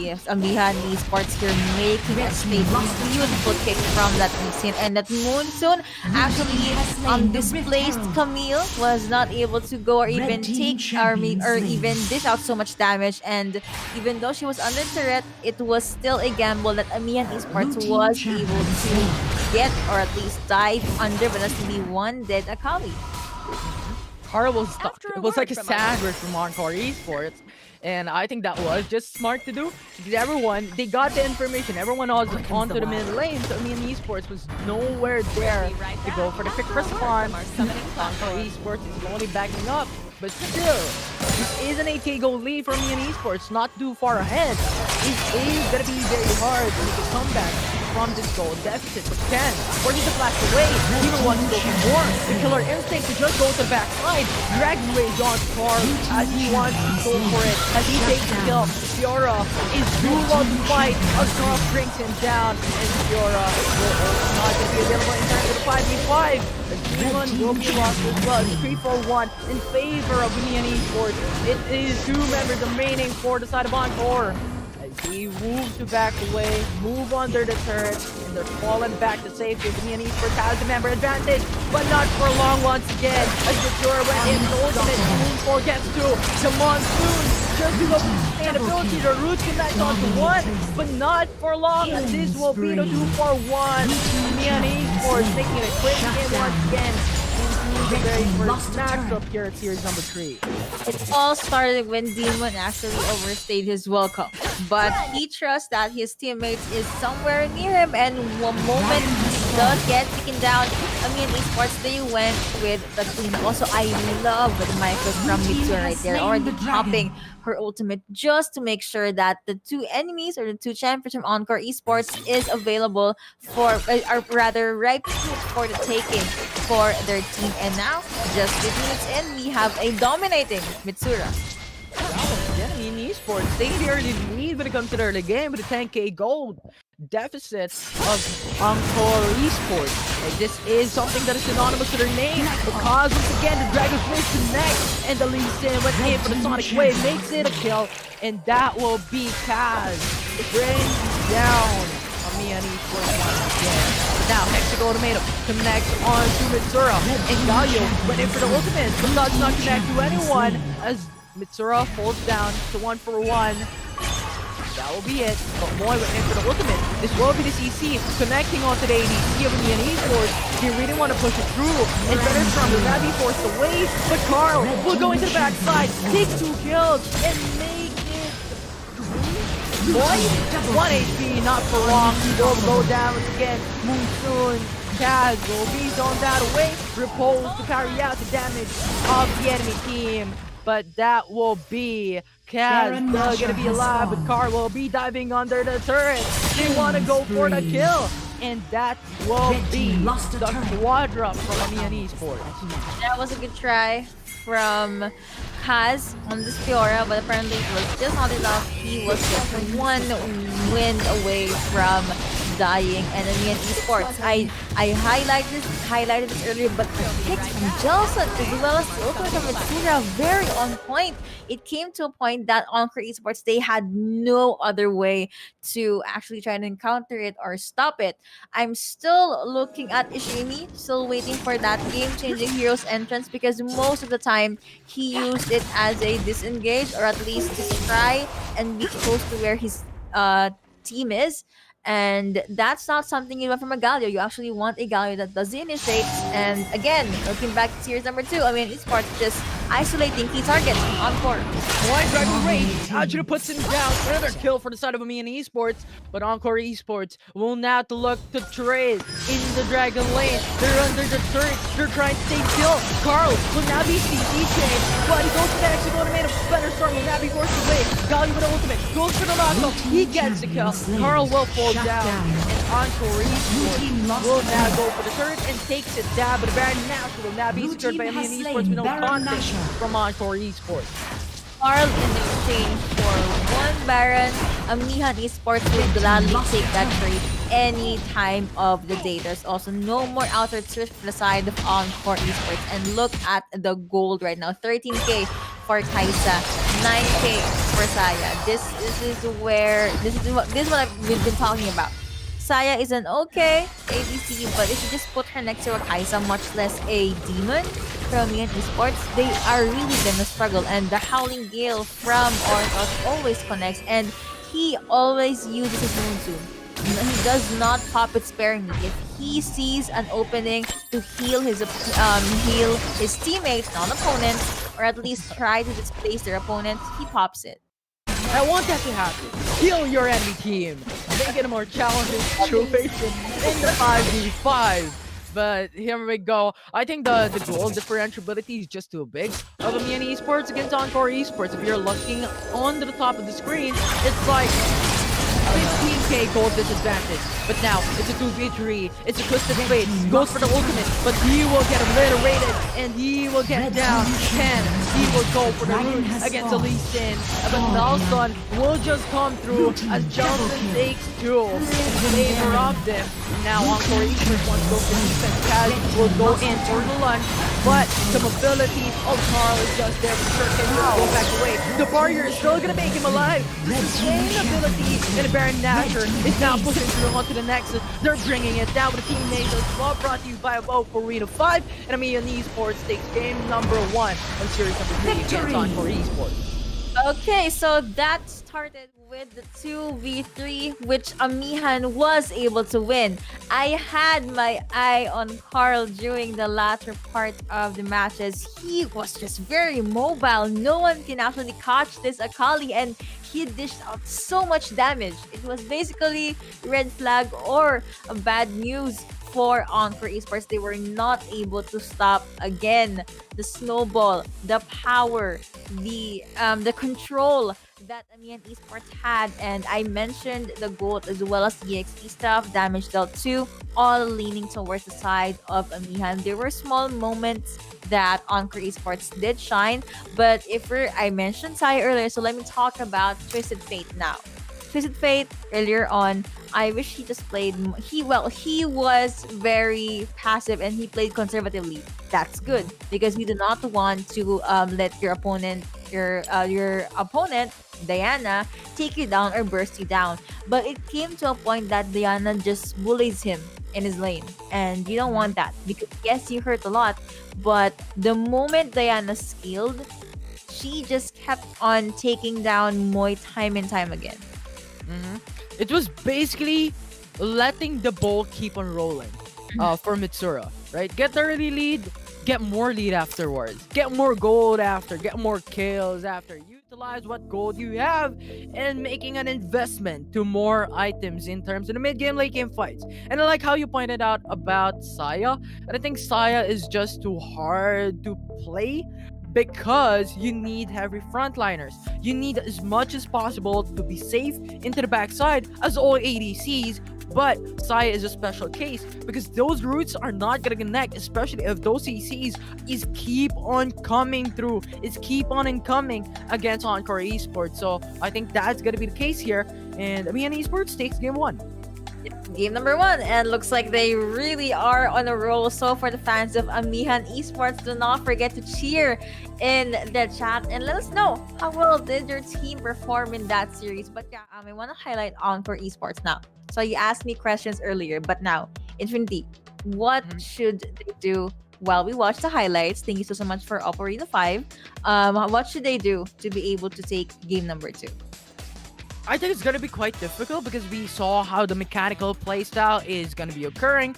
But when it comes into the ref where no bans, no picks will be predicted, I think Encore Esports could now pick up the Camille would be good, but change their jungle. Make Kaya go into the Baron lane, or make Camille rather go into the Baron lane. Pick up a different jungler. There is a lot of jungle. Wukong, Lee Sin, Vi, and that is gonna be a good lockdown onto Demon, onto Jelson, onto Mitsura, and pick up a different mid lane. You have Oriana, right? You have Oriana that is pretty big, and even Corgi. I think Corgi's still gonna be viable in some sense or another as the past region has played on some of the teams. right? So I think in some occasions it will still work. It's much harder, but the amount of damage that you produce in terms of the lineup in a 5v5, I think is just too good to put it out, to put it onto the trash can. So I think Encore Esports could utilize that aspect of the draft, punish Amihan Esports with their very own champions. You know what? I kind of want to do a review on the picks and bans because I want to know if Ziggs was open, because that could have been a good mid lane pick for the side of Encore Esports. You just have someone that's going to throw bombs whenever he pleases, and whenever Jelson charges in, you can just throw a bomb at him or just go with the satchel charge. And also, I want to highlight this game right here. Amihan Esports, they were strong, but their composition as well as them moving as a unit shines so well in close spaces like this. So the mere fact that Encore Esports brought this situation for them, it just put a smile on their faces. Yeah, and the smiles on their faces are seen on screen. Amihan Esports is just decimating the back lines and just going in and out of fights. And as you stated a while ago, I think the Monsoon is just so good from Orcross, just not being hindered by any of the engagement from Encore Esports. He just clicks it like there is no tomorrow, right? And that just enables the survivability, the sustainability, the heals coming all around for the side of Amihan Esports to just scale out against Encore Esports. Yeah, if you saw the clip earlier, you can actually see that. I think that was just Carl. Yeah, I think that was Carl, or that was Kaz. Yeah. So there, he was just basically waiting for the minion wave to jump in. But speaking of jumping, here we have master of the match, Jelson, jumping Jelson on this season with a very on-point kick. Still gonna be the master of the match this series number 3, game number 1. And Infinity, how did he perform in this season earlier?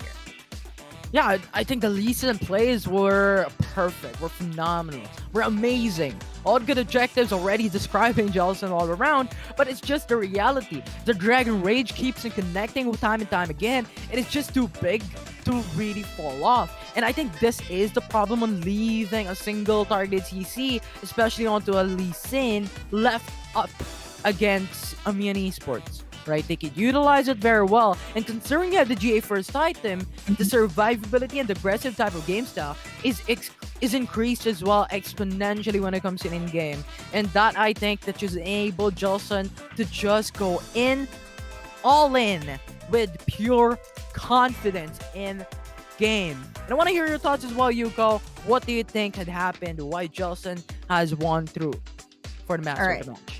All right, because looking back at series number 1, this guy has a consistent Lee Sin so far. Very powerful. You literally will not expect wherever he is rather, and the skills that he lands is not is focused on his team. It depends on whoever gets to jump first. We saw this earlier. He did connect onto the ultimate coming in from this Diana, and it just worked so well for them. Communications, you can see how well this team communicates, right? And this is just them playing in their elements, and I cannot wait for them to show more for us casters and the viewers. Yeah, and I've heard they're communicating with their minds. They're mind reading each other. With the team coordination, with the synergy against Encore Esports, that's direct. You know what? No speech, no talk. It's all mind, and it's just a good thing to see the team coordination, the synergy between these two teams, and Amihan Esports just commendable plays all around. And now I'm thinking, what will be the next step? What will be the next ban? Because they banned out Timo and Sona, so maybe the next one is like Timo Ash, Timo Blitzcrank. That could be a chance, Timo or Jinx even. But yeah, so my speculation was right. Ziggs was not banned in that previous game. They could have picked that up, but I guess it's not something that their mid laner is comfortable with, and that's totally fine. But we didn't see Twisted Fate pop off.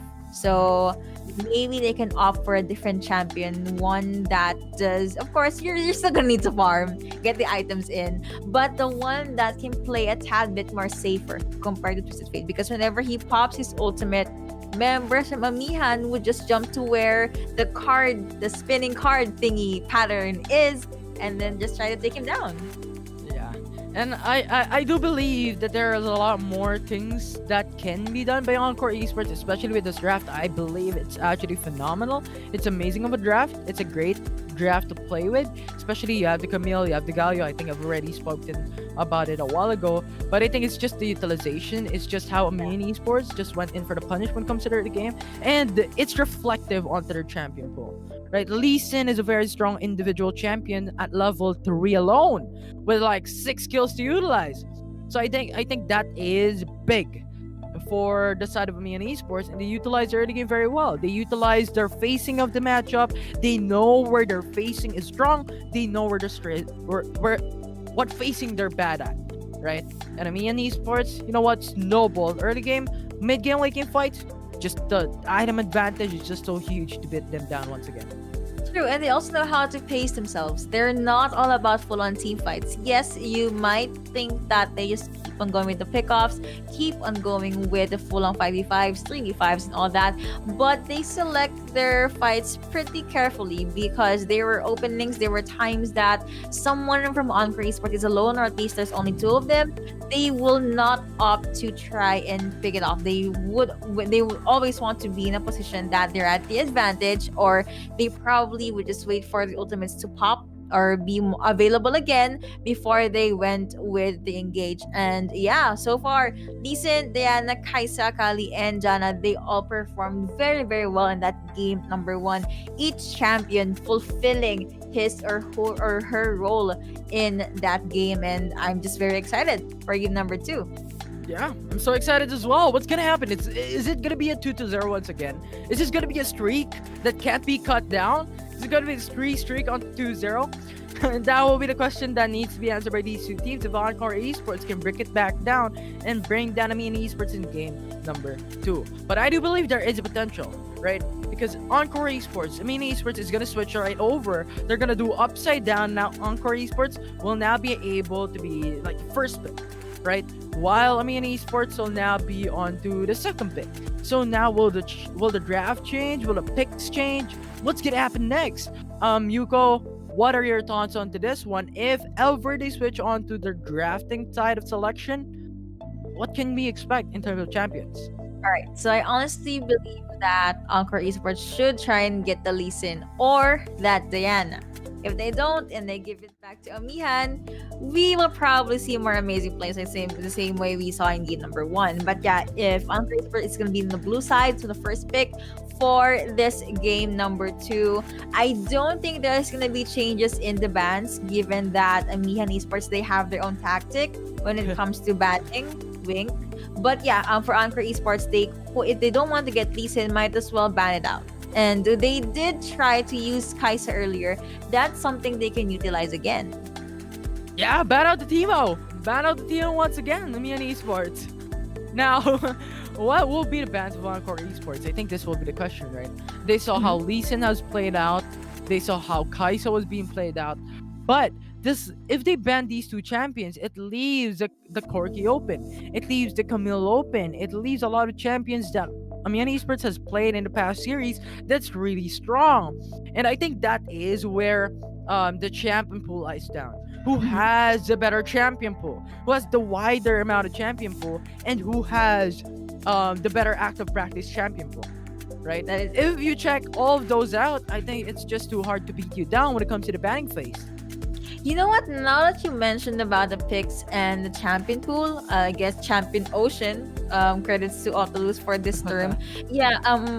This team, Amihan Esports, they have a relatively diverse champion pool, and I would love to see more picks. However, I know this is just day number 1, series number 3. They would always stick to what works and to what they're comfortable with.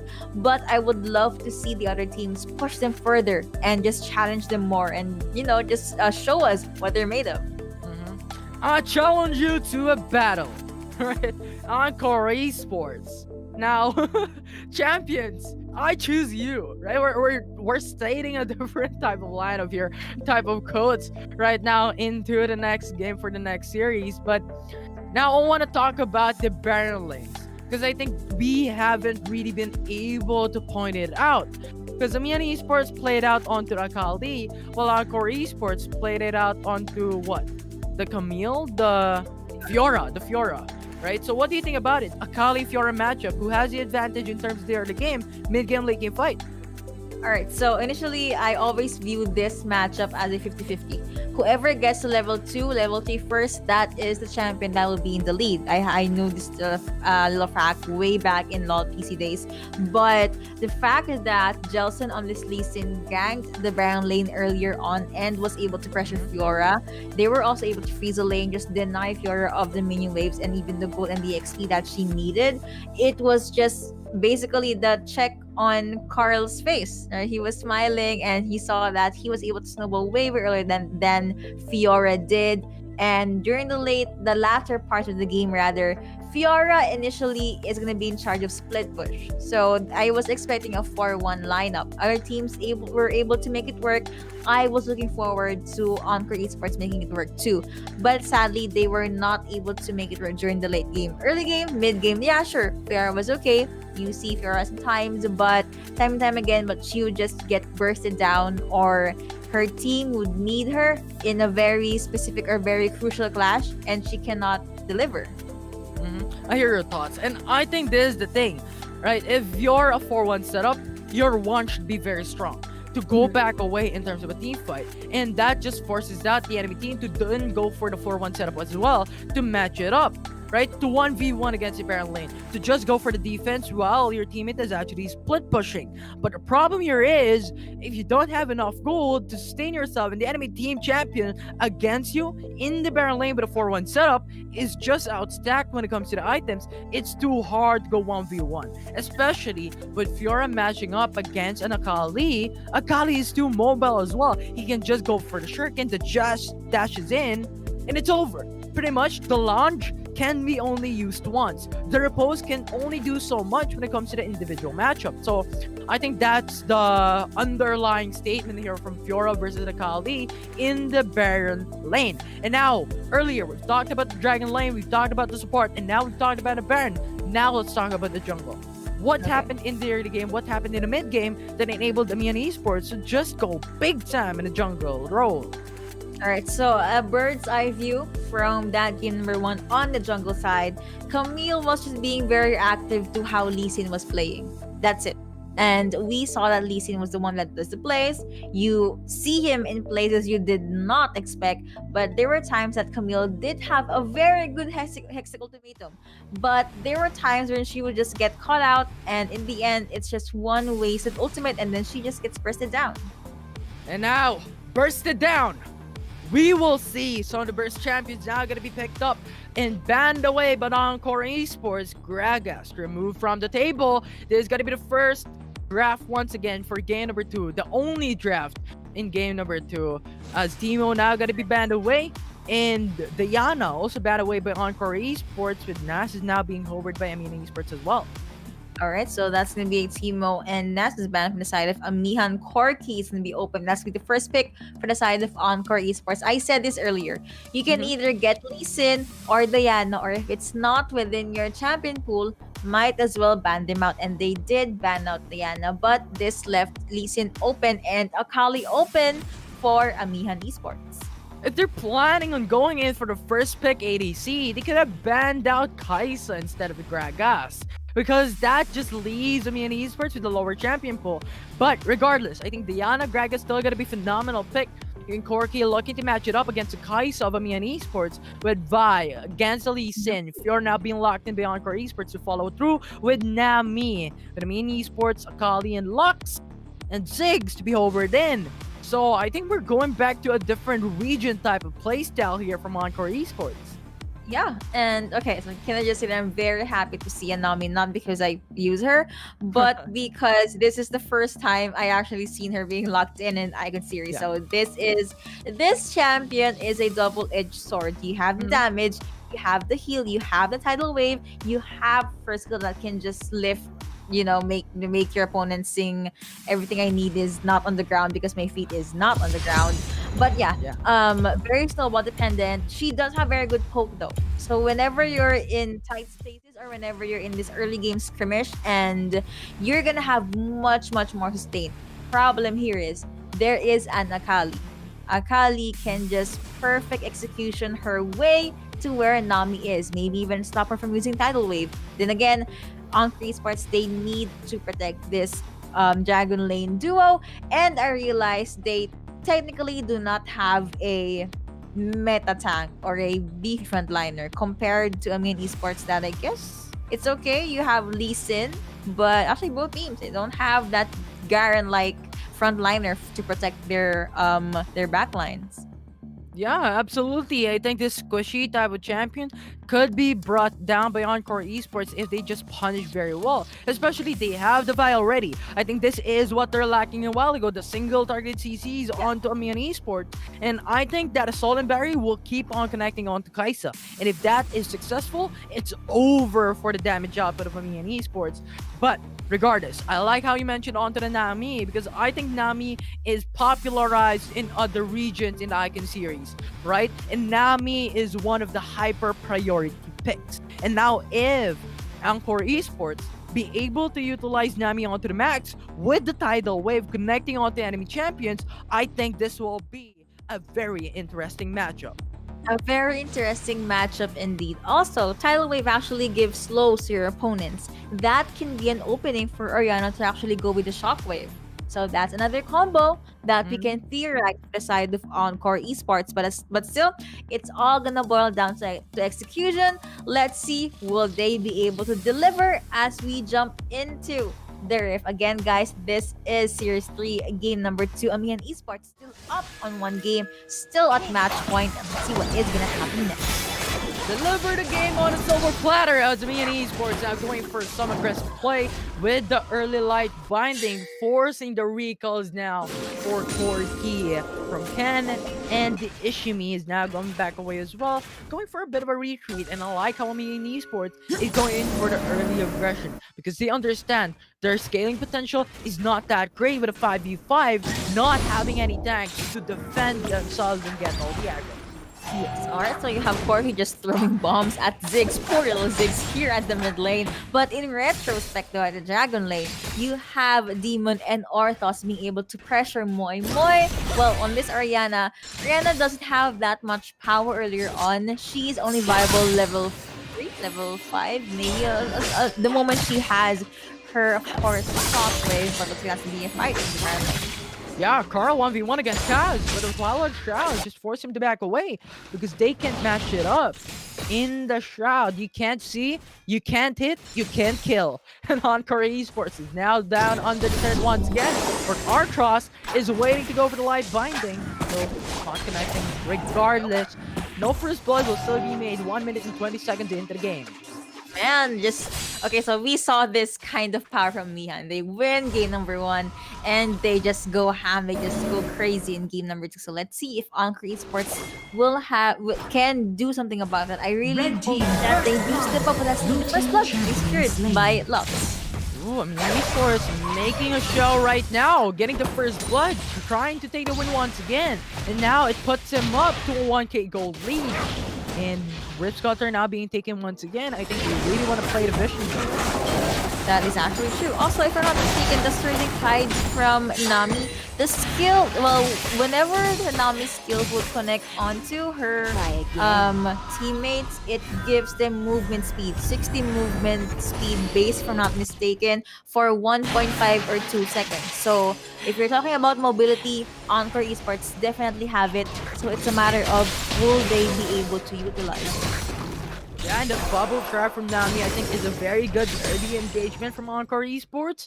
But the question would be, will it match against the light binding of Orthros in the Lux pick? Because that light binding is just too hard to beat out. And speaking of beating out, Amihan Esports going to the bottom side, takes a kill, and gets another in their favor. It's a 2-0. Amihan Esports takes 2k gold lead. It's what I've been telling you. Boy, very vulnerable in the early parts of the game. And did you just see that Demon actually use his killer instinct just so they can secure that kill? Vi was the only other teammate there, and they were confident enough 2v3 at most. But still, the moment Arana got taken out, Amihan said, "Alright, we got what we needed. Let's just go back, do the reset because that's already a lot of gold in their pockets." Carl, aggressive, onto the top lane against Kaz. And we have a two-man roam coming right up. I mean, Esports going for quick throws, but Encore Esports. You know what? We have some games is up, running. Kaz now falling back away. He has her sights on too. Mega infernal bump. Receives a lot of damage against Kaz. Kaz, like Binding, does not connect, but Kaz doesn't need it as he will fall down. Encore Esports loses a member once again. Man, and that the bomb from Zig helped a lot too. And even though Kaz did try to go with the micros, I mean that's two champions that can just lock you down and kick you right in the face. So I guess that was a bit of a bad move coming in from Flora, but it's okay. Still the early game. Let's wait rather and see what is happening. Will they be able to come back? I hope they will be able to. Ocean Drake is now up. They have a Nami. Now there's an Ocean Drake. How cute. Yeah. We have Orcross. Like Binding, not connecting. Ocean Drake still gonna be alive though. Tidal Wave now being spawned up, not connecting to anyone. That was a wave of ultimate. As Ocean Drake will now be easily secured by Amihan Esports with no contest with AoE CCs. They're now only depending on Kunai with a shockwave. The question would be, is it connect? That's already barely a back in. But Amihan Esports, safety Ocean Drake. The objective game is in favoring Amihan Esports. Akali will fall down though.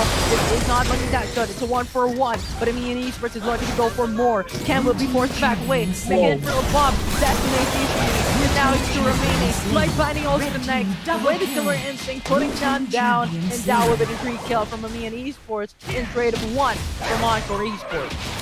I wish that Ishimi could have just saved the tidal wave when they were near the dragon, because again that is too close, and the aqua prison that he actually popped in the dragon pit was a tad bit too late too. And the moment he did decide to join the party, he had no one to heal or even sustain, and he just became a, I don't know, meat for the eyes for Carl on this Akali, which is scaling pretty good, by the way, so far in this game number 2. Yeah, speaking of scaling, 5k gold lead already for Amihan Esports. If you're looking at items, it's already big time in the side of Amihan Esports, taking like 1 core item lead in this matchup. Jolson press to go for the jungle invade, gives information against Encore Esports. They want to go for more. The minefields are now going to place onto the ground. Dragon's Rage connecting onto one. Nami will fall down. It's a 1-for-0 trade-off and make it a 2-for-0 trade-off with the final spark after getting Ken down. 1 HP remaining as Jolson went in, dive in, Sonic Wave, Mega Infernal Bomb, 1 HP remaining once again on Takaya. Bolt Breaker tried to go back away, and he will indeed gonna go back away. Sonic Wave will not put him down 1 HP. Amihan Esports will not take more. Alright, so Amihan Esports, they knew Kaya and Ken did not have flash. That's why they committed so much. They knew they had no way to escape. And the moment Kaya was forced to go back with just 1 HP left on her life, it was an opening for them to actually take the objective, and they did. Non-contest. Also, can you just say that the final spark and the light binding from Orthros rather, so good, very clean, very calculated moves. And Ishimi so far not working too well on this. Now I'm still waiting for a good initiate from the support as well as a good follow-up from Ken. I told you, they ate calculator and breakfast. Lunch and dinner was wild rift. They're eating game, and now they're just going in for the calculated type of moves. And another turret will now be secured by Amihan Esports, making it 3-for-1. A lot of gold lead. That's all the Barry connects onto one though. Lee Shin in trouble. 560 gold with a bounty coming right up for Encore Esports. Kaya will be the next target. It's now a 1-for-1. As Amihan Esports take it down. Cargo goes golden. Just jumps right in. Back away. Kaisi goes down. It's Steamer. It's gonna be away. Kendo really wants to go for more. He brings down Carl. Is this gonna be comeback potential one for Esports coming right up? Archer's 1 HP remaining in the honeypool just to live much longer, but a smart move from Kaz, and that will be the matchup. Encore Esports taking 3 kills in their favor and trying to creep back in from the gold deficit. Initially, I thought that was a bad call from Encore because they just gave a lot of ultimates or exhausted a lot of ultimates for Jelson, but then I realized it was worth it because Kaz on this Fiora was keeping Orthros at bay. Lux cannot join that team fight earlier, so there were no CCs, no light bindings, and no one to actually burst down their opponent. So Encore Esports did this. They could try and do that again, but it's really hard. Here we go, ball breaker onto Johnson. Johnson is gonna be melting down. He goes golden through the wild speed. Johnson, Dragon's Rage will not come through. Mega in front of bomb. Huge damage on Encore Esports. But Amihan Esports will now fall back away. The jungle is gonna be very important. This Fennel break is now gonna be available. Encore Esports wants to go for ball. That's all that better connects onto one. Making a shockwave connecting into it's two-man shockwave, two-man knockoff. Let's go to Johnson with a package. But Carl jumps right through, making a counter attack. That's Kali just decimates each and every member of Encore Esports, and Moy will be the only one remaining. Final spark to just zone out the enemy team. The quadra kill from Carl will beat them down. It's gonna be the team Maze as Amihan Esports will take the lead once again. And an ace, Oppo Reno 5, Team Ace, and one Infernal Dragon to beat. Amihan Esports is definitely on fire, even though they're all about the wind. And the waiting game from Carl there really paid off. He waited for the cooldowns to be up. He waited for Encore Esports members to actually be low before he dived in. And the moment he did, Encore Esports did not have the resources to actually go with the re-engage or to try and go with the escape. But Baron is now going to be up in 25 seconds. Encore Esports, they have and they really need to contest this. Alright, boy. That's the information against Amihan Esports going to the two-man roam. But the Baron Asher is still going to be alive. 8k gold lead for Amihan Esports already. When you're looking at the items, Kaisa already with PRK. Executioner's calling now, securing the Infinity Edge as well. If you're comparing all to the ADC of Encore Esports, only the Trinity Force, the BF Sword, and the critical item available, he is down 2k gold. And Kaisa is just a madness of a champion to deal with in terms of the 5v5, especially with the access of backlines of the Amihan Esports is just too hard to handle. But Jelson has now spawned the Rift Herald onto the top side of the map. The Baron Asher will be the next step of Amihan Esports. They still would want to hold their ground. The bot crab has been summoned here at the Baron lane to try and help with the push. Explosive Minefield has already been popped for Ziggs. Ken is just left to clear the minion waves and get the honey fruit for healing. But Amihan Esports, they're basically waiting for Encore to enter. I mean, and Encore should not face check because you have that loss for the CCs. They are still waiting for that opening. Ultimates are available for both teams though. So it's just a matter of who will get to pull the trigger first. And they've heard you. They've used the Shadow Enchant to get information, and they knew that Jelson was just waiting on behind, and the rest of the team was also there as well. So pretty much, I think they just hover back away because of this information coming in from the Shadow Enchant. But Carl, though, still going for the split push, trying to go for more as Fiora looks to match it up. And this is what I'm talking about a while ago. If you go for the 4-1 setup, the enemy team will look to reflect it and 4-1 setup it once again. And if the enemy team is much more advanced when it comes to the gold lead in that individual matchup, you're not going to have a great time. Not gonna have a great time indeed, and that's something that we don't want to happen to Encore Esports because they are quite behind in gold. Right, you have that Apoy being popped by Yoshimi, but Amihan Esports looks like they're slowly making their way to the side of Encore Esports. Instead, they gave this Baron a start, and you have Lux as well as Ziggs just being the gatekeepers from the Baron pit. No Red team information has slain from Baron Encore Nation. Esports as Amihan Esports takes the Baron buff in their favor with no contest whatsoever from Encore Esports. And I think that will be a massive play here, the potential finisher of this game number 2.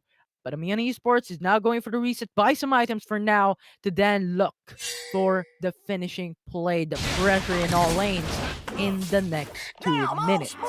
You know what? I think the fight is probably gonna happen in either the mid or the dragon pit. But I think my money's on dragon because Jelson, this guy has a stopwatch in his head or in his body. I don't know, because whenever the next objective is gonna be up, he would always already be there. Encore Esports, they're kind of faltering behind when it comes to the objectives, but we now have our focus on Cork earlier, already having that Triforce as well as IE and more damage. You have Cork available for Kaiser as well, but Acknowledgement charging in the mid lane, but 1v3 takes one kill. Moink, the only one remaining with a flash after putting him down. Shurikens all around as Ken will be forced to back away. Uses the package in. The car will fall down though. He went under the turret. But now we have the response here. The response. The demon is back at it again, getting the kill against Encore Esports, making it a 1-4-3. And Amihan Esports is now looking into the mid side. Central charge destroys the turret. Sura is going to be the next thing here. Paz really wants to go for more. Sato charge, go back. He's going to gain the way. Will just melt down. Quora from Encore Esports. Kaya will be the only one remaining. It's only battery on one. Lee Sin, but the deal will not be popped away. 75 HP, and that will be the game number 2 as series number 3 will be taken down by Amihan Esports. it's raining 2-0s, and Amihan Esports still being able to bag that game despite the changes that Encore Esports did too.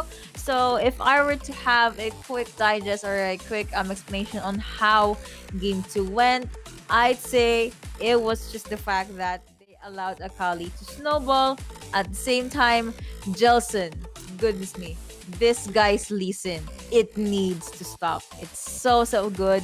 You have Mitsura being very aware of where he would land his ultimate to. You have Demon just being actually a real demon in that game, and the graph is just consistently color red. They did not give any amount of advantage or even slither of hope for Encore Esports, or for Encore Esports, except that one blue line earlier in the previous graph. But yeah, overall, it was such a beautiful game to catch and to watch. Amihan Esports really showing us what they're made of. They're very powerful when it comes to the drafting too.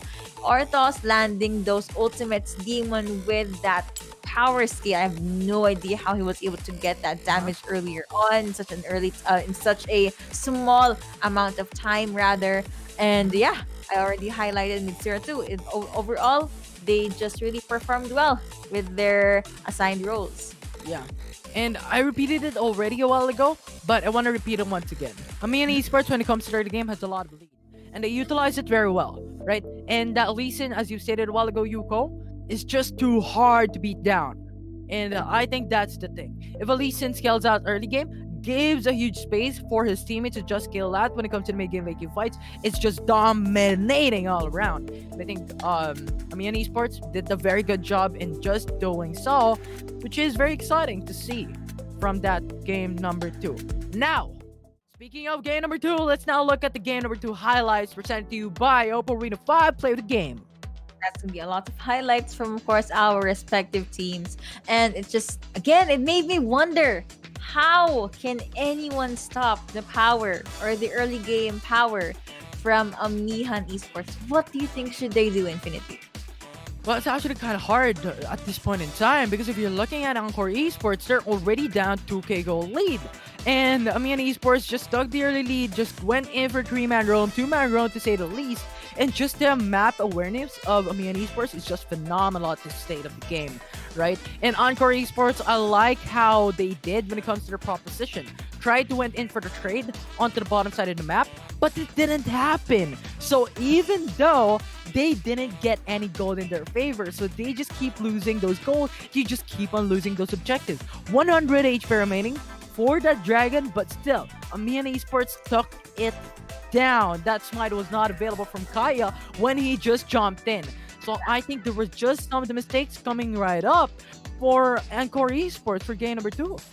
I feel like that was, I mean, it's okay. I understand that you'd want to get the first dragon, but if you do not have smite, it's okay to not risk it. Again, it's still the first dragon. You guys can still recuperate and just try to get the advantages in, but I guess that was just a moment they fell down like a sack of potatoes at this point. And we were relatively happy with the Nami pick, but apparently it did not work well. Luck still being there at the higher ranks when it comes to CCs and the burst that she can just dish out like Viola right on cue. You saw it right there. GAB popped But the moment there was another life, you have the explosive minefield as well as the bombs coming in from Ziggs, and just worked well a lot for Amihan Esports. Yeah, and it's just the pressure in all games from Amihan Esports, taking it down time and time again. It's just so amazing to see. And what is also amazing is to see the master of the match. It's going to be Artis with Deluxe as the support of Amihan Esports. Well deserved. You just saw how much utility and how much support this guy gave. Instead of barrier, instead of heal, this guy had ignite and flash as his summoner spell. So you just know, you just feel how aggressive and how confident he is playing with this Lux spell. He has really good synergy with Demon too. So it just goes to show that tryouts that Amihan Esports had before they formed their Wild Rift team, he is paying off right now. It's a killer support. It's a killer It is. support. Imagine a support going in for the ignite. That typically doesn't happen because he goes for the exhaust. He goes for those playstyle or spells that are really up for his teammates. But you know what? Arthas is a different level. They want to go for the ultimates. They want to go for the global awareness against the enemy team, and that ignite just secures a lot more kills for their side of the team. And that's Yeah. just amazing play coming from the support of Amihan Esports. Just letting the Lee Sin scale out, just letting Demon scale out as well, and just amazing play overall. What a beast of a game that we have just seen from these two teams. Amihan Esports taking the lead though against Encore Esports with a 2-2. Whoa! My name's Infinity, and this is Yuko. We're your shotcaster for that series number 3. And when we go back, it's going to be the panelists that's discussing on what just happened on series number 3 and their predictions on series number 4.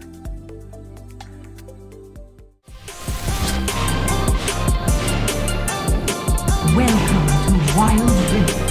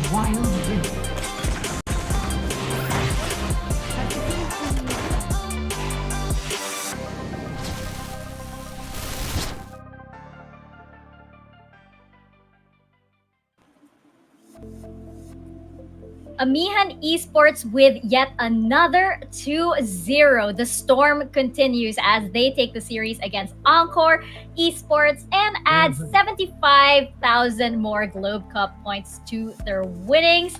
Checking out the series highlights below, I really want to discuss this with you guys. And I'm really just amazed at how fearless Amihan are. I mean, like, for example, what are towers but just big minions? I mean,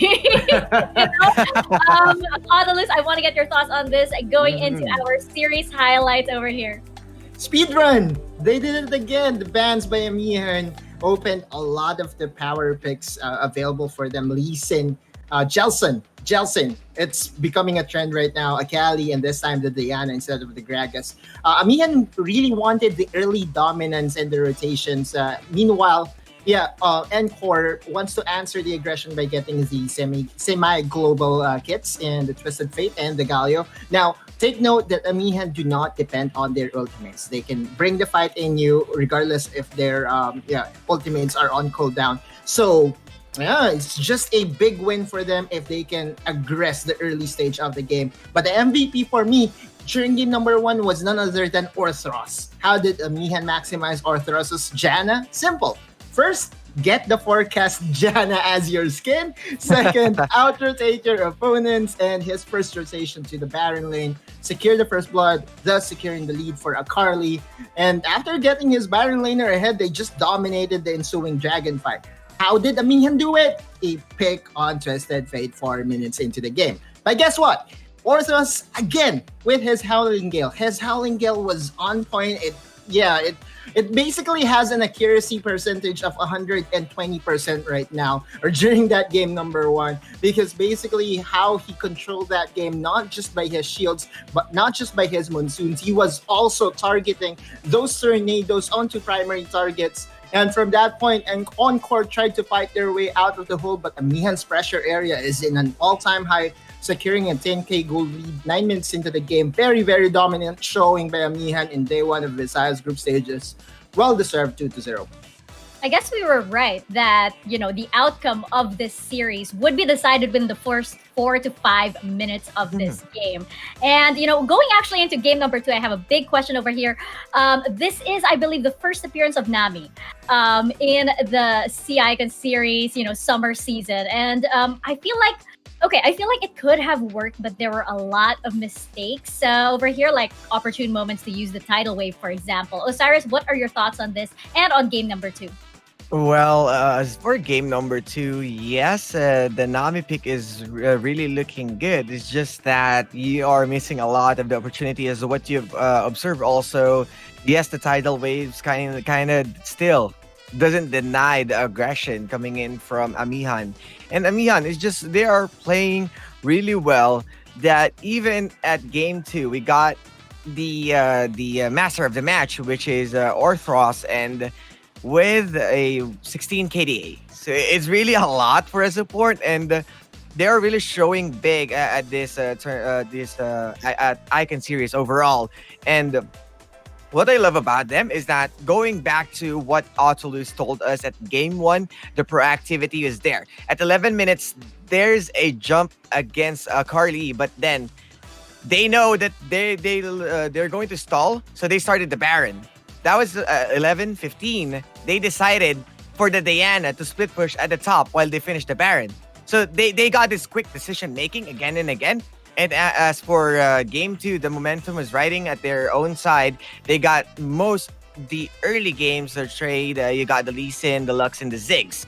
So you're proving a lot that you wanted to play on the early game, and then death ball from there with the Kaisa and Akali. And by then, it was just Encore Esports at their back foot, and the gaps widen, and it's just Amihan who's taking the game. And, I want to know exactly what Encore Esports could do, moving forward, of course, into day 2, because I feel like they weren't as aligned with their priorities, especially during the team fights, which is quite unfortunate. But at least this is something that they can fix. Just really quickly before we check out the standings, what are your thoughts on this, Autolus? From how it shows here in the Visayas region, I think you really have to secure the ban on the Lee Sin. because Jelsen is just notorious on that Lee Sin. Very aggressive jungler right now, and I think he's number one when it comes to jungler pressure, right? And if you take that away from Amihan, then maybe you can prolong the game. And I was joking around with Osiris earlier today that if your game reaches 18 minutes against this guys, then maybe that's already a win for you, because they are just speed running this day. 13 minutes average game time. That's a lot quicker than what we experienced during South Luzon group stages. Exactly. So that chokehold on the early game and the mid game might be the key to their victory, and maybe in the late game the outcome might be a little different. But Osiris, just really quickly before we check out the standings, what are your thoughts on what Encore Esports could improve on? Always deny the Lee Sin and the Akali. Yes, you wanted to give that Diana, but that's certainly being controllable. You don't want to fight with a Twisted Fate against a Diana because the pacing of Twisted Fate isn't that much. But if you are playing with a Lee Sin and you are on a Twisted Fate, the roaming potential of Lee Sin is fairly strong compared to your Destiny. We got a 130 seconds cooldown. It may take you a while before responding, and TF needs those 3 items as the AP damage before you can see, or before we check on the damage that he's putting on, because it takes a while compared to how a Diana, a Ziggs works in the mid lane. So I think they need a better pacing in terms of champions, and they need to equalize the aggression by denying the Lee Sin and Akali, and denying the J4 have something better that can play on par with that jungle. That Jelsen 4, yes, absolutely. And checking out the standings that we have so far right here on match number 3, we still have one more match to go. But in the meantime, we have Amihan Esports now in first place, Fennel Adversity in second, Apoy Esports in third, and Encore Esports in fourth. Now, of course, we do have our fourth match coming right up. So these standings aren't set in stone yet for day number 1. And, unfortunately for Encore Esports, that was their last match of the day. They still have day 2 coming up. So we're going to see if they can apply those adjustments, apply those changes. Maybe this was just a learning stage for them. And by tomorrow, they will have been fully warmed up. And maybe we can see them with their own Encore and come out eventually with that very elusive win. Checking out the Globe Cup points standing so far over here. Again, it is 75,000 Globe Cup points for each win over here at the Visayas group stages. And right now, we see that Fennel Adversity has 75,000. I believe Amihan Esports right now has 150,000, doubling their 75,000 Globe Cup points already with 2 wins in the bags. Those will be updated, of course, by the end of the day. Apoy Esports and Encore Esports yet to get on the board. We're hoping that they can score that very elusive win.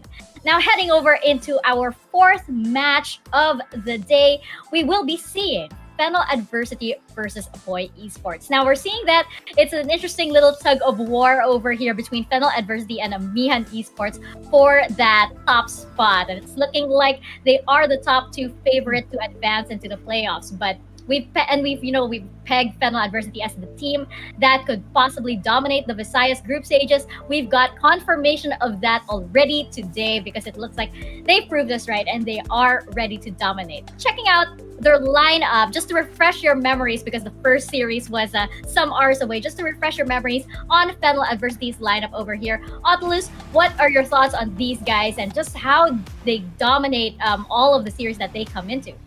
Right. When we talk about Fennel Adversity, I think contrary to Amihan, they have what we call the controlled aggression.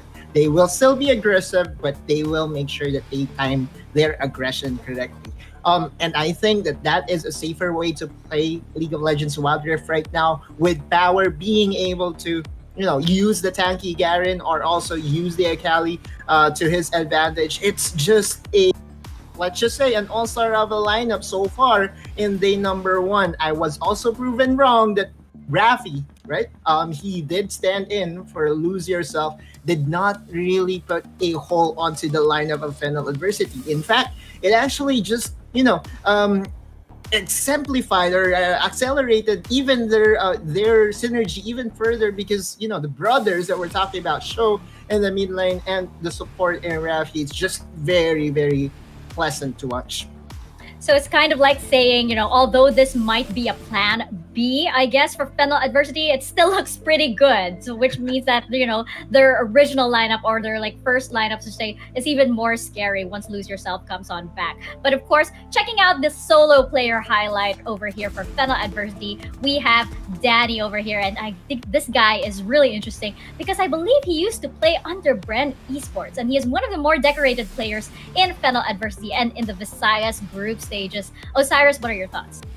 Yes, he is one of the most decorated player, and under Bren Esports, he was playing as an ADC. Previously, also a LoL player or League of Legends PC Pro. So he's participating from 2018 to 2019 around season 1, 2, 3 of PPGL, not snagging the first spot, but he's still there. So it means that he's really competitive in terms of pushing the limits of how he plays.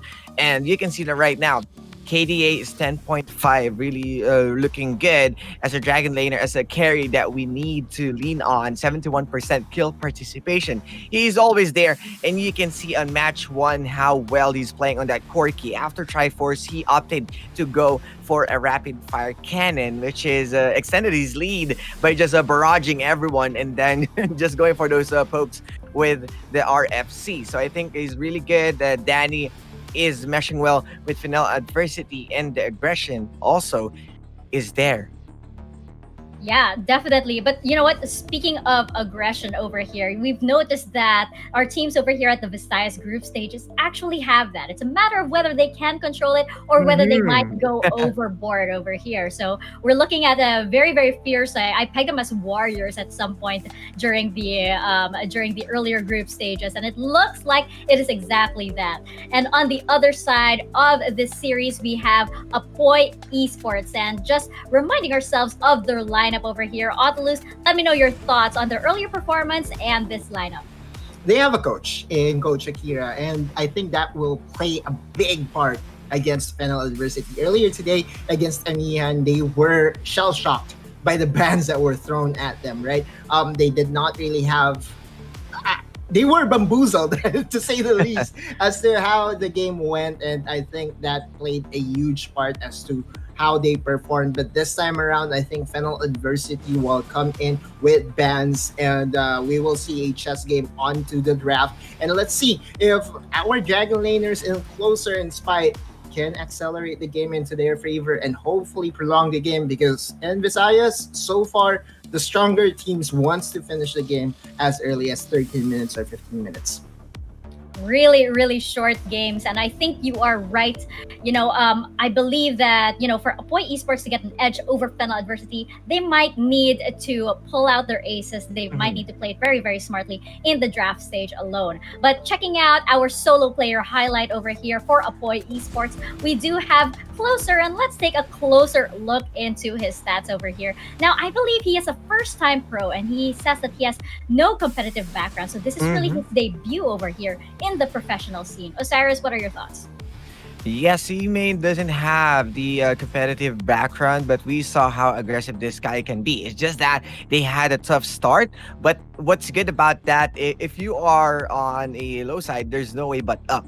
So I'm really looking for the explosive side of Closer, and I'm really looking at the potential everyone from Apoy right now as they qualified. One of their biggest achievement is to qualify at Visayas qualifiers. That's really puts a lot in their morale, in their title hold. So I think Apoy is there, and I'm still waiting for them to show what they are capable of. And right now, Closer is someone that I wanted to highlight with as one of those players who's mostly also using the Ezreal and the top ADC, which is Kaisa. our best girl over here at the Yeah. Icon series, the most popular girl. And you know what? I think it's going to be really, really interesting to see our Globe key player clash over here between Danny and Closer, because this is basically somebody with a lot of experience, a veteran over here in the Visayas group stages, versus somebody with nothing but potential behind him, which also can be very, very scary because he has not even reached his final form yet. Autolus, what are your thoughts? Yeah, this is going to be a spicy matchup. Looking at the numbers, it's favoring Danny, but that's just one series, right? That can change in a snap after a very good performance from Closer. But Danny, this Danny boy is very good on Corki. His package usage reminded me of the strong Corki players that we had during the North Luzon group and South Luzon group. So I'm very curious to see if there will be another Corki at the hands of Danny, or if that will be denied for Closer. Because then again, if we're talking about Fennel University, you have to control the early game tempo, and I think Corki is very good when it comes to early game skirmishes. Osiris, what about you? What are your thoughts on this Globe key player clash? And while we're at it, let's also have your predictions for the series. Okay, it's fairly there's a big difference as how Apoy started with a big slump, but I know that they'll get back there. We still have they still have the confidence, and this will be also a big momentum boost for them if they're going to win against Fennel Adversity. But right now, I'm really leaning more towards Fennel as one of the favorites, top favorites, or the top one that they know is going to take Visayas alongside with Amihan. So I think Fennel Adversity for now, that's a 2-0. But Apoy, still waiting for you guys. Odlus, what about you? 2-1 in favor of Fennel. I think if Apoy gets at least one game, that will be a big morale boost for their squad. So yeah, I'm still thinking that Fennel will be able to trump this matchup very clearly in their favor. But I'm banking on Apoy at least scoring that one game. And I think it's going to be a 2-0 in favor of Fennel Adversity, just because I feel like, they woke up on the right side of the day, on the bed today. And, for Apoy Esports, it might not be quite their day today, but it could be just, a learning curve. They could just be warming up over here. Day 2 might be a little bit different, but I think for day 1, it will go in favor of Fennel Adversity. But again, we could be proven very, very wrong over here as we head into the last series of the day. Fennel Adversity versus Apoy Esports. Casters, take us into the rift. Thank you very much, panel. Mika Fabs, Osiris, and Autolus, and welcome back to the casting desk. My name is Riku. Together with me is Infinity, and we're now at the last match series for our day 1 of the Visayas group stages. It's going to be Fennel versus Apoy Esports. Very excited to see the conclusion because today is the trend of 2-0s. The biggest question is whether or not that trend stops at the 4th series of tonight. What do you think, Infinity? I think it's gonna be 2-0 once again. And prove me wrong, a Fennel University or Apoy Esports, but I think it's gonna be Fennel University taking it home for the series. I mean, earlier they showed up in the very first series, in the second matchup, with a 30k goal lead. And I haven't seen that in a very long time, ever in Icon series.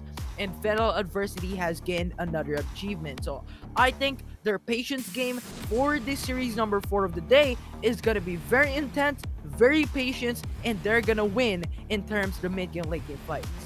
Exactly. You brought up, we were off the casting desk. We were talking about the play style of Fennel Adversity, and you mentioned that they kind of move similar to Omega.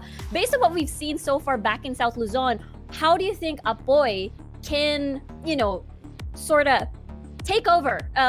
Where do you think they can shine to sort of beat Fennel? Maybe take it into a 2-1, or rather a game number 3, rather. I think it's gonna be hard, but if ever there is a situation that could happen, is to punish the early game. Is to punish the methodical game style that is being showed up by Fennel Adversity, right? Because that is a domino effect, right?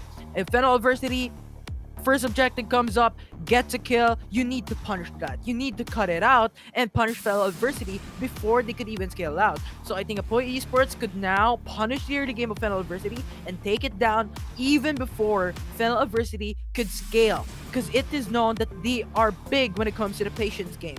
And if they force out that aggressive type of playstyle from Fennel Adversity, I think this could be a chance for Apoy Esports to get the win against Fennel Adversity today. Exactly. I think the panel mentioned how Fennel Adversity is controlled aggression. Like you mentioned, the game from their first series today against Encore, even though they had a huge amount of gold lead, they still managed to finish the game around the 17-minute mark. That means they take their time, they're very methodical. And just as you mentioned, that could be the opportunity Apoy may need to take the game for themselves. I mean, it was such a huge challenge, what we saw earlier when they went up against Amihan, and I think this could be a different scenario this time around. What do you think are the prioritized picks especially for Apoy?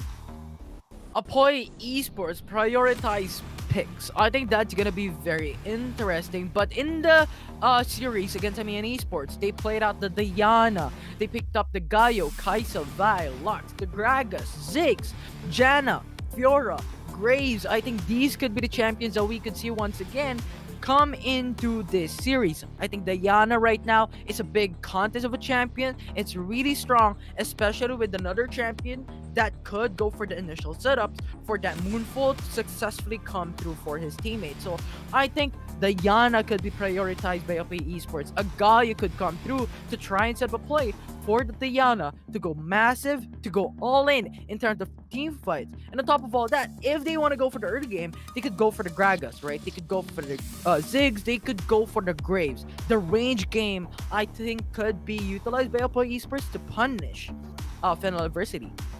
Yeah, definitely. I feel like, their biggest strengths definitely is just to get the 5v5s in their favor, maybe the Dragon fights, maybe the Rift Herald fights, and pick certain champions that are very good in that category. And meanwhile, for Fennel Adversity, just as we mentioned, they like to take their time. Even though, let's just say, they're in a comfy lead for a couple of mistakes, they're the type that doesn't want to do anything too extra as long as it's, by the book. And I think that's one of their biggest strengths. We'll have to see if Apoy Esports will decide to tackle it with fire, actually. Maybe it's fire with fire. Maybe they opt for the scaling. We did see Closer pick up that Kaisa pick in their very first game against Amihan. So that's also a possibility. And I guess it's the biggest question is, how will they survive the early game, mid game, and as well as how to tackle that late game firepower. I mean, they could match it up. It's basically two phases or two paths that they could do to really punish, as you stated, the early, the mid, and the late game phases. And actually, this just goes back into what I said earlier, is if Apoy Esports could go for the counter, go aggressive in the early game, focus on Fennel Adversity, force out the aggressive playstyle that Fennel Adversity is holding back onto, because they're playing patiently. And in the patient game, when you have a lot of scaling champions, as they've used earlier, which is going to be the Corgi ADC, they have a lot of potential to punish the early game of Fennel Adversity. And that could make the win in the early game, snowball mid-game, late-game fights, and take the win for them today, and make it a different storyline for Apoy Esports. Yeah, exactly. I feel like, speaking of different storylines, I felt like Apoy Esports leaned towards their 5-man. Makes me curious how it's going to be this time around if they picked something that with a 4-1 that enables the 4-1 formation, especially when power might be on the Garen. That could be the opportunity, but we will find out soon as we're heading into the draft. Fennel Adversity over here at the blue side, as Apoy Esports will be on your red. And just as you predicted, Infinity, Diana being the first ban. Diana, a very strong champion to the hands of Apoy Esports. They're gonna ban it out away. And I like the ban here from Apoy Esports as well. They banned out the Camille. Hyper priority onto the first pick. And blue side selection with Fennel Adversity onto the line, they could not pick up Lee Sin. They could not pick up Camille. But that leaves Ziggs open and being locked in by Fennel Adversity. Ooh, Ziggs being that first priority. What does Apoy decide to reply? Are we going to be seeing the Kaisa Janna combination that we see nowadays? It's not the Braum Kaisa anymore that's very popular, but Vi now for less.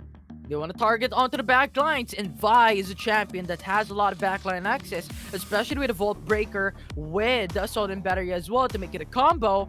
And now Fennel Adversity, you know what? Pick that champion. We're gonna pick up the Fiora. We're gonna pick up the Ezreal. These are very strong individual champion that we can go for the poking potential and destruct you even before the 5v5 comes up. That's insane. That is, you mentioned poke, and there it is. What a fast draft from Fennel Adversity as they're gonna lock in that Jarvan, lock them in the Cataclysm, and then just rain on the skill shots. Rain on the hurt, but Seraphine for Apoy. Ooh. Actually, a cool pick here from Apoy Esports. A lot of potentials as well. We've talked about how backline access is going to be very important for Apoy Esports, and Seraphine has a lot of it. That Encore is going to be very massive for them as well. But as you stated, Riku, that we have Jarvan for. And imagine that Cataclysm go in line with the Ziggs Mega Infernal Bomb and the Lux Final Spark. And on top of all that, you also have the True Shot Barrage, right? So it's global ultimates all around. Three, to be more specific, that Fennel Adversity has in line for their team that they could utilize against Apoy Esports. And if Ziggs just scales out early game, I think this is going to be pretty massive. One Mega Infernal Bomb can bring the HP of the enemy team to half HP remaining. Exactly. That sounds like a painful combo, especially when Fennel will funnel all their skills into that crater. But for Apoy, on the other hand, this is looking to be similar to what they did in game number 1, where it's all about, you know, protecting the queen, the Kaisa. Yeah. This actually kind of worked. Because if you let that queen scale up, I think that's going to be pretty massive, especially with this good scaling champion, which is going to be Kaisa, having that early lead. Especially when you have a Janna, I think this has a lot of potential, right? Because a Janna enables you to go for those early CCs. The Kaisa is there to go for true damage because of the passive that is available in his skill kit. On top of all that, the Caitlyn Rain is just massive damage all around. But it's different story right now because I think it's still gonna be hard, especially if you're fighting against an Ezreal Lux. In terms of those individual matches, I think an Ezreal and the Lux is much better when it comes to the early game. And I think that statement that I said a while ago, wherein Apoy Esports could punish the early game because Fennel Adversity is playing very patiently, is no longer the case. Because a Lux could go for early wave clear, and Ezreal could go for early pokes, and that stacks up, and it's very hard to deal with. Exactly. The early to mid game is looking so painful on the side of Fennel Adversity. Meanwhile, on the opposite, we've got Apoy leaning towards protect the Kaisa composition. They've got the Vi for the engage. They've got two utility supports, Shansu and Spite on the Janna, and as well as that Seraphine. Curious to see if, you know, we get to see Apoy reach that late game power spike that they're looking for and, you know, win the team fight with a strong arm. But here we go. Game number 1, Fennel Adversity versus Apoy Esports. Game number 1. We'll have to see how this pans out. And looking at this one, I think they're just gonna chill out. They're not going in for an early invade because there is no real champion, there's no clear champion that could successfully do it. I mean, the Fiora is good with the lunges, but he is matched up against the Garen that could just go for the silence. And for the mid lane, it's Shaw. Level 1, not that great as well to go for the invade. So pretty much right now, they're just chilling a bit and they're just waiting for that level 3, for the level 5 to then go for the matchups, to then go for the ganks and get the first blood in their favor. Exactly. When we saw, you know, Jelson and the Jarvan 4 was early game ganks, but closer. Might get a little bit closer to his death with that HP, but his support will be... Spite will be in the mid lane. Here comes the gank flash used by Shaw. He is going to be fine for now, but just a flag to be dropped to spot out that part of the area, but so far, nothing will happen. I love it, Apoy Esports. You know what, even if their draft is not that good when it comes to the early game, they're going for the early gang into the mid lane, and they just punish when it comes to the skill advantage. And now, Shaw doesn't have a flash, and this is not looking that great, especially to the mid side, wherein every single champion could take a gank. Exactly. Fennel, or rather Apoy, can go back, but we'll have to see because Danny and as well as Rafi are having the time of their lives, sort of pushing away closer. In that fight, maybe a fight in the river for that scuttler, as you can see the rest of the squad of Apoy just trying to focus different targets. Here comes the poke coming from Shansu. It's not going to be enough as we get first blood towards left. That's going to be a double kill already for Doming. And the chase continues. Closer might fall down as well. Oh, someone is left with a binding coming from Rafi. And there we go. 3 kills for Fennel. And they make that 4 actually. You're dead. Okay, first step. I think Apoy Esports had the early lead, having the sides against the enemy team. Fennel Adversity was just hovering onto the backside. But what was wrong there is they're trying to go back. So pretty much the damage was just incoming from Fennel Adversity, while Apoy Esports is not producing any damage. And Fennel Adversity just targeted onto one. Bring down less. Bring down the jungle of Apoy Esports. And pretty much they were up in terms of the member advantage. 2v3 situation. Apoy Esports at the end was trying to bring down Doming, but the flash and the flag and drag brought down the ADC of Apoy Esports. Then afterwards, you know what? They were trying to go backward. They were trying to retreat back. But the flashlight binding just brought down closer into his death. And I think that was just a good play for Fennel. Yeah, Fennel played that river fight very, very well and patiently. And now closer may have to get assisted by Spite over here, as Closer doesn't have any summoner spells. It's a little bit risky to leave him alone, as Rafi does. Again, there's a lot on the opposite side there, and one binding could be the end of Closer once more. So for Apoy, this is a good decision. And again, Shansu is going to be fine on his own anyways. He is just clearing the waves as a Seraphim. And the panelists have talked about this a while ago, wherein the Aftershock is always being used by less than for the buy. But if the Volt Breaker and the Sword and Battery does not connect, the Aftershock will be useless and will be disregarded. And I think that is something that you need to consider when it comes to the 5v5 team fight. Less needs to connect that Volt Breaker against the enemy team to be able to utilize the rune pretty much. So I think right now, with the 3 minutes and 57 mark, everyone's going for the reset. Yeah, I mean, you talked about how you gotta reach it, and Fennel The dragon has does spawned. have a little bit of mobility. You have the satchel from Shaw, Arcane Shift from Danny, and the Flag and Drag from Doming as well. So Bless could suppose choose targets that will be easily reached, but just as you mentioned, Dragon is alive, but no one is going to position themselves nearby. Because they respect each other and they don't want to make a risk, especially for the side of Apoy Esports. Having the 4-kill lead already for Fennel Adversity, putting them at a 3k gold lead in the 4-minute mark. They're simply getting the early lead advantage, not something that was synonymous to the name of Fennel Adversity for the very first series of the day. A while ago, they were playing the patient game, but now they went on the opposite side and went very aggressive in the early, got the early lead. So Apoy Esports is now back onto a corner, and they're just waiting for opportunity to punish Fennel Adversity, because if they come first, Fennel Adversity could just come in with a Cataclysm, then all global ults come unleashed against Apoy Esports.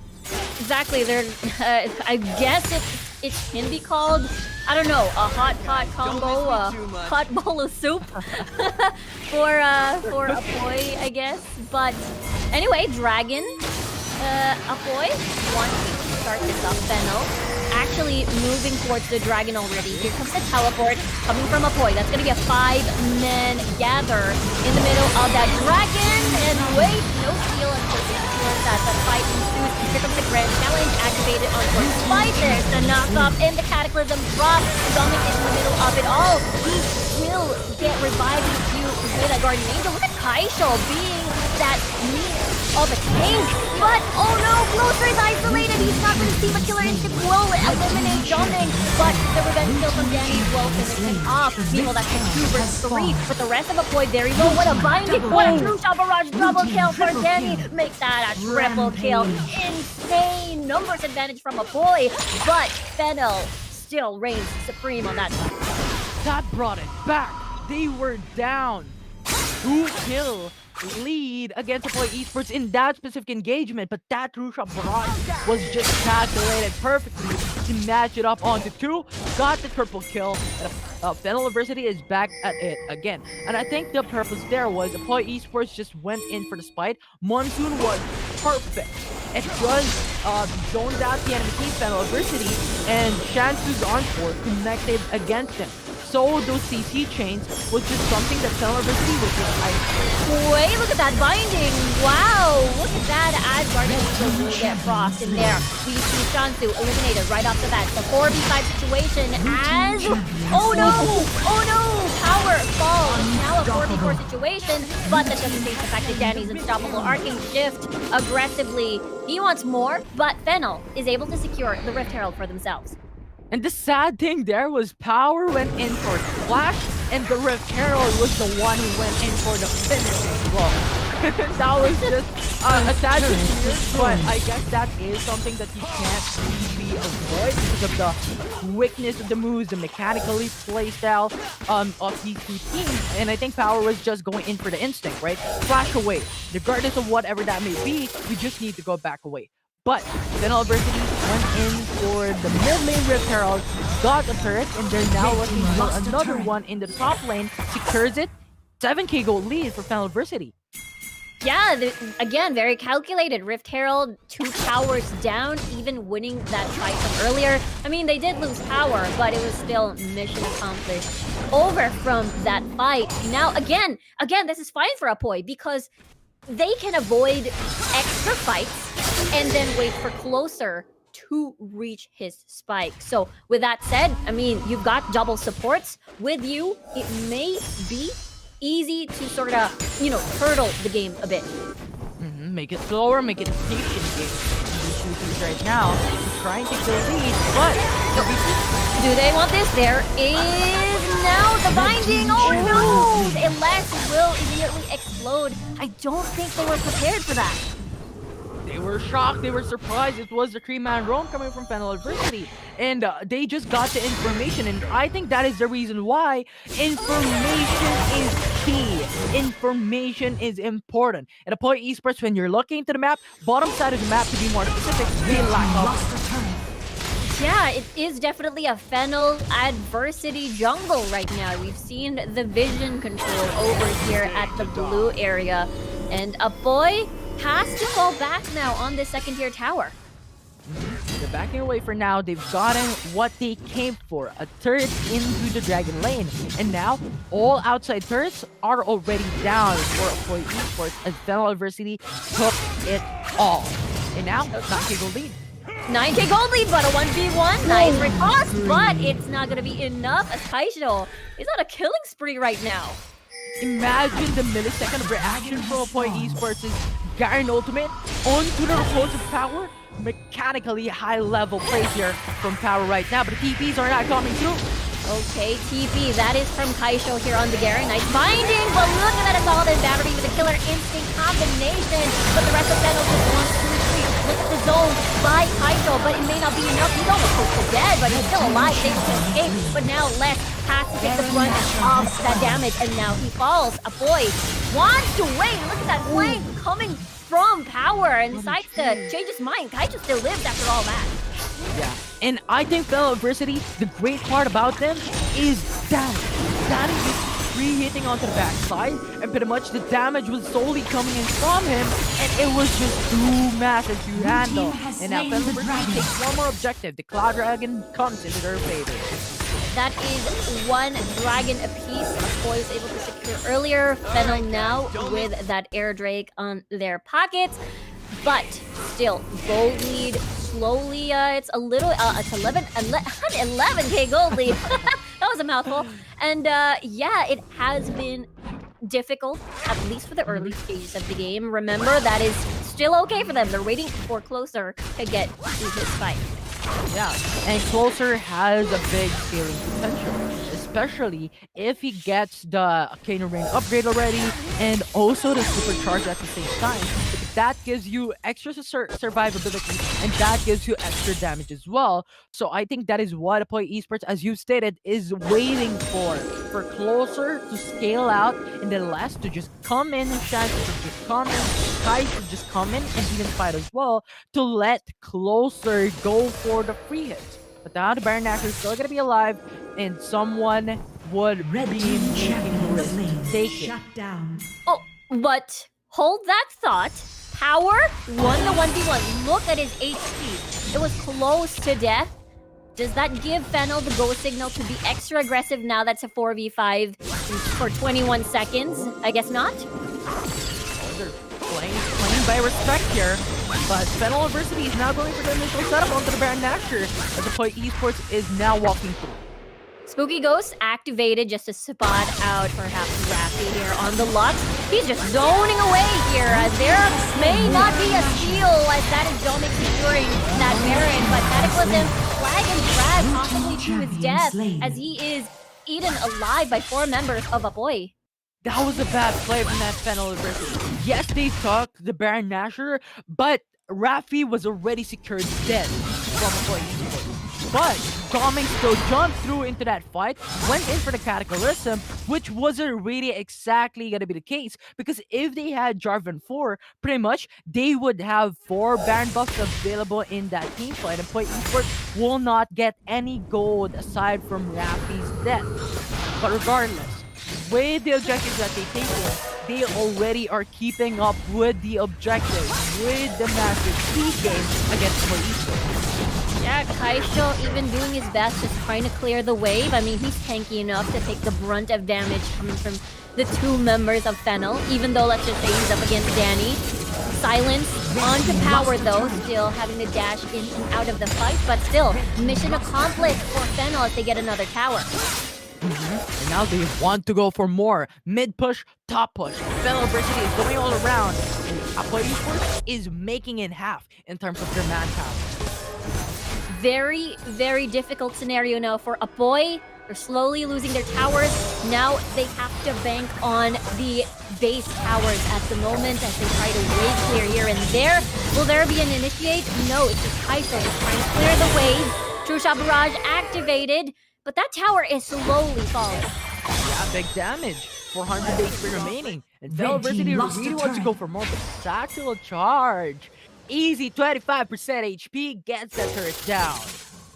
Easy tower, just as you mentioned there on that dig, the Shaw will deliver the final blow, but as we can see, perhaps Tower is in a little bit of trouble. That's a no. A little bit of hard to reach, I suppose, with Apoy trying to punish, Power being all alone. I just saw something that caught my attention. Ezreal Locket Enchant. This is interesting. Because now Danny dragon is has playing spawned. for his team, not playing for himself. He's going in for the team fight. He's not going for the selfish plays onto the backside. But this gives him extra sustainability as Apoy Esports is now looking for the contest. Yeah, there is the contest. There is the steal though from Les. What a play! And there's Cataclysm dropped in the moonshot as well. But now Kaisho eliminates another, and that's 2 kills now for Apoy. Double kill with Show of Power jumping. Only one left. The chase still continues. There's the flag and drag for the knockup closer in a very, very low HP. He actually still lives as the Guardian Angel will proc closer, will auto attack the Gromp for additional HP, and now he's not on a dangerous amount, but at the same time, Les is still gonna be that sacrifice. But look at the base! Look at the base! Power wants that base! He wants that split push, but Apoy will not serve them that right. I love how Fennel University is playing this out. You know what? 4v5 onto the Mountain Dragon. But we secured another inhibitor turret. And overall, that's going to be more advantage towards us because the natural lane pressure is on our side in the mid lane and in the Baron lane. And pretty much the base is going to be open. The Baron Nashor is going to be up. And if Fennel University takes this, it's going to be game over. But of course, Apoy Esports still has a lot of opportunity to make a punish against Fennel Adversity, but they need to look at their backs as there is a lot of opening onto the Nexus base that Fennel Adversity is now going in for the back door. Ooh, exactly. I mean, Power carrying a teleport, and the fact that they and Fennel can just sell their boots, switch it up to teleport as well, could be something that Apoy may have to watch out for. But just as you mentioned, Baron as well is something that Apoy would like to steal again. Les did it on the Dragon. He could do it again on the Baron. Now, Fennel University is looking to go for another objective here. The last move of the turret still stands into the Dragon Lane, and Apoy Esports is looking to go for the contest. The moment Apoy, power, half HP already. There's the bomb dropping. Shaw in the mid lane just to try and clear the wave. Now it's a 4-1. The rest of Apoy are actually on top side as they pursue the tower in the bottom lane. Kaito doing a good job just tanking for Apoy here. But that's 3 towers down. That was the last one in. And now Fennel may just be satisfied, poking, or maybe calling the Baron. And I think Fennel University is going for the respect play, just going to pressure in all lanes. They're playing the wave control game as they're going for the pokes. More pokes in the base. Look at them, they're so low. Look, Power leading the charge. A 1v5 situation in the front. Now Power doesn't want none of it, but the rest of Fennel are still left. Soul will just flash in. There's Cataclysm, 3 men. Cataclysm, and yet the Nexus falls as well. Fennel wins game number 1 against Apoy Esports. What a game, what a series. The Fennel University has taken it down for game number 1. Still methodical, still patient, but with an extra flavor into the game, getting the 4 kills that made it successful to get that 3k gold lead in the first 5 minutes of the matchup. And that was just the snowball effect coming right up, served in a silver platter or golden platter, depending on how you wanna see it. And the poking capabilities of a draft, I think we've talked about this a while ago, wherein even before a team fight happens, you're just down half HP because of how Global Ultimate works for the True Shot Barrage from Ezreal and that final spark from Lux as well. At the top of all that, even if the Mega Infernal Bomb is not a Global Ultimate, it has a lot of reach. And I think the utilization of this just enables Fennel University to gain the lead in terms of the 5v5 before it even started. And if you look at Shaw's damage, absolutely insane with a 30k damage against the enemy team. Yeah, I mean, everyone, just as you mentioned, had a lot of poking power, and it may have been too much for Apoy. Yes, you do have that Seraphine for that form of sustain. You have Kaisho shielding you away from those skill shots, but at the end of the day, every single lane worked, especially Danny, 5-on-5. Now it's a different story now, because the pressure is gonna be onto the shoulders of Apoy Esports, and I think they're gonna play it out creatively and aggressively, and something that they have not shown in the past against Fennel University if they do want to win this series. So I'm expecting a different type of draft, different type of bands, and different bands to come right up for the next game. Exactly, and would like to see that again, of course, as we take a look at game number 1 highlights brought to you by Oppo Reno 5. This early type of matchup, this is where Fennel University took the lead, where Apoy Esports was looking to match it up. They isolated the enemy team very well, but Fennel University was playing the mind games against the enemy team. The 2 main champions, Shaw and Danny, was just hovering to the backside, free hitting against the enemy team, and Shaw died in after 1 minute of that matchup. And that calculated True Shot Barrage just enable with a double kill from Danny, making it a 3-4-3 even level kills for these 2 teams on that engagement. And on to the objective game. I think this was just amazing for Fennel University. They were just baiting out the Rift Herald for Apoy Esports to come up, and it happened. Yeah, it was just so hard to reach. Danny would just arcane shift away from the fight, and then Apoy would just switch targets. But that means the richest or the biggest threat in the Fennel Adversity squad was still alive, and look at him go, unstoppable.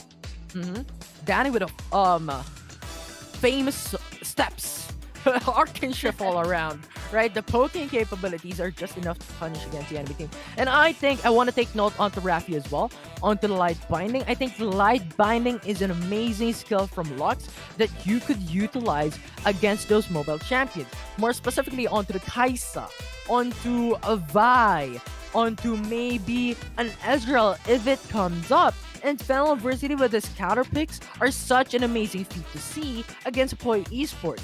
And when this came through, I think Apoy Esports had the advantage initially, but it was a 2v3, and Shansu was already down for his ultimate against the enemy team, connecting only onto 1. So I think that was just a huge punish from Fennel Adversity, utilizing the lack of information that Apoy Esports does have with the lack of ward that is present onto the bottom side of the map as well. Fennel Adversity taking the information game to the next level.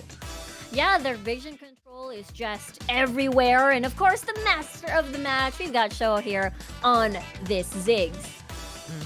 Mega Infernal Bombs all around. He's just raining it down against the enemy team, and the damage was just exponential. And this is one of the first times that we've seen damage per minute being 2k, estimated, approximately, right? And typically what happens is the damage per minute onto the players are like 1k, 1.5, and Shaw is just hyper aggressive against the enemy team, being map aware, being hyper aggressive, and just poking into the backside, going in for free hits that just enables him to just deal that much amount of damage output against the enemy team.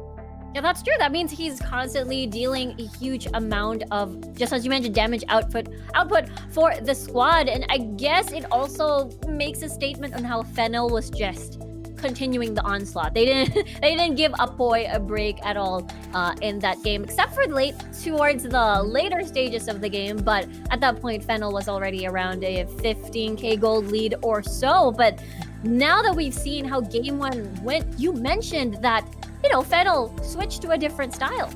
Yeah, they made it upside down, and now I'm thinking, are they gonna go back into the patient game, or are they going in for the aggressive type of a game once again against Apoy Esports? I think it's just a matter of weighing it out, looking at the champions of Apoy Esports. You know what? These are gonna be the bans. These are gonna be the first two picks. Let's think.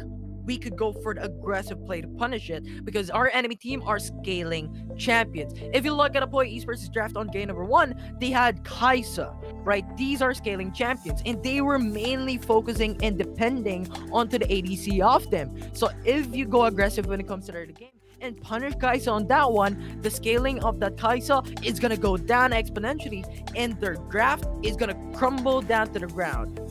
Exactly. We were talking about how, you know, this Apoy composition was a single damage threat. And when we look at the draft that we see right now, this is game number 1, they did, you know, prioritize this Vi and Janna, and makes me wonder if maybe it could have been a different, maybe priority on AD carry. What do you think? AD carry, I think there is a potential. I mean, the core key is open, right?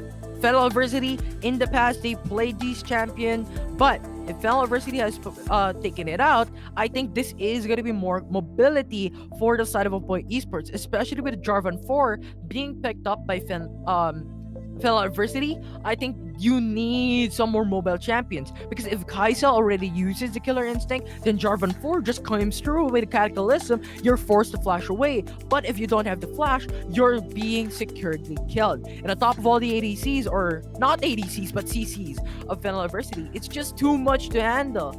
I think Janna can't handle, or is not going to be played out very well against a poking composition, because Fennel Adversity is not gonna dive you. They're just gonna play onto the backside and just dive you, wherein all skills, all utilities of Apoy Esports were already burned down. So I think Fennel Adversity just did an overall good job when it comes to the execution, and when it comes to the draft, they had the advantage. Yeah, it felt like, you know, you mentioned how it's just purely poke composition. Like, what happened to me there? And it's just basically, you know, it's basically Doming being the sacrificial lamb. I think that's the reason why, you know, he's always the first to die. But it's so worth, because the rest of the backline is just safe and doing a lot of damage. And now for Apoy, I guess it's time to weigh your options now. Do you want to fall back into that Kaisa? Because I believe in South Luzon during the later stages, especially the like last weekend, the flavor of the AD carry department was definitely on towards the Corki department. It felt like Kaisa fell off into priority. So curious to see if, you know, Closer would like to pull up his pool back to Corki, back to Ezreal, because I believe he played these champions today, even during the qualifier stages. Yeah, I think Corki has a lot of potential. It's just bad when it comes to the early game, like the first 2 minutes of the matchup, because a Corki's power spike leads into a Trinity Force, and the level 5. In the first 2 minutes, first 3 minutes, he's basically useless, especially without the level 5, because he cannot spam the missile barrage, which I think is one of his main source of damage aside from the Gatling gun. So I think that is going to be the weakness of Corki. But if he reaches the level 5, gets like a first blood, and takes Trinity Force in the first 4 minutes of the matchup, it's basically the enemy team now gonna lean down against you because it's just too much damage that you're producing against the enemy team in terms of a team fight. So I think Corki, a lot of potential to now come up for game number 2 and be utilized by any of these teams. Yeah, I mean, there is also that playmaking potential, the package during team fights, because I feel like Fennel leans towards that 4-1 rotation. So I guess it would be really cool to see that 4v5 package play coming from closer. We'll have to check that out because, curious to see if, Kaisho will also go to a different direction, not play Garen, maybe something against power to deal with that 4-1 coming from Fennel adversity. Maybe, I don't know, maybe we get to see Camille, Fiora, Akali, the trinity of the Baron lane back again, because I feel like the biggest, crutch here would be that Gragas pick that a lot of the teams rely on to either fill and cancel out any sort of, threats in either Baron or maybe in the mid lane. And I mean, Apoy Esports has used the Gragas in the past, right? In the previous series, and I think they could utilize it very well, especially in the poke comp. You just go for the explosive cast onto the backside, just confuses the enemy team, just disarranges them, and you can isolate each and every member, especially with how Apoy Esports is drafted in game number 1, wherein they have the Kaisa, they have the Vi, so isolation would be easy if they have the Gragas as well to synergize with a lot of ultimates that they had in the previous game. Yeah, I think that would be, the option perhaps that we'll have to check out later in the draft if Apoy will be on the blue side this time around to see, maybe we'll see the Gragas open, perhaps maybe sacrifice that Ziggs ban, maybe because Ziggs has been banned for so long, even during South Luzon, all the way here in Visayas as well. And we see why, because he accelerates the game so fast with how much tower takes he can do in a short span of time. So very understandable, but Graga seems to be, again, the flavor of, from South Luzon, even up until here. Yeah, a Ziggs, imagine 25% HP of a turret immediately being destroyed by the Savage Charge. That is like one more dive for the enemy team to utilize, and that Ziggs just enables your team to get those third objectives with ease without any contest, even though if you just don't go for the dive, at the very least get the 25% HP down for a turret, you're gonna have an easy time. So I think that is one of the reasons why, as you stated, that Ziggs is always being banned out. It's just the amount of pressure when it comes to early game, the poking capabilities, that Mega Infernal Bomb when a Ziggs comes through in the early game, snowballs, and that items is pretty massive. Infinity Orb, Rabadon, set camp, it's over for the damage aspect of the game. Yeah, absolutely. It's, you kind of have like a passive gold generation with a lot of tower takes that you get with that Zig. So curious to see later in the draft if Apoy will change the tune of the music, maybe put Shansu on maybe something that can compete with early game aggression, have a little bit more damage from different champions, maybe something explosive aside from the Ziggs, of course, any of the mid laners, because I feel like we haven't really seen the Orianna yet that has been very popular in South Luzon. If ever you want something that is a playmaking champion, but at the same time keeps the lane safe and as well as works so well with scaling AD carries as well. So it also works with Jarvan. I feel like we might see an Orianna again, but I guess, so many mid lane bans that has been happening so far. We can't see the Diana. I bet we won't see the Diana next game. Yeah. Cataclysm, Shockwave, playing all around, right? It's a massive synergy, especially if you locked into a lot of champions. that circle is just devastating. And as you said a while ago, Riku, they're going in for the hot pocket, right? They're just running down around. They're just cucking those kills inside the Cataclysm, inside that cage. And those flashes are going to be burned, are going to be forced away if that Cataclysm is going to be locked into certain champions. So I think that's going to be key here. Fennel University could use it once again, especially if Apoy Esports is going in for the similar draft wherein they don't have mobile champions such as the Fiora, the Corki, the Kali that can jump over that Cataclysm and be back to safety. Because I think that is where they lost it in terms of going away, back away, and going back to safety when Fennel University keeps on going for the initial setups. Yeah, I feel like, there are so many options for sure. Because again, when you see a Jarvan 4 on the opposite side, I feel like it's gonna be Dive City for sure. So, Janna very strong when it comes to disengage for sure, but feels like it needs another. And again, looking at this matchup, we're looking at Fennel, who formed their squad. I believe it was a trial and error process for them when they formed the team during the first month, and then they had to make adjustments. And this is the Fennel adversity that you see now. Meanwhile, for Apoy, again, we got the panel mentioned that Closer and Spite are new comers to the esports scene, while the rest of the members like Shansu, Kaisho, Les do have experience on the competitive scene. So it's nice to see all of these things culminating together for Visayas and see this mix happening, because you look what we have, very, very strong teams like Fennel and Amihan today. But it's just the first day. We still have day number 2 and day number 3. Yeah, those counter picks could be now brought up on game number 2, or not game number 2, day number 2 rather, and day number 3. I want to go for more games, as my brain has talked about it. But yeah, I think Fennel University and Amihan Esports is just so amazing in day number 1, but this is only gonna be the download information day, right?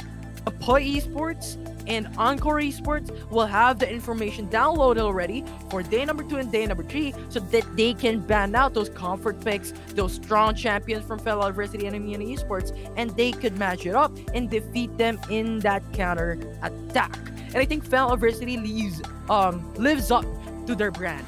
Fennel University destroying and leaving adversity to every single team that they go against. And now, I see no reason that they can stop once again against Apoy Esports for game number 2.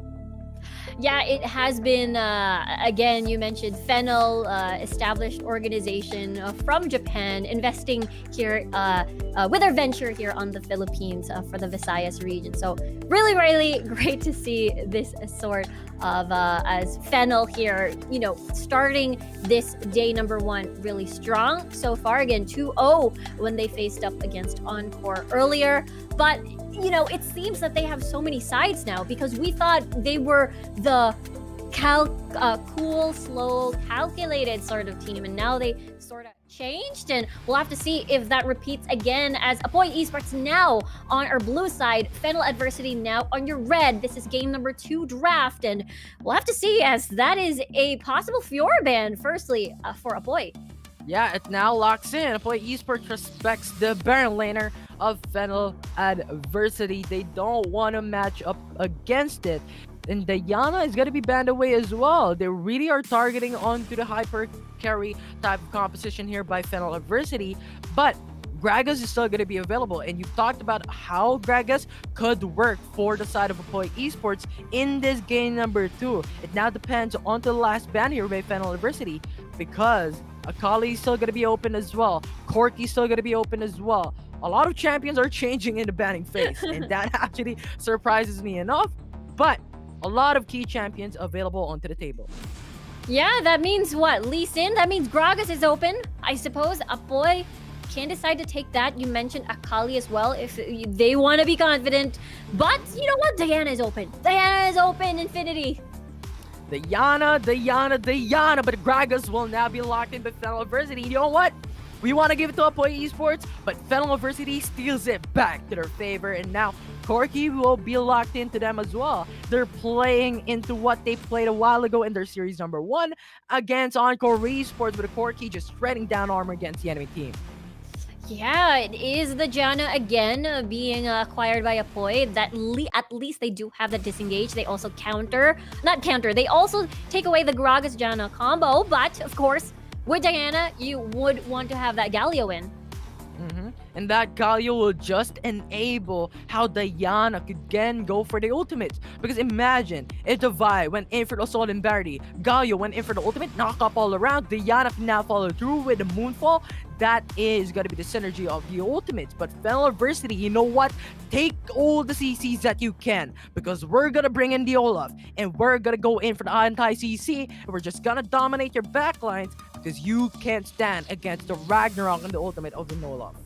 Yeah, this you mentioned Fennel, you mentioned Apoy. This could actually be very, very beautiful once these all come together. The layering of CC, just as you mentioned, the Vi first, then the Galio ult coming in with that Moonfall from Shansu. So once we see these things execute, this could get really, really painful, especially the potential to snowball. But we mentioned once you can sort of get soft countered in the laning phase, I suppose, when you have the Gragas in the opposite side of the spectrum. So Shaw will be that sort of gatekeeper to not allow Shansu do Diana things, do assassinate, do like a snowball. But it's not like we've ever seen, a Diana who hasn't, even though the laning phase doesn't work out, it can still work because the Moonfall kit is just so strong. It can also kick.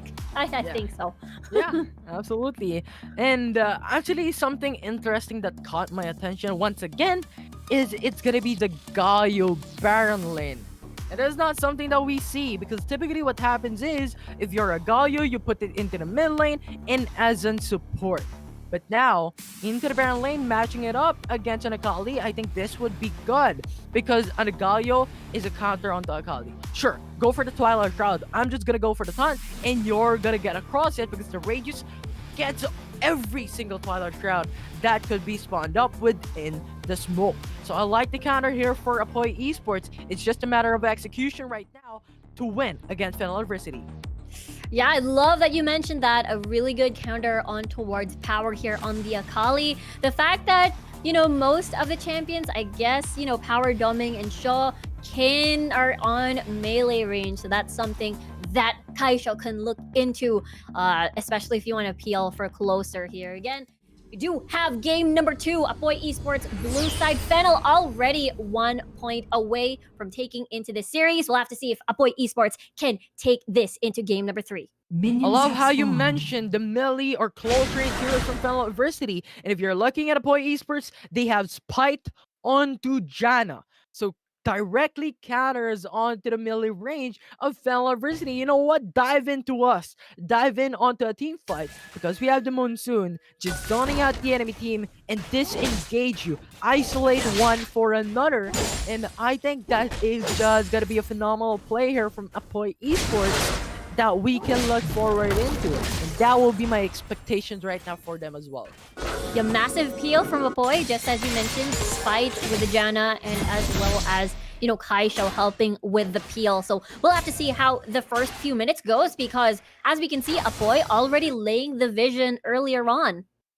And layering the vision, I think, is going to be very important. We talked about this a while ago, right? Apoy Esports is lacking onto the vision game. But you know what? They've heard us. They're going in for the vision game right now. They're putting onto the wards into the river to the top side, bottom side as well, and even having a deep ward onto the top side jungle, or bottom side jungle rather, of the enemy team, Fennel Adversity. So pretty much that information, if they see the jungle, Apoy Esports could make the counter play, could make the next action against Fennel Adversity, where in their jungle cannot go for the support.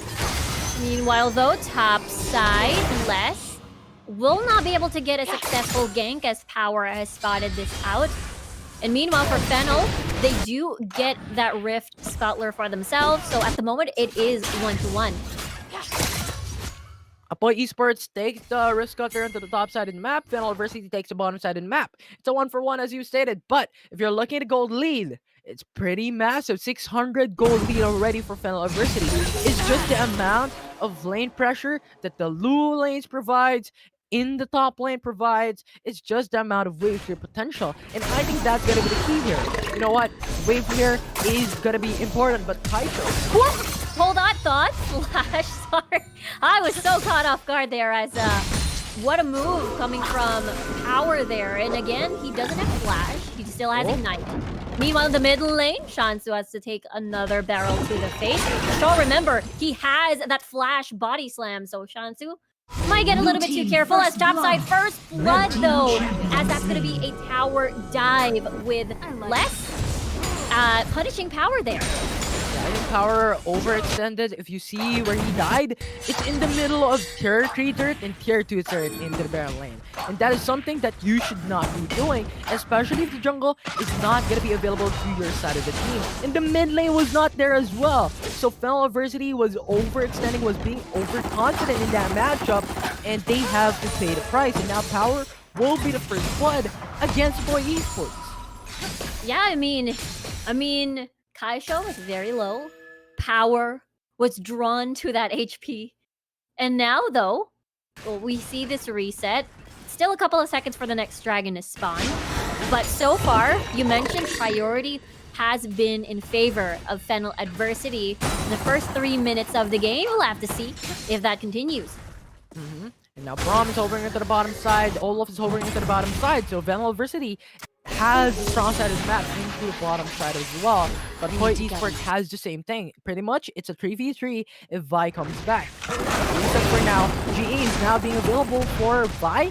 That enables the aggressive type of play that he can do. Especially with Mountain Dragon gonna be alive in 10 seconds. He can just dive into the backside with a Bolt Breaker or Solid Barrier right up and wait for his teammates to go for the follow-up and get those kills, get the individual play, and the isolation that they are looking for against Fennel Adversity.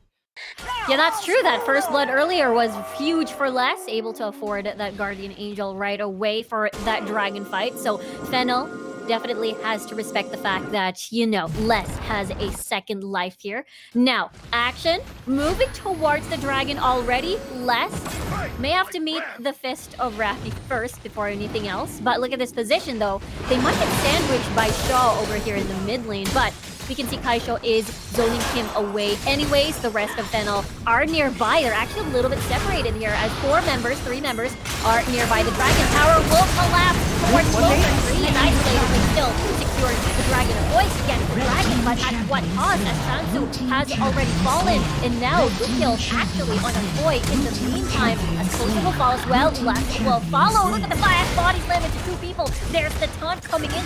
Spike uses a flash, but I guess Apoy doesn't want none of it. They already got the dragon. They back away. It's a 2 for 3 in favor of Fennel Adversity. They just played it out, and that explosive cast from Shaw was phenomenal as well. It's just, you know what, separated Apoy Esports. Got closer, became closer to the enemy team. Fight became too far. Kaisha was far as well. It was just something that you need to look forward into. And you said a while ago, Rico, in the draft that Gragas can do this potential, and Fennel Adversity does it the same way. And now with that playstyle that they have just done, they're sitting at a 1K for Esports, a 2-man roll. Fennel Adversity against top. Okay, they want to stun in. Shansu forced with a flash. Stuns kicks in, but it's too far away already. Here comes the Scuttler. Whoa, wait, was that secured by Fennel over there? Smite might be in trouble and pressure off the top already by Doming. The rest of the squad, look at the flash, look at the autos. There it is as Danny secures another kill as Rift Herald has spawned. No support for this Rift Herald. Rift Herald is now going to be the initial setup for Fennel Adversity, and they're looking forward into it as Apoy Esports 3v4. 3v4 at the moment. They still want to try and contest, but look at their squad. They're a little bit separated. They don't have Kaisho here as Power is in a 1v1 situation. He's already half HP in the Shroud, but gets spotted. Killer Instinct closer. Finishes Power off on that Akali, and at that point, you know, Fennel, even though they get the Rift Herald, we'll have to see as another fight into the top portion of the map. Moonfall activated as now we can see that Danny has fallen. Wow, what is this game? It's still not over. It's still not over. Hold that thought. The old Ralphie is activated. Spooky Ghost Flash used to retreat, but looks like the fight has stopped, and What a wild fight. Yeah, it's gonna be very interesting to break down because the first matchup, I think Fennel University was down because of how Kaisho just counter attacked tower, and the counter pick is now taking in effect. And after downwards, you know what? We have the information that Fennel University is hovering into the bottom side of the map, has 2 man into the mid lane. So pretty much 1 man into the top side is isolated. And Apoy Esports went in for the 2-man roam, 3-man roam, took the kill, and now they're sitting at a 1-kill lead against Fennel Adversity. So I think that is what happened. They keep on punishing against the enemy team as Fennel Adversity goes for the 3-man roam through the Baron lane.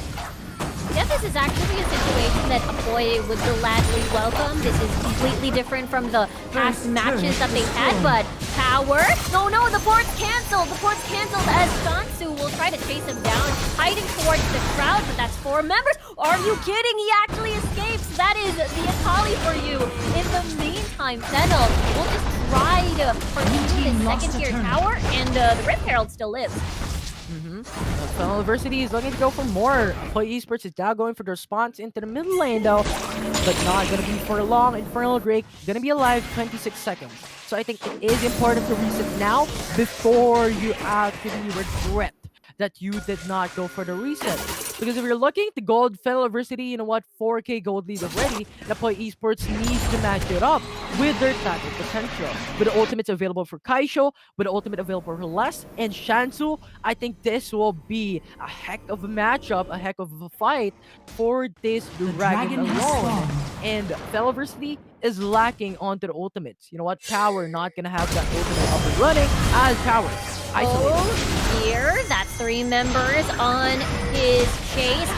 Here comes the Galio. There's the knockup. There's the taunt. They're able to eliminate Power right off the bat. In the meantime, Spike will beat Sacrificial Lamb. This Rappy very low as well. That's a double kill already towards Kaisho. In the meantime, Apoy so low. Closer used to flash. Look at that. Oh my god, double kill slam onto the barrel to the face of Apoy. That's a double kill now for Fennel. And what a ride. That's an ace. Brought to you by Oppo Reno 5. Surprise, surprise! Red team has slain the dragon. 62 kills, and I think that was just methodical from Fennel Adversity. His power was just dead, like 3v1, he was locked in. But if you look what happened there, they used up 2 ultimates. The Galio ultimate was now being used up. So in terms of the 4v5, they don't have this ultimate available, and Shansu would not be having a good time to set up the Moonfall. So I think Fennel Adversity in that Akali death even he got the advantage there because the gold lead gave them the advantage in terms of items, gave them the advantage in terms of power. So the 4v5 wouldn't really matter, and they just baited out those high-key valuable ultimates for the side of Apoy Esports. So that was a smart bait. That was a clever bait for the side of Fennel Adversity. Yeah, Danny was completely untouched in that fight. And just as you mentioned, they do have that gold lead as well. So they're comfortable. Lucas Shaw is marching towards the mid-lane as Les might get isolated. Uses the Vault Breaker to get away from danger. But this is the 4-1 that we keep seeing coming from Fennel, and it's working wonders. Blue team lost a turret. And they take tier 3 turret into the mid lane though. And I think this just gives him a lot more gold to utilize. 9k gold lead already. I like how Danny went into the reset to prepare for the Baron, because there is Wait. Oh, look at the cast! Kaisho is a little bit isolated, but it doesn't matter. He is the tankiest member of Action, or rather, Apoy, rather. The Moonfall, look at the killer instinct closer. Might be in the middle of it all with the package as well from Danny, and he's now on a killing spree, and he is still alive. He's still well. Look at all of them are crumpled in this area, as now Fennel, look at them! Another ace on the back, and even a Baroness. That is not where you want to be against Danny with a core key. Because Georgia stocked up, that Gatling gun will protect you. Every single one of you, the damage just exponentially there. But a missile barrage just supporting them out the damage that it provides against Apoy Esports. So that is gonna be the wipe from Fennel Adversity onto that engagement that just enabled them, gave them the opportunity to go for the Baron Nash, secured for themselves. Now they're sitting at a 14k gold lead. Huge gold lead. One fight after another. 2 aces and then a Baron. Fennel again replicating what they've done against Encore and now against Apoy for game number 1. They are they're very, very strong at the moment. And strong, aside from strong, they are clever. Now it's a 1v1 tower. Nice delay or nice deny. Kaisha though very, very low power. Will respect the numbers disadvantage over there. Despite, but Fennel though will continue on with the siege as the rest of Apoy unfortunately has to watch this fall. They're not complete. They have to respect that a cast could come at any moment. Les is trying to port back and he manages to port back safely. Now the next target would be Turtle Turret into the Dragon Lane. They're gonna take Shirley. No contest from Apoy Esports with the amount of gold that they already have. They could buy something more. They could buy everything that is available in the shop as they go for it. Aggressive play, but here comes Kaito continuing with his ult as well. Chansu may not have his flash. He doesn't have his flash on this next fight. Baron still up there. Nice little knock-up, but Fennel is able to get out there alive, it seems, as they do want to get that reset before the dragon spawn. Great. Go up. Braum goes back away. And you know what, Fennel University at this point in time, I think they're already locked in terms of items.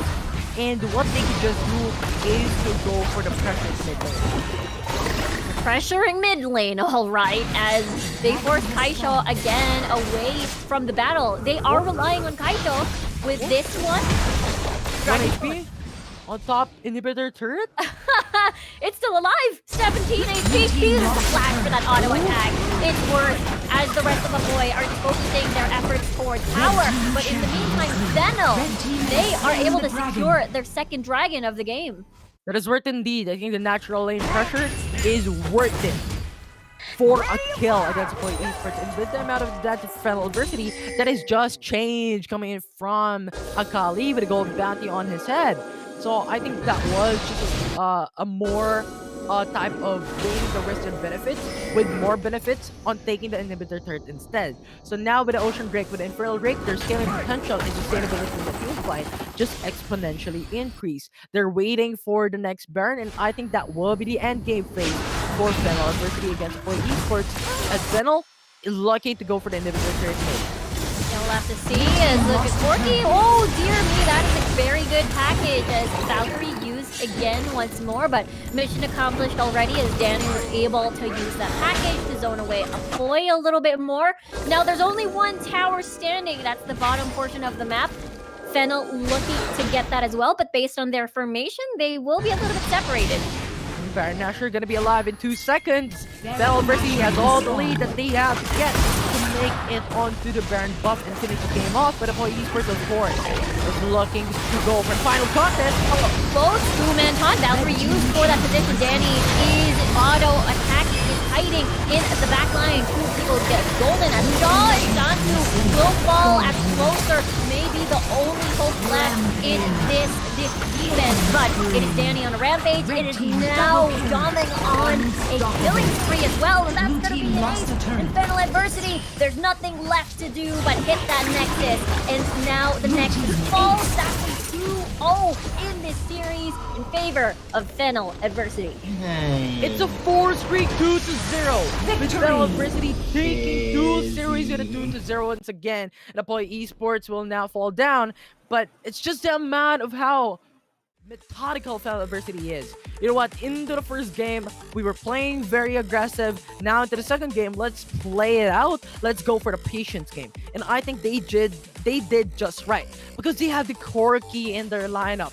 And Corki is not a champion that they could use in the early matchup in the first 2 minutes of the game. So they just waited a bit. 8 minutes was the kicker. Corki was already upside. Right? They already have the Trinity Force, the level 5, level 6, the level 7 was already available for Danny, and they was providing damage like no other. 26k damage against the enemy team. And once again, when you're doing a wombo combo type of setup, those ultimates are gonna matter. And if you use it for a single champion, you're your type of setup, your type of initial play against the enemy team will also crumble down. And I think that is what Si happened close-up on the side of nakakatawa Apoy eh. Esports. Nakikita ko siya Though, eh. Puro regardless, position I to eh. think Ibig their sabihin talagang ultimates was pang-indie. something that they were using Killer against Fennel instinct. adversity. They were forcing it out because they already had the massive goal disadvantage at around 10-minute mark against Fennel adversity, approximately around the 8k, the 10k goal lead for them as well. So I think Kaisho, you know what, with the situation at hand, they did a great job, but Fennel adversity at the end of the day took it home for the win. Yeah, I super agree with you there. They were forcing a bunch of ults, making it an awkward position once the objective fight comes. You know, the layering of CC weren't going to be available, that they had to use the ults, especially the Gallia ult, in a defensive manner. And, you know, Danny was untouched most of the time, and it was just so hard to sort of catch that Corki in most of the situations. You got the package, you got the Valkyrie for that, you know, not gap closer, ungap closer skill. So yeah, again, Fennel showing us a different identity. They showed us an Olaf. Usually, you know, Olaf very difficult in our long games back in South Luzon, but this time it's different. So let's take a look at the action once more as we check out the highlights from game number 2, brought to you by Oppo Reno 5. Yeah, and you talked about the Olaf. I think in the draft we talked about it as well. Wherein if you're looking at Apoy Esports, they have a lot of CCs, they have a lot of AoE synergy against the enemy team. Onto the form of Shantu with a Moonfall, Spite with a Monsoon, and even the Howling Gale as well. And you also have Kaisho with the ultimate, Les with CCs with a Bolt Breaker and a Assault Battery. And having the Olaf available was something that could counter it. Right? So Fennel adversity, you know what? Get all the CCs that you want to play esports. We're gonna play an Olaf and beat you to the ground if you used already all your ultimates against a single targeted champions onto maybe Danny, or maybe Power, or maybe Rafi or Shaw. But Dom Meng did a great job just to do so in defending their main key champions. And I also want to give a huge shout out onto Power, because time and time again, if you look at Apoy Esports, just going in for a roll onto the bottom side of the map. But Power keeps on getting alive for some reason at all that I don't understand. And it's just the mobility of Power in that lane.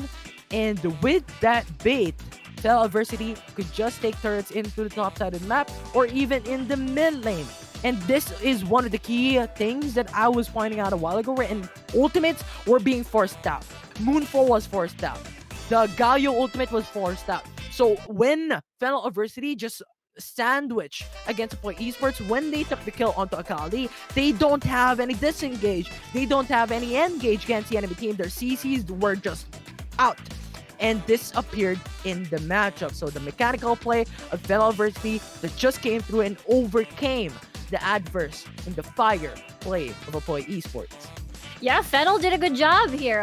Individually speaking as well, you mentioned all their individual performances were very, very top-notch. Shaw with an amazing Gragas play with all the flash body slam, just fearless. And the cast timings as well, just really, really good. And just as you mentioned, Fennel did an amazing job just baiting out all of these ults. I mean, this is a perfect example of an amazing layering of ult. It's just that at this point, it was just Fennel's game already. They were such in a huge lead. It was an ace before this as well. And Fennel is just so good at these 5v5s. And again, just utilizing, again, props to Doming as well in the early game control and just taking objectives for themselves. And of course, we've got the master of the match. It's Danny on the Corki. Yeah, I think Corki, in the latter part of that matchup that we saw in the game highlights, I think Danny was one of the key players there. And I think I stated it again from a while ago, wherein Corki just goes for the free hit.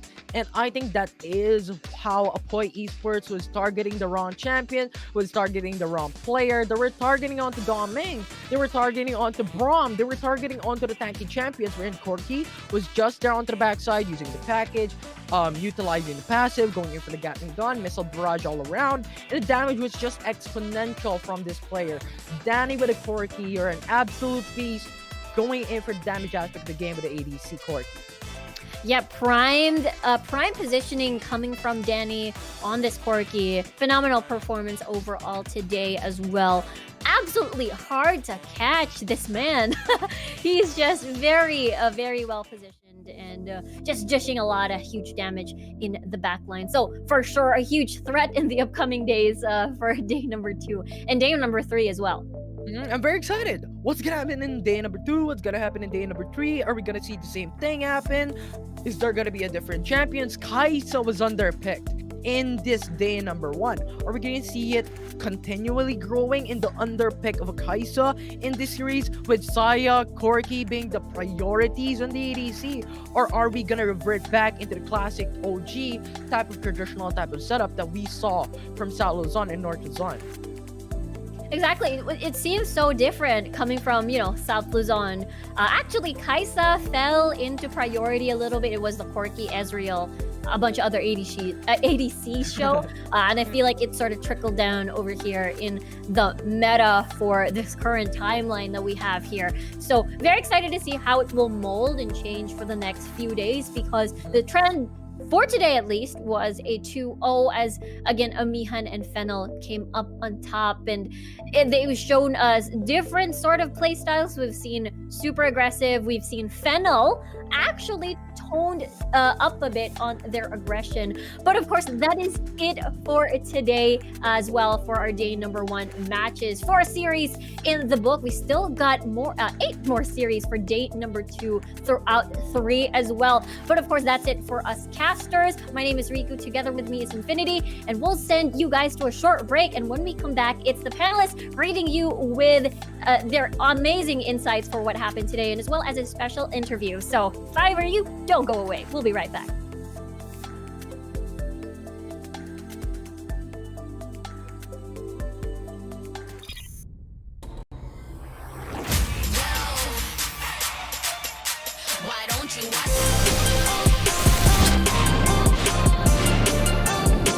Welcome to Wild Rift.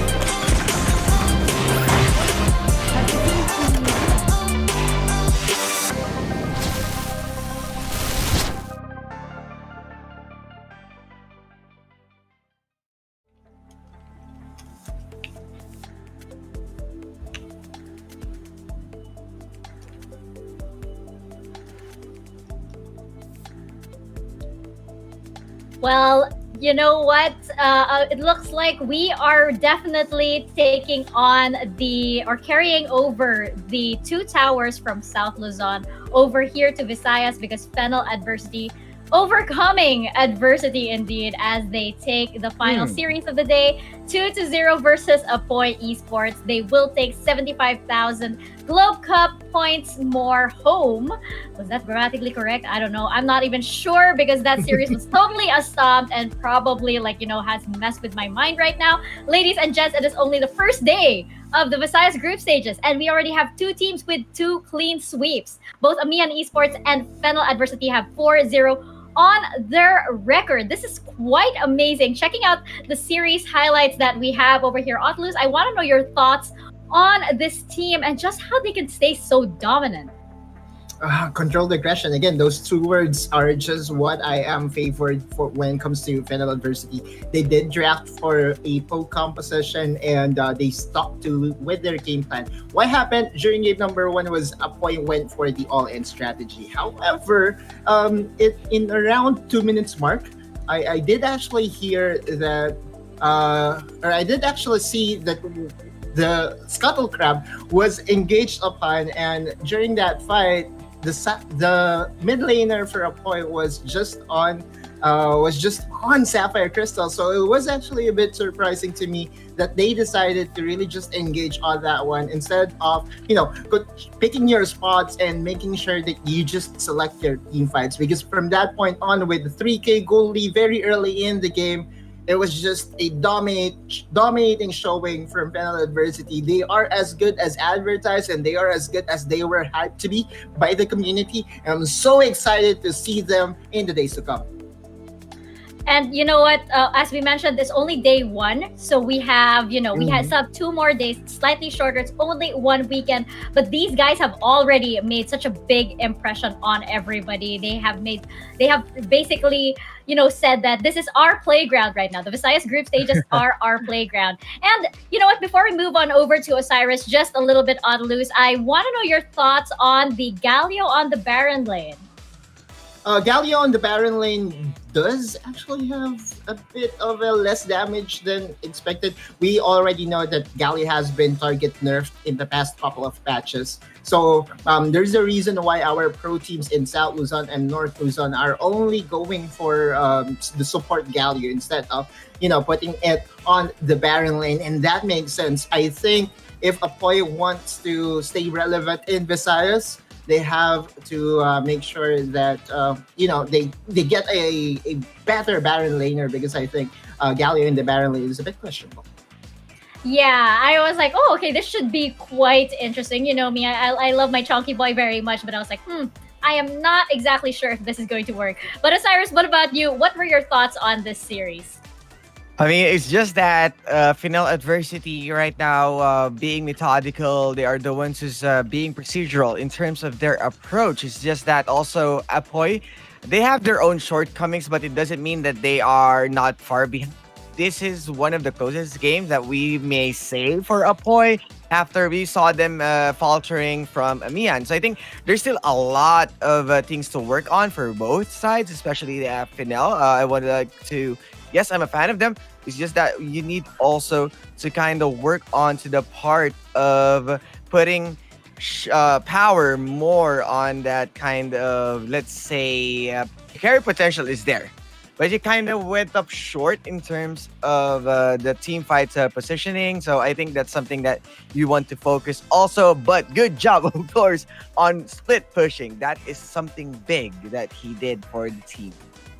We're seeing a lot of split pushing today, I see. And, for some teams, it doesn't work out quite as well. But on the side of teams like Amihan Esports and Fennel Adversity, it works wonders. We have seen so many split pushes wherein, somebody is split pushing to distract from, the rest of the team taking the Baron Nashor or maybe one of the dragons. And, you might think that it's an old trick and it might not really work in today's meta, but it actually does, again, when teams like Amihan Esports or Fennel Adversity are executing that. And you know what?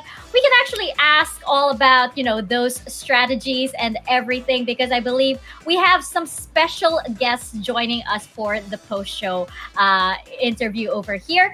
But any last thoughts before we wrap this up? Just overall, since this is the last series of the day, how do you guys find the Visayas group stages so far? What are your thoughts on Luz? They're very aggressive. I like it.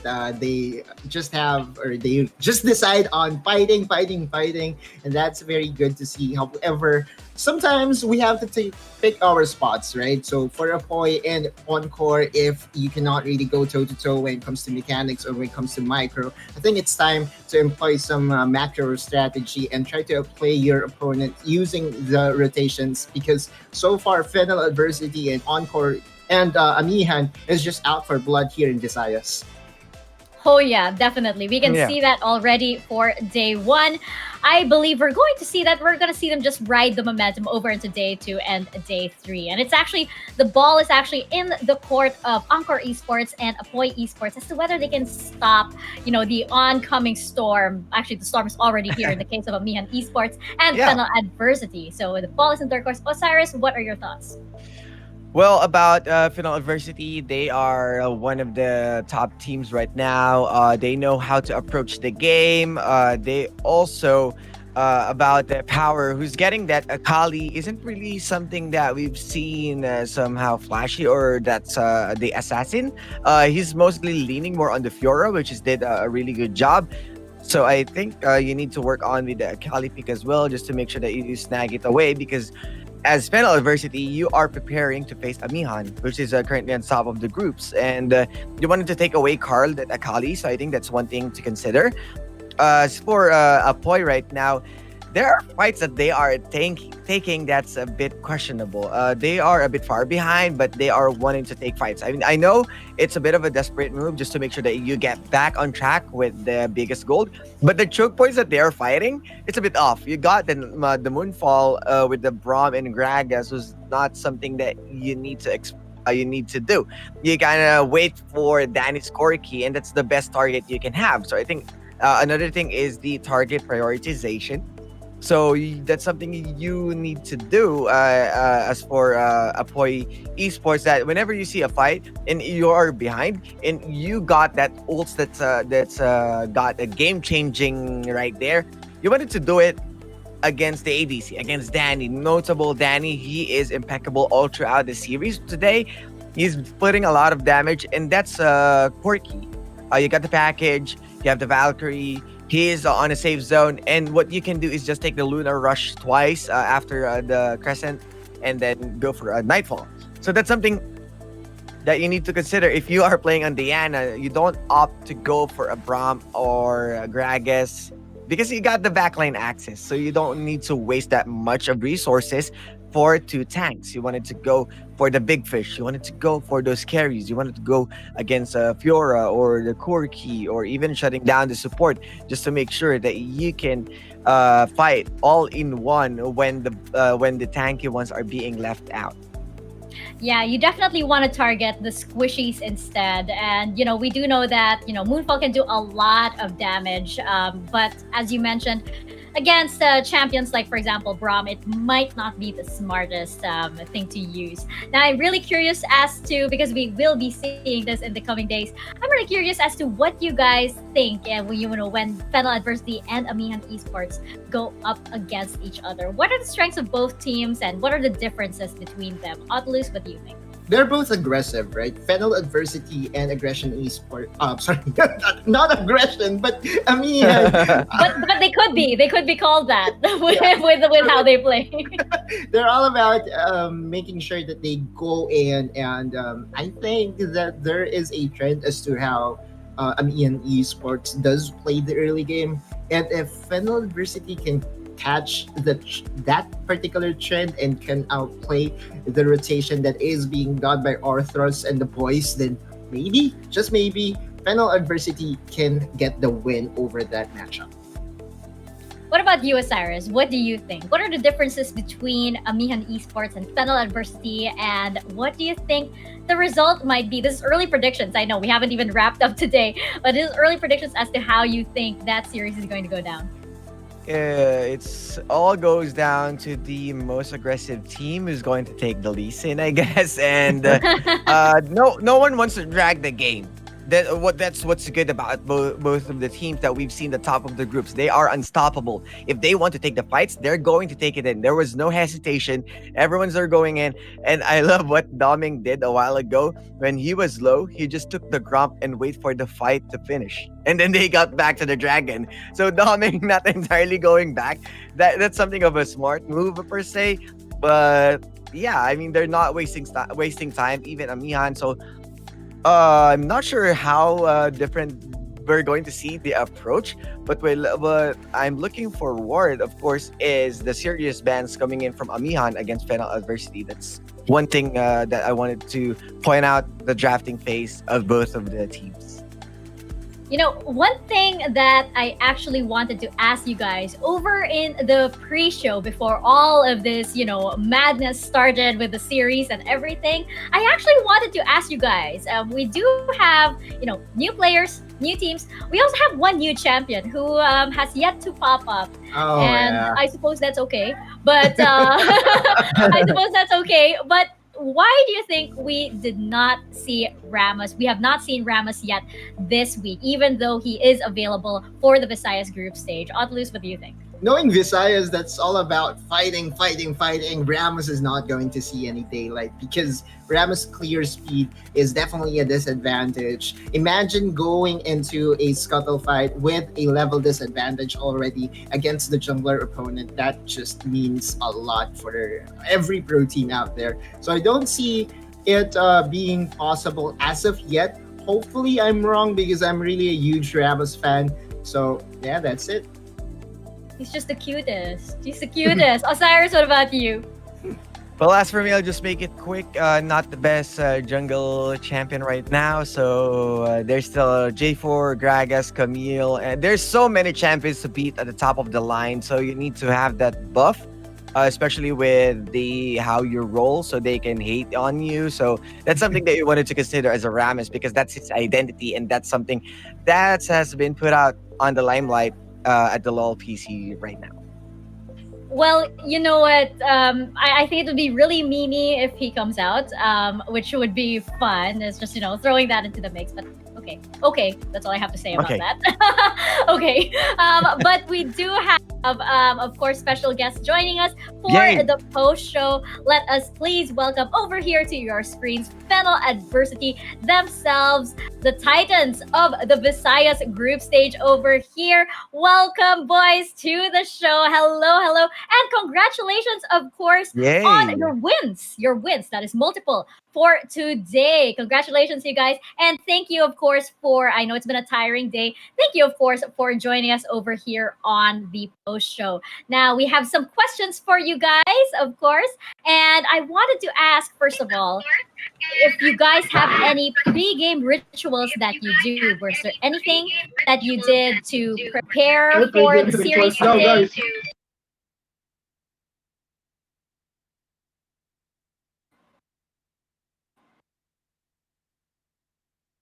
All right. So while they figure that out, how they would like to answer that question and maybe recall their pre-game rituals and everything, right now we are seeing, of course, all of Fennel Adversity over here. And we did discuss this in the past that having a boot camp, of course, being with your team is actually a huge advantage over here, even if it is in a mobile game. And you know what?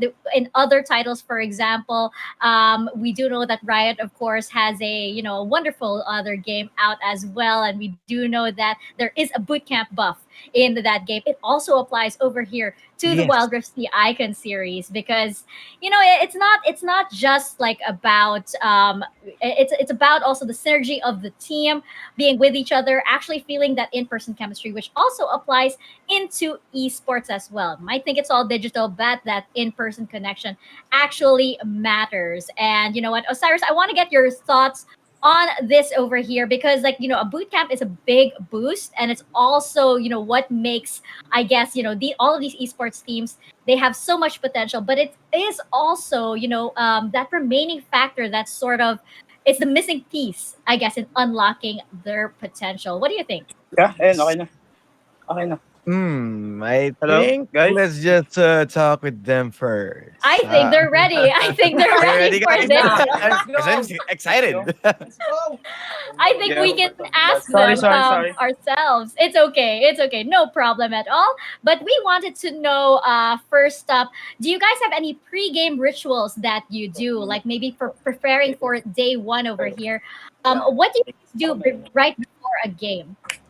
Probably a good night's sleep before play. Yeah, a good night's sleep. I actually do agree that is so important because it keeps your minds sharp, it keeps your reaction time on point as well. So it's great to know. Yes, gamers actually advocate for sleep. That is that is a great thing. It's misconception. We're totally off on our gameplay if we don't get enough sleep. Oculus, what about you? Do you have any questions? I'm the in-game name master, right? So this question will actually roll onto two players because I see Lose Yourself out there, right? I hope he can answer the question. First off, for Danny, man, can you explain to our viewers, can you let our viewers know as to what is the story behind your IG? And also for Lose Yourself as well, because we're so excited. We didn't really get the chance to see you today, but hopefully tomorrow we'll see you. So yeah, Danny and Lose Yourself, can you explain your IGNs for our fans out there? Yung IGN ko, nakuha ko siya kay Eminem, my favorite artist. Yeah. His song, I like it. It's nice. I'm a stan as well, man. As for Danny, he isn't with us in the boot camp, quote unquote. But as of what I heard, it's the name of her girlfriend. His girlfriend. Yeah. Oh, I knew it. okay. I knew it. I was right, Otolus. Interesting. and lose yourself. You know what? Your name was your IGN rather was one of the ones that we like looked at Prepared for. immediately, and we were like, Yeah. okay, we have to ask whether he's had mom spaghetti and all of that. Osiris, do you have any questions for the team? Well, question for everyone. Since most of the Twitch chat also are curious about your communication, who's doing the shot calls, who's deciding for the draft? Since you don't have any coach, so who's doing the mind work and who's doing the shot calling in game? Actually, everyone does the shot calling thing. Ooh. And yeah, we know what to do in game. So yeah, it wasn't pretty hard to do the shot calls. We don't have a coach. Don't have a- Yeah. So who's deciding the draft? It's between I and Danny. Oh, okay. Got it. Very Big brain. interesting. Very Girlfriend interesting buff. indeed. All right. Well, Fennel Adversity, this is something that's become sort of a tradition over here at the Sea Icon series. Whenever we have somebody over for the post-game show, we have to ask you guys, what are you guys having for dinner or had for dinner? I understand it's quite late. Yeah. Mom's what did you guys? spaghetti. Oh, yourself. Yeah. Thank you so much for that. Go. You did not miss your chance at all. Thank you so much for that answer. I love it. All right. Do you guys have any shout outs that you'd like to give, maybe to all of your supporters or to friends or family that might be watching? Ako meron. Ako pa meron. Pwede po ba shoutout sa ano ko dyan, sa Bagansya Boys. Yeah. Shoutout to PH streamers na nag-stream ng Wild Rift. So lang. Ako Shout out next to one. Chloe. Love you. Oy. Oh. Ako po sa Real Ones at saka Bagansya Boys. Shoutout sa inyo guys. Yeah, shy na. All right. Thank you so much, Fennel Adversity. This was a lot of fun. We had a lot of fun getting to know you guys. And I don't think this is going to be the last interview that we're going to have for you guys. But for now, do enjoy your night. Enjoy Mom's Spaghetti as well. And we will see you again when we jump back into the rift. Congratulations. Thank you guys. Thank you, guys. Thank you. Fennel win. Panis. Let's go. Oh my gosh, it is just so much fun to get to know all of our teams over here while we head on over to the post show. And you know, just seeing them, I guess, and putting a face to all of the amazing plays that we saw for today, it really is a treat. And you know, when you see the camaraderie that builds around these teams, it's so much fun. Now, of course, we are gonna jump into our standings as they are at the end of day one. And right now, you are seeing, of course, Amihan Esports and Fennel Adversity in first and second. They're actually tied right now, and Apoy Esports and Encore Esports yet to get a win. That might change by tomorrow. Again, we are only on day one, but then again, we are also at 1 weekend only for the Visayas group stages. So every single day, every single series really does matter over here. And checking out, of course, the overall standings as they are.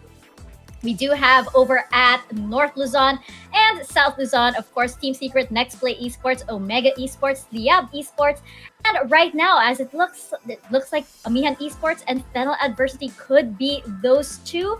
But as we mentioned earlier, the ball is in the court of Apoy Esports and Encore Esports as to whether they can put a stop to these two dominant teams. Mindanao group stages are coming later this month, so stay tuned for that.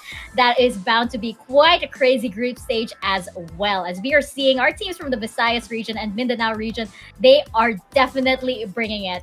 Checking out, of course, our Globe Cup point standings over here. And just to remind you guys again, for the Visayas group stage, we have 75,000 Globe Cup points for series. So these teams are, of course, very, very happy right now as they do have 150,000 Globe Cup points, both Amihan Esports and Adversity at the end of day one. Apoy Esports and Encore Esports to be continued. We might see that change into day 2 or day 3. But for now, Amihan Esports and Fennel Adversity have emerged as the dominant teams over here in the Visayas group stages. And again, One Globe Cup point is equivalent to 1 peso, so you can just imagine how, at the end of day one, Fennel Adversity and Amihan Esports, they're just very, very happy.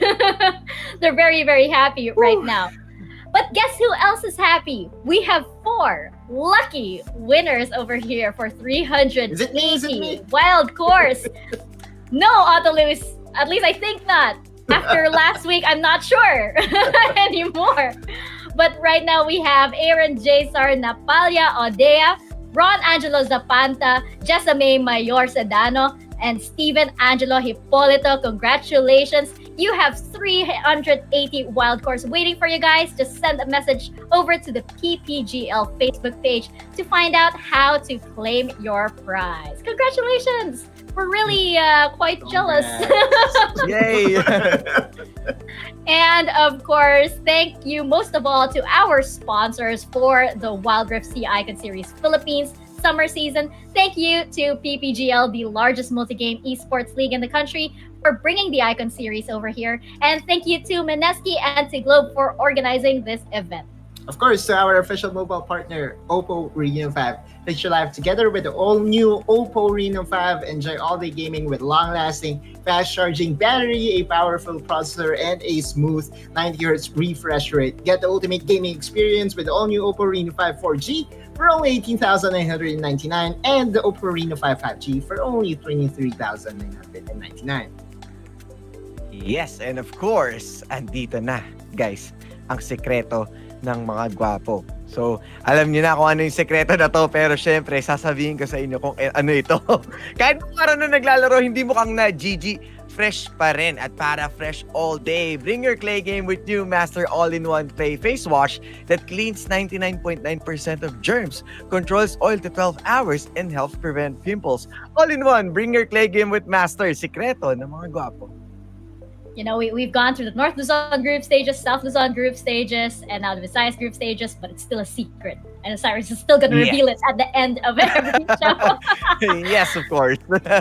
Well, you know what, we can still hang out, even though, you know, we have to be socially distant. We can still hang out virtually via Globe Virtual Hangouts, because Globe Virtual Hangouts Go Esports brings events and programs no other, like this one you're watching right now, starting with an apprenticeship program led by the pros, stream takeovers, and local and international tournaments. It is really easy. Just download the Globe One app and click on the Virtual Hangouts tab to get updated and get hashtag all together now on the latest happenings on Globe Virtual Hangouts. Well, guys, that wraps up day one. It doesn't feel like it's just day one. It actually feels like it was probably day 2 or 3, because we had 4 series in a row. But again, we are going to find out tomorrow whether Apoy Esports and Encore Esports can put a stop to the storm that Amihan Esports and Fennel Adversity have brought over here to the Visayas group stages. But until then, we have been your panelists over here, Mika Fabs, Autolus, and Osiris. And on behalf of the whole production, thank you so much for watching. Until tomorrow, stay safe and stay healthy.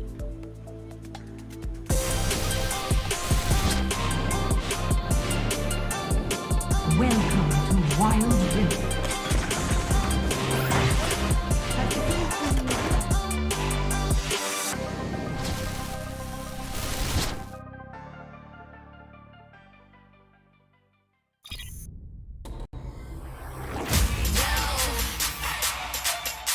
Why don't you watch me do my thing?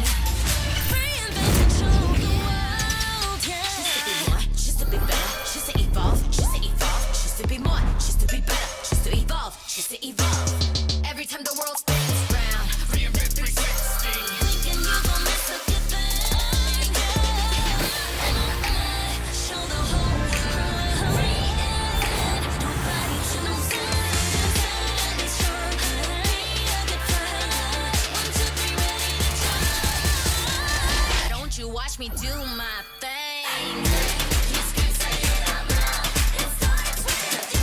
Take it to the next level with Globe's fiber, LTE Advanced, and 5G mobile connection.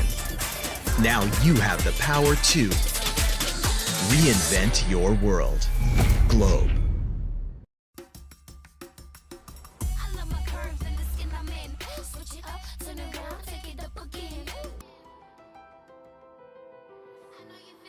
Keep up with me. Come on, let's I'ma keep winning till the world stops spinning. Come on, now let's get it. I'ma keep winning till the world stops spinning.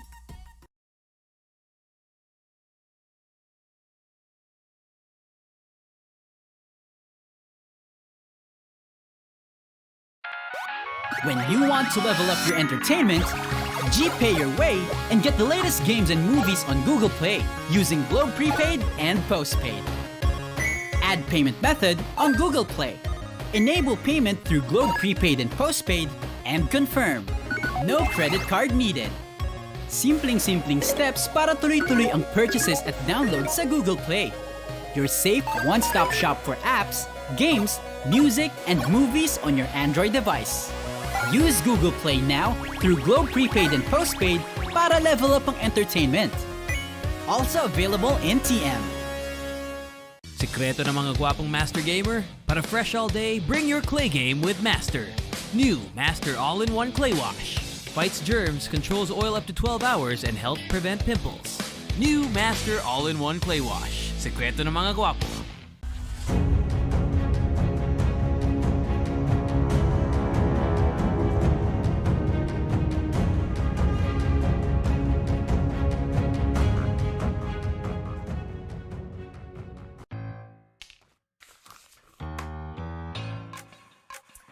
Dear Mother, light of the home.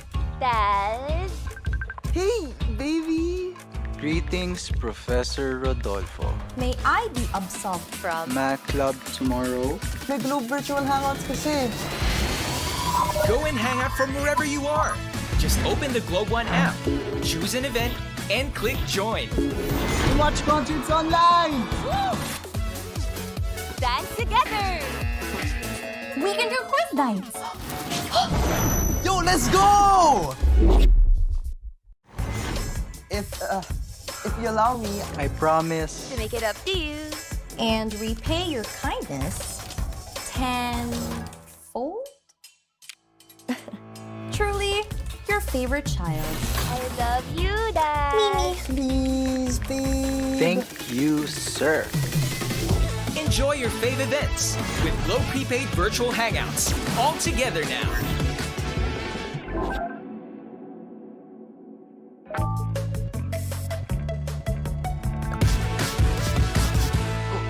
Yes!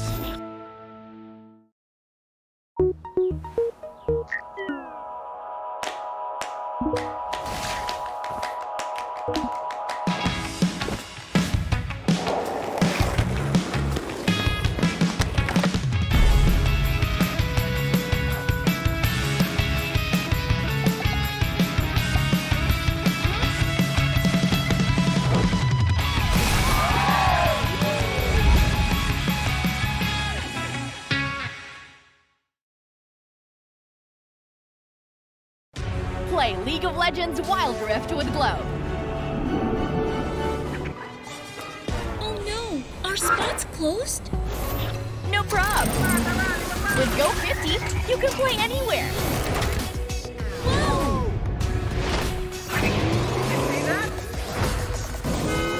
Game on with Go 50 and level up with Go Play 10 for even more League of Legends Wild Rift. See ya!